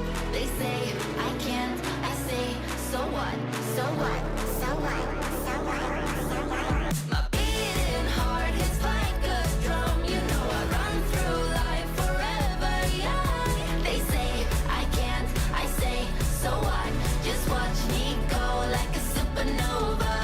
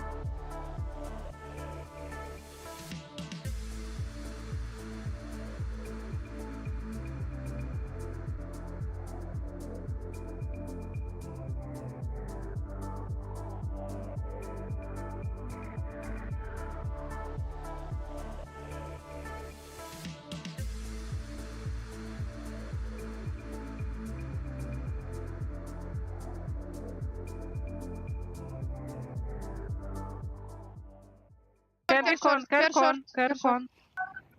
Kirby. Yes, Kirby, Katya, Kirby. Palace I have clear, a short, Kirby. sorry. I'm closer to B. I Palace have a full short, clear. I'm holding B.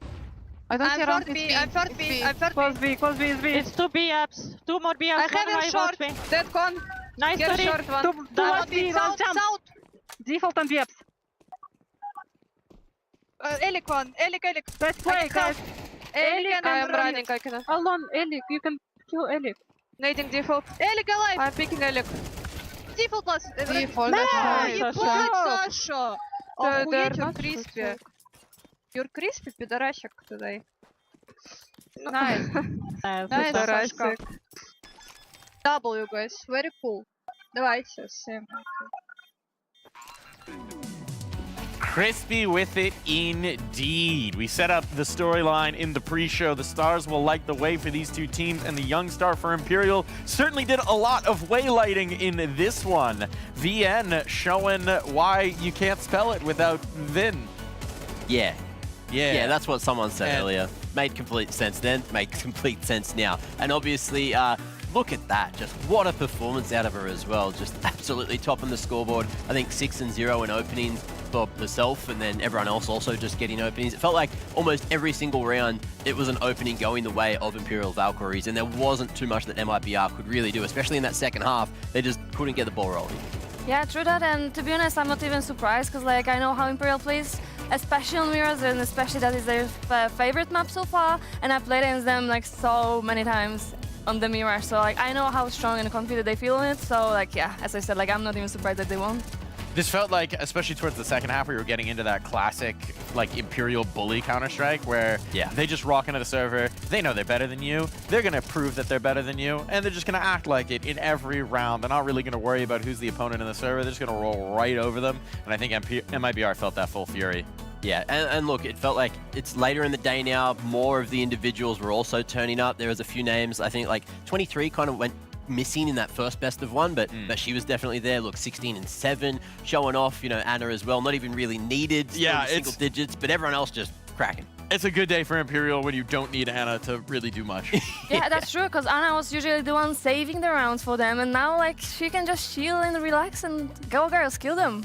And if we look at the other side, if we're talking about the young stars, if we're talking about Poppins, if we're talking about Danny, there was a lot to be desired in this one. They need to have those young players deliver if they're going to make a series of this. Yeah, look, 38 ER just isn't enough, especially when your tournament lives are on the line.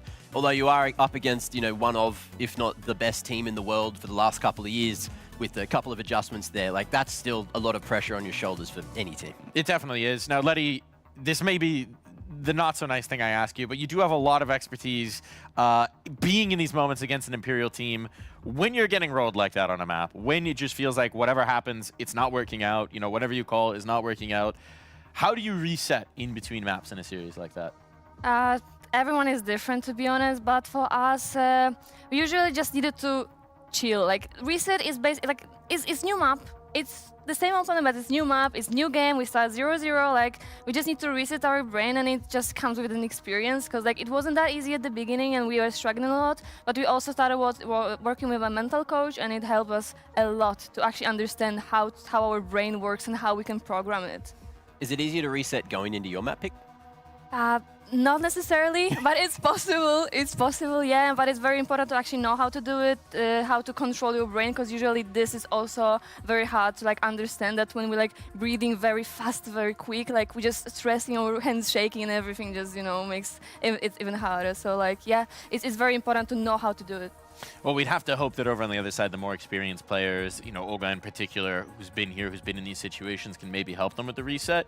But keeping an eye on what Imperial were doing well, we've already touched on it here, but we'll dive back into it. Our MVP of that match has to be Vienne. She was incredible, really showing why they brought her into this team. If you think about what we've known Imperial for, it is that caliber of player, that real prowess of the individuals and the team play. And Vienne just seems like another entry in the long storied history of nutso Counter-Strike players on this Imperial roster. Yeah, classic gamer move. You know, early in the day, don't really, you know, hit your stride, and then as the PMs get a bit later into the PM, you drop a 1.84 rating on your opponents like it was absolutely nothing. Also, I think it was 13 openings between her and Tori. Like, that's almost every single round they won. You're going to lose Counter-Strike if you start 4v5 every damn round. That's just how it goes. Letty, you played with Vienna a little bit. You said she's just one of those players who has a feel for the game. What do you mean by that? I mean by that, like, I was IGN, okay? So, like, I didn't know to tell her, like, exactly what to do. Like, she just know what to do in certain situation, which makes it, like, easier to adapt with this kind of player. Because, like, you don't need to learn the basics. She already knows it. So, just by that, I think she's a perfect fit for Imperial because, like, these girls know how to play the game. They know almost every single probably reaction. So, like, I think it was, like, perfect match for them for now. Good protocols, old reliable. Or young reliable. New reliable. New reliable. Even better than old reliable, especially when you have old reliable there as well. Yeah, we also need to know who she like changed in the team. It was Zaz, like she was also like performing so good. So like, yeah, I hope she's not putting too much pressure on herself, which I think she doesn't. Yeah, it didn't look like it. I feel like all the pressure was sort of being relieved in the server. So we'll see if that can happen moving into Inferno. There's nothing better than having really big shoes to fill and then filling them and then some.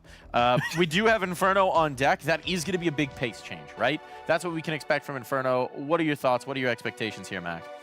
I'd love to see this go to 3, just so it's competitive. I don't want to see, Imperial going through 2-0. I want something from MIBR. They were the best on paper for South America.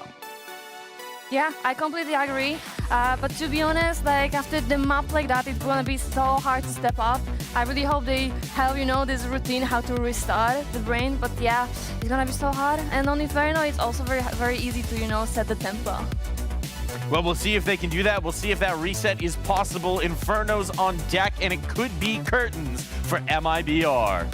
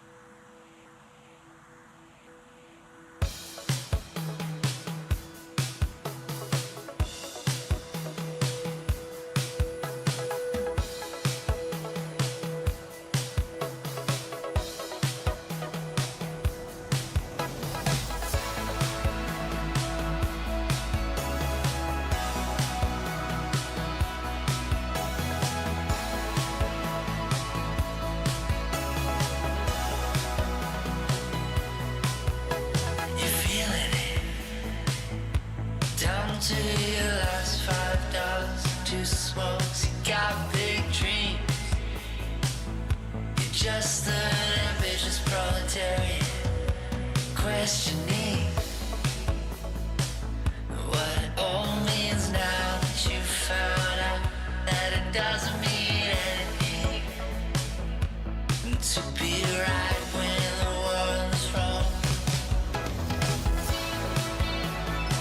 I'm so sorry to hear that you crashed falling alone now. Do you believe in it's new? Something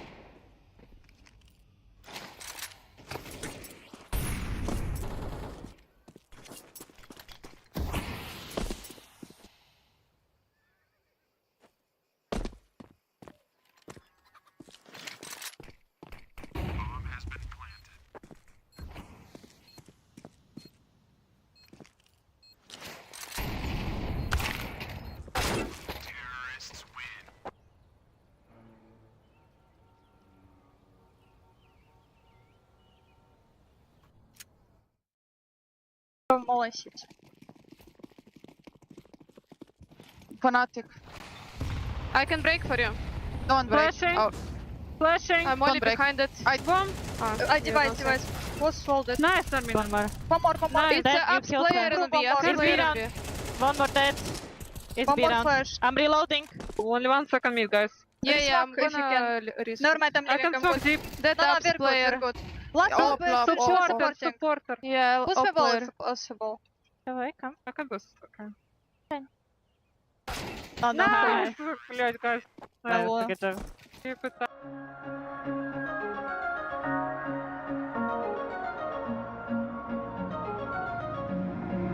So electric in my day. Yeah, the feeling in the air makes me high. But I'm in for the ride. And I thrive in the street lights. Lose myself in the currents of time. I got you on my mind. Everything that I feel is so new. I'm pretty sure you're gonna feel it too. But if you don't, there's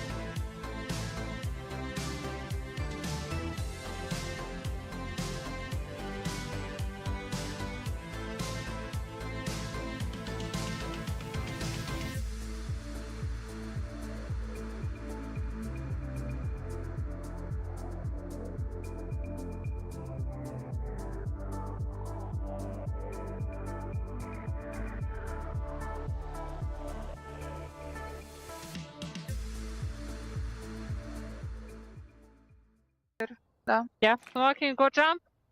1, 2. Long. Nice. Long. Come short. I'm flashing right side. Dead long.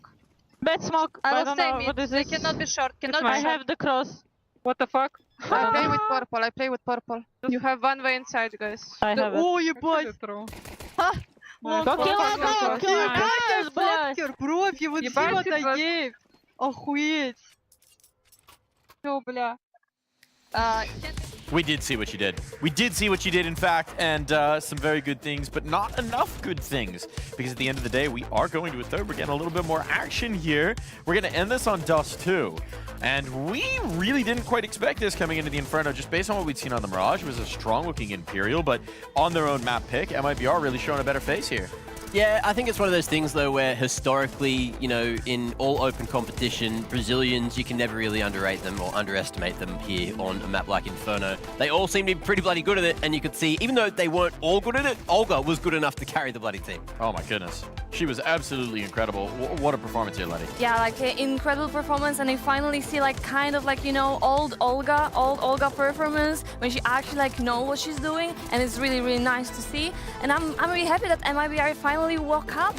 They finally showed they actually belong here. I'm very surprised and I'm very happy. Maybe they just needed a map where they felt a bit more comfortable, and Inferno seemed to be the playground. So let's see if that's going to be enough to get that momentum and carry it to the third. It also did feel a little bit like, I'm going back to the old me. You know, Olga's been trying to support her younger teammates, been trying to be more of the IGL, that supportive element, set them up, put them in position to succeed. But sometimes when everyone else is having a little bit of a rough show, you gotta do it to them. You gotta step to the forefront. Only player positive on the team in terms of KD. That is actually bonkers. It really does look like a vintage scoreboard from like the very beginning of Impact. Yeah. When it felt like at times Olga was just putting the team on her back. And yeah, I think it's weird. You don't see that often. You don't see that very often at all. Not on Inferno. 4 players negative. But I guess that just boils down to the fact that they were winning rounds by getting like 2 picks, and yet saw Imperial Valkyries, a lot of those rounds just saving, you know, doing the tried and true thing on Inferno, just trying to get as many gun rounds out as possible. And from that point, like, it can just ruin a KD, but it's not the KD that really matters at the end of the day, it's the score up top. Yeah, I completely agree. And like, as I said, I'm very happy that we finally saw MIB World Cup. So this is actually like, you know, we expected this game being like 3 maps in total. And I mean, of course, she was just a huge part of it. We've already talked about it, but 2.05 rating, 23, 11, and 4, 97.4 ADR. And then you consider how far above her teammates she was. No disrespect to anyone else on the squad, but it just underscores how dramatic of a carry this was. Yeah, and we didn't think we'd get probably a higher rating than what we saw, you know, from a few individuals today, but Olga pulling that one out of the hat. A 2.05 rating just on Inferno is kind of crazy. It's wild. I'm excited about it because, you know, we've kind of been wondering, right? Olga comes back. She's had this tour abroad. She's been part of the HSG project. We didn't really see that come to fruition the way we were hoping. Now she's taking a back seat. You know, she's talking about, oh, I've grown as a player. That's the kind of thing people say when they're going to, like, step back, play a supportive element. Nah, she still got that fire. I love to see it. Yeah, I love to see it also. And as I said, like, I really remember Olga being called like as the best female player. And now, finally, she's back. She's back here. Back dominating as well.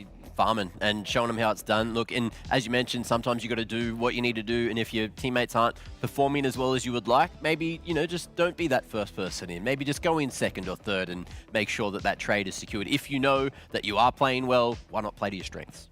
Now, looking over at the Imperial side of things, right, we still had some of the performers performing as we expect. Vienne in particular was still showing up in the way we were hoping. Didn't translate to the win here. What do you think went wrong here, Letty?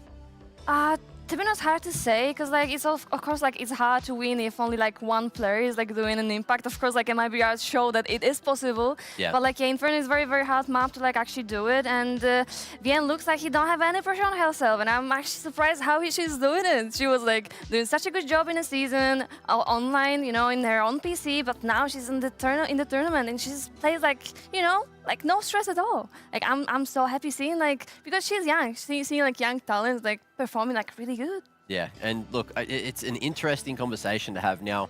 It's back to one of the orange maps, one of the more pug-esque maps, which if you're looking at who's actually shooting better, it is currently Imperial Valkyries. So when it gets to the conversation of Dust 2, like, how's this going to go? Like, is the momentum going to be held onto by MIBR now they finally got a map in the bag, or are Imperial going to be able to bounce back? I think the question really comes into the other pieces over on the MIBR side, specifically the young pieces, right? We've been highlighting them. We've been talking about them. Poppins, Danny, we need to see what we know that they're capable of, what we've seen in online play, what we've seen in a lot of different scenarios. It has to arrive here in Stockholm if they're going to take this third map. Yeah, it's very important, especially now. Like, it's the last match before elimination. Like, it's huge pressure now. So right now, we're actually gonna see who has the strongest mental and who can actually, you know, arrive and have like this strong mind. Is very important in this type of games. And I think Imperial also can, you know how to restart the brain before such an important match. Yeah, I feel like, look, you've seen, you know, Veen doing a pretty good job. We've also seen Anna not needed this series yet, but on Dust 2, pretty nice on Inferno. They kind of needed to do even more. Like she did enough, but it wasn't able to reflect in the scoreline. We need to see more out of Anna on the Dust 2 because she is going to be the difference maker.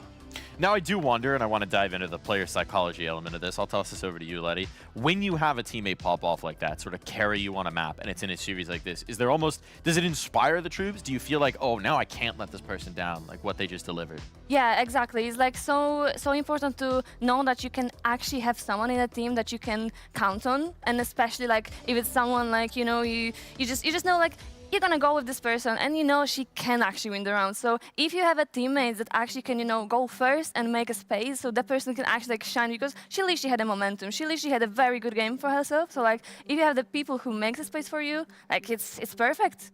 I love that situation, to be honest. Now the question is, we've come down to the wire, we've gone the distance. One of these teams is getting eliminated after this map of play. It's Dust 2.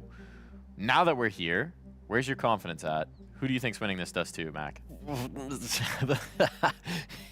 No one?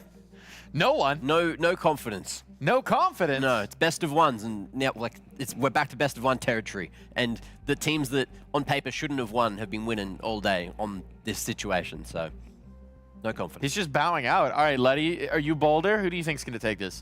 I really You're think Boulder. I really think it's gonna be sure. it's gonna be Imperial.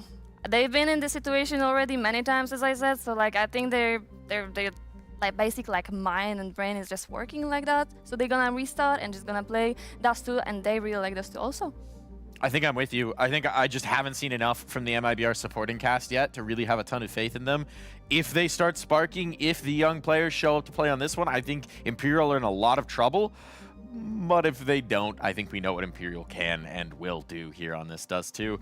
It's time to dive in. Just to set the stakes here before we get into this final map of play, one of these teams is going home. That's either going to be the 6 out of 7 time champion Imperial, leaving as the first team out of this season, the final season of ESL Impact, or it will be MIBR with a legend in tow in Olga, her homecoming disrupted, over before it even begins.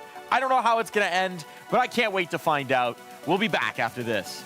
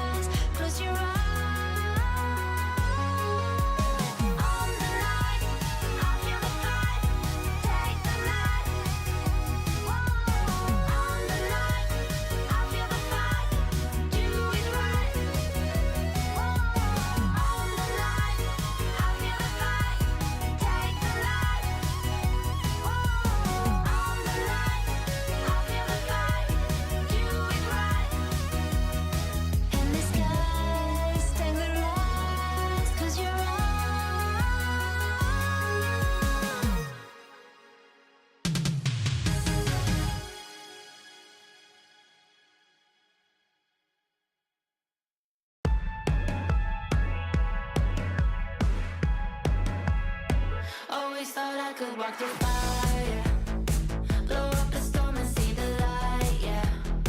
I told my friends that I could run on water, and they said nobody can. They'll see me flying through the sky, yeah. Play hide and seek behind the clouds. I show my friends that I'm not scared of dreaming, and I'll do that again, over and over again. Suddenly, the heart and chest feels heavy. The calm is just a memory. It's failing me, and I know I could never surrender. My beating heart, it won't give up. As long as I am here, I'll never stop. They say I can't, I say, so what? Just watch me go like a supernova. My beating heart hits like a drum. You know I run through life forever, yeah. They say I can't, I say, so what? Just watch me go like a supernova. Light up the dark, I'm superhuman. I'm spreading stardust into oceans. I wanna go up high and close my eyes to places nobody found. I'll never come down. Suddenly, the heart and chest feels heavenly. The calm is not a memory. It's here with me, and I know I will never surrender. My beating heart, it won't give up. As long as I am here, I'll never stop. They say I can't, I say, so what? Just watch me go like a supernova. My beating heart hits like a drum. You know I run through life forever young. They say I can't, I say, so what? Just watch me go like a supernova.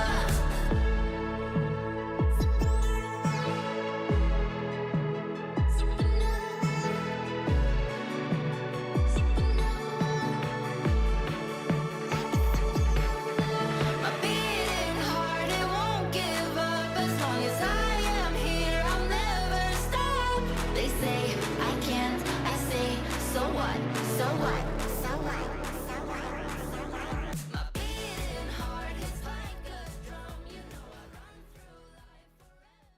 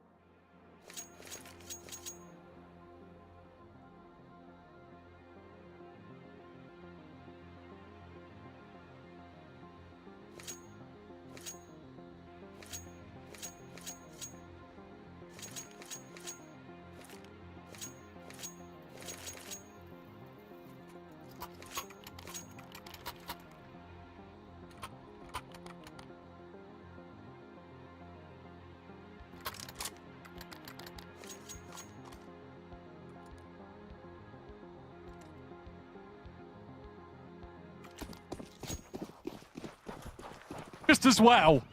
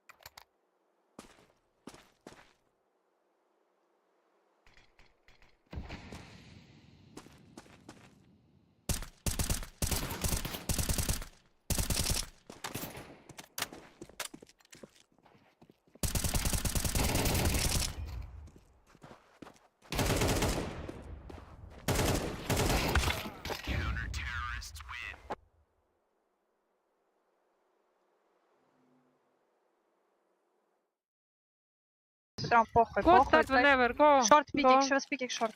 I'm flashing, you go through smoke. Yeah. The window flashes, Anna. I will dropped flash. you one more. I dropped you one more. TT fighting dead. I'm all up Wait. flashing in the Wait, smoke. wait. Rotation. Defense smoke. I will right click, go. There is B side somewhere. Car dead. Two city. Full blind. Tight. Tall box, Only tall one, box. still on. Last two city. Plant, Katya. Давай. Nice. You put Nice, sorry. drop something, drop something. You need to Go, take off, take off. Ay. Nice.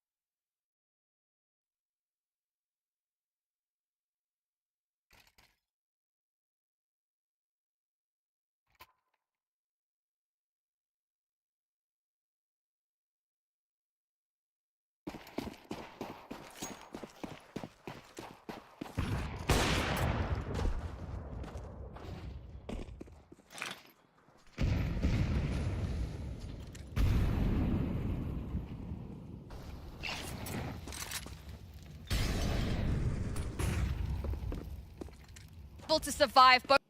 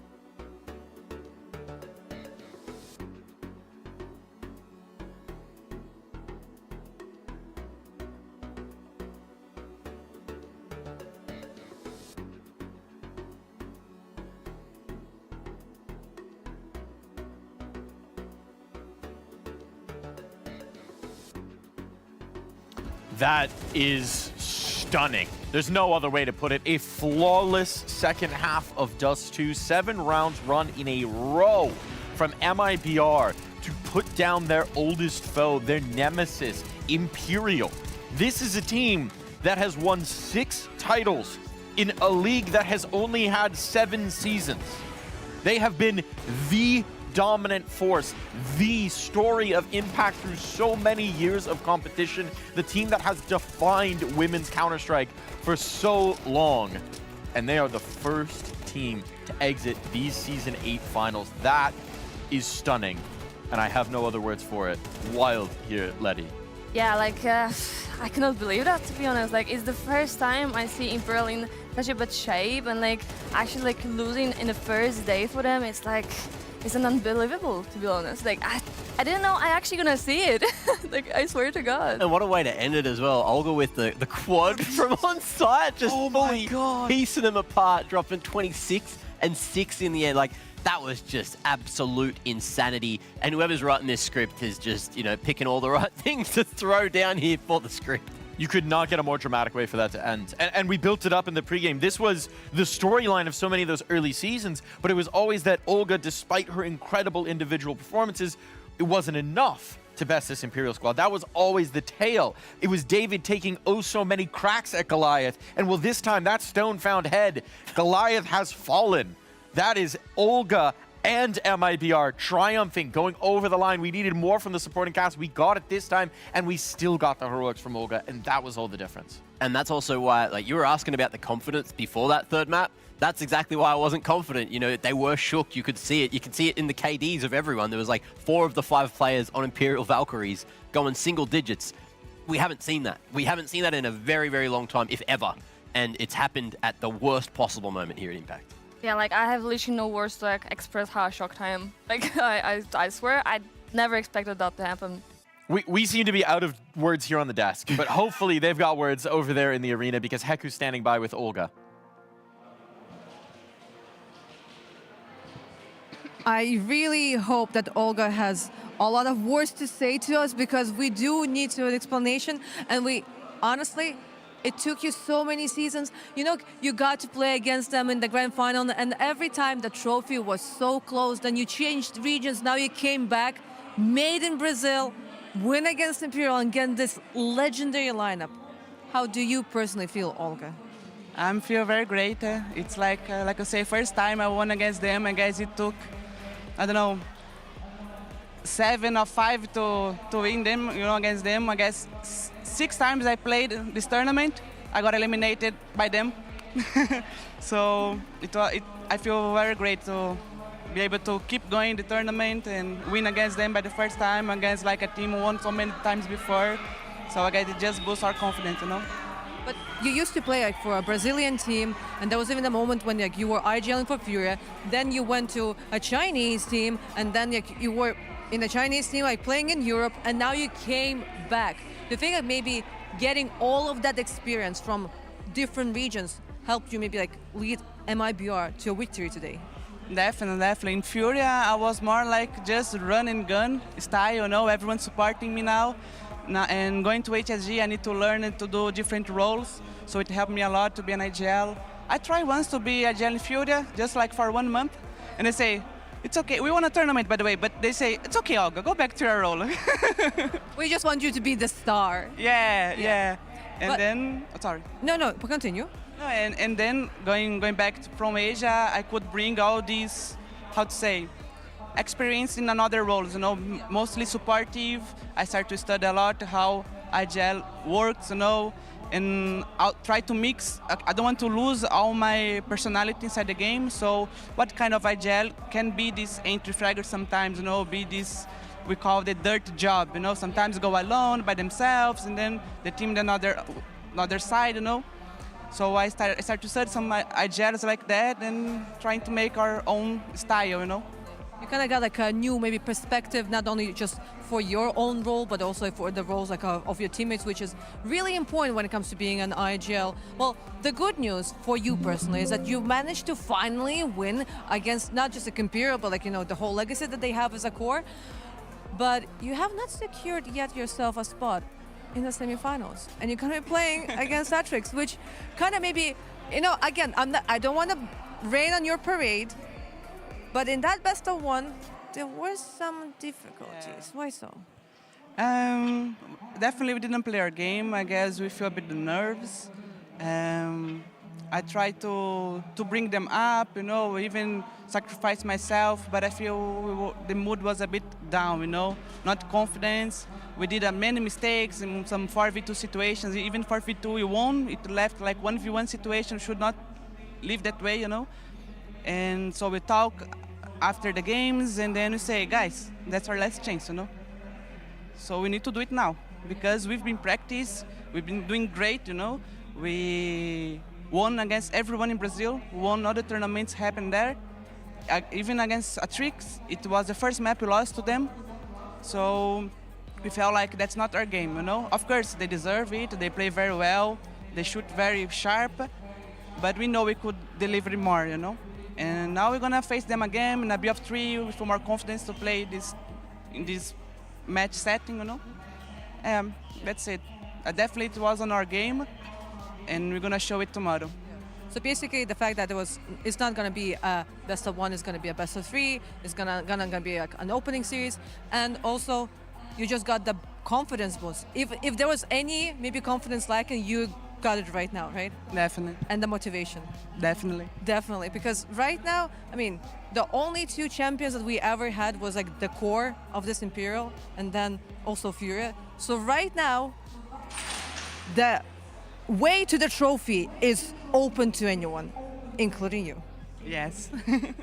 All right, Olga, thank you very much for the interview. One more time, congratulations with the overall win, and also for your... Can I just say 2 things? One for you, one for the crowd. Yes. There was one moment I say, I can't believe you're gonna leave this way now. I won't have a talk with Rico. Here we go, an extra motivation for the players to win in order to get interviewed on this nice couch. And to the crowd? Thank you everyone who cheered up for us. We appreciate very much the supporting. And thank you all the fans in Brazil. Obrigada, galera. Vocês são foda. É isso aí, a gente vai trazer esse título pro Brasil. Tamo junto. Muito obrigada, Olga. Muito obrigada. Muito obrigado. Let's go back to the desk. Stunning result again, and this was the author of that result. This was the author of Imperial's final chapter, perhaps in Impact, and it ends in the opening rounds of the tournament. Crazy performance from Olga, massive lift to her team as well. Yeah. Really setting the example for her young stars to light the way to make it happen for them. Yeah, exactly. Yeah, this is what I said on the previous MIBR game. Like, they just need to deliver. They just need to that they belong here, and this is literally what they did. Olga was like, oh my god, like, I have no words. She was like literally doing everything on point. It was crazy performance, and congratulations. Like that's crazy. Like 59 and 34. Like that's Katie's like so positive over the 3 maps. And you got to remember on the first map she only dropped 10 kills as well, and still after 3 managed to get 104 ADR. Like that's unheard of. Herculean effort over the course of it. The second map in particular was just one of the all-time individual performances to deliver your team a win. Absolutely unbelievable. Brilliant. And then we were talking about it. We were saying that the difference in that third map needed to be that the supporting cast had to come online. We saw it. Poppins, who'd been missing all series long, wakes up, has a stronger performance. Younger, who we were waiting for on the op, even in that previous game, comes alive, delivers with the scope against a very difficult team to op against. So impressive, and you've got to imagine that the performance in the second map was a huge part of sparking that. Also, like part of that from Younger as well was especially that second half pistol round, the 3K or 4K or whatever it was, like just managing to fight from ramp and kill every single person in her sights at all. Like that was what got them with the momentum they needed to close things out, because if Imperial Valkyries won that pistol, we might have seen a completely different game. I want to flip the script for a moment, and I want to talk about the legacy of Imperial, right? Because we're writing this final chapter in what might be the last chapter of Impact. This is a team that has defined it, whether they were called Nigma Galaxy, whether they were called Imperial, whether they were the Pigeons. They've defined so much of Impact. You've played a million bouts against them, Letty. What did this team represent to you? I mean, this is like masterclass, to be honest. It was very hard to play against them always, even though if we were like losing offline or if we were like winning online against them, it was always a rough game for us. This is the team, like, you never know where they're gonna actually like pop in. Like, they literally can have like, you know, very bad situation, economy or anything, but they have always like an idea and they always can make it happen, which is like very, very important to have this small idea in very crucial rounds. So like, yeah, I mean, MIBR just didn't give them any chance to come back in this game. I mean, we saw it suffocated, it felt like, throughout. So many of the things that we've come to know this Imperial squad for, they just couldn't deliver. Whether it was the individual heroics with your Annas or your 23s, you just couldn't get the consistent spark going. Yeah, that's just the best way to put it. Like, no matter what they were doing, it just felt like they were too shook after Inferno, like Dust 2. T-slide, like 5 rounds, you expect, you know, that's a pretty good T-slide these days. And in that second half, just not being able to get a single round going, like, that was just so rough, so rough. I do want to talk about it for the overall narrative of Impact and what it's brought. So much of the story of the first few seasons was who will catch up to Imperial, right? And the point of this league, the point of having Impact was to provide those opportunities for competition, those opportunities for growth in team play, in games. And we've seen the scene catch up. I don't know that it's Imperial have dropped off, but we've seen the rest of the scene catch up. We've seen the performance from multiple different teams challenge Imperial further and further and further. Last season, we finally saw them break through. This season, Imperial aren't even making it to the dance in the playoffs. Well, what do you think of the scene overall here, Letty? How have they made this happen? Yeah, I mean, the scene definitely is growing and learning, definitely. You said like you don't know if like Imperial actually like, you know, like went with the level down. I'm not sure, because like individually they're just very, very good, but like together in a team, it looks something is missing. So they better find it as ASAP, because like it's not looking good for now. But yeah, like they showed masterclass CS for the entire season. So like we need to remember that they were champions for so many times, and yeah, it's very huge by them. I think that they're going to be very bitterly disappointed right now, but it's important when they've had some time to reflect, to think about that legacy, to think about that story and Impact, because certainly that chapter may be closing, but I expect this Imperial team to write many more and many more competitions as well. Now, we've gotten the big picture stuff. We do need to focus on and a little nitty-gritty, a little housekeeping here. In particular, Mac, I think there was something that you wanted to walk through. This was one of the spark moments in the maps that we watched in that Inferno that really changed the script here. Yeah, we got the Kadia City playbook, and this is the round that started to turn everything around, completely flipped the narrative. Of course, map 2, Inferno. Imperial Valkyries, they managed to come out with the pistol round, but when you lose that secondary round, it just makes things so incredibly difficult, especially on a map like Inferno, and this is what MIBR decided to do. They just went so fast, made the read that it was going to be a 3-player start over towards the B site, as you can see here, and after that, they're like, you know what, let's just give it a crack over towards A. They've smoked what I would call Fnatic. It is just that top mid smoke, just to deny vision to the CTs on the A site. And what we're going to see is just that nade. I believe Anna does get spotted by the nade, and you can see that Olga is just going, yep, hunting for that one. Boom. There's that pick.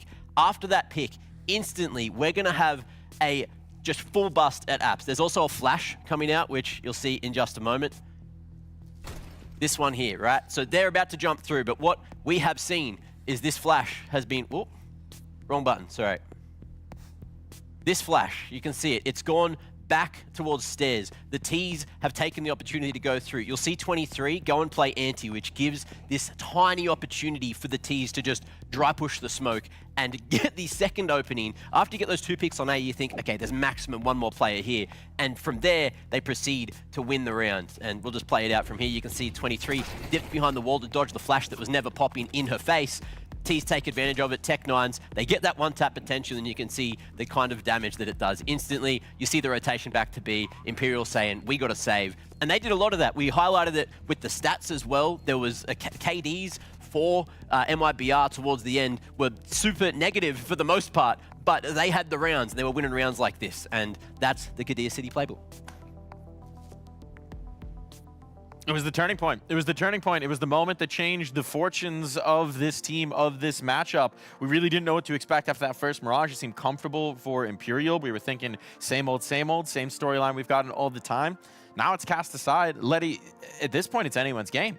Yeah, that's true. And you also mentioned that like a pistol round is like very important to get, but the second round is even much more important. Because like after it, you just feel the boost, you feel the motivation. Like the enemy has eco, they need to have a lower buy. So like, yeah, the game is yours, literally. Yeah, you don't have that free round loss bonus, and it just makes the rest of the half completely cooked if you can't win the following force buy that the CTs probably had to do around the rifles.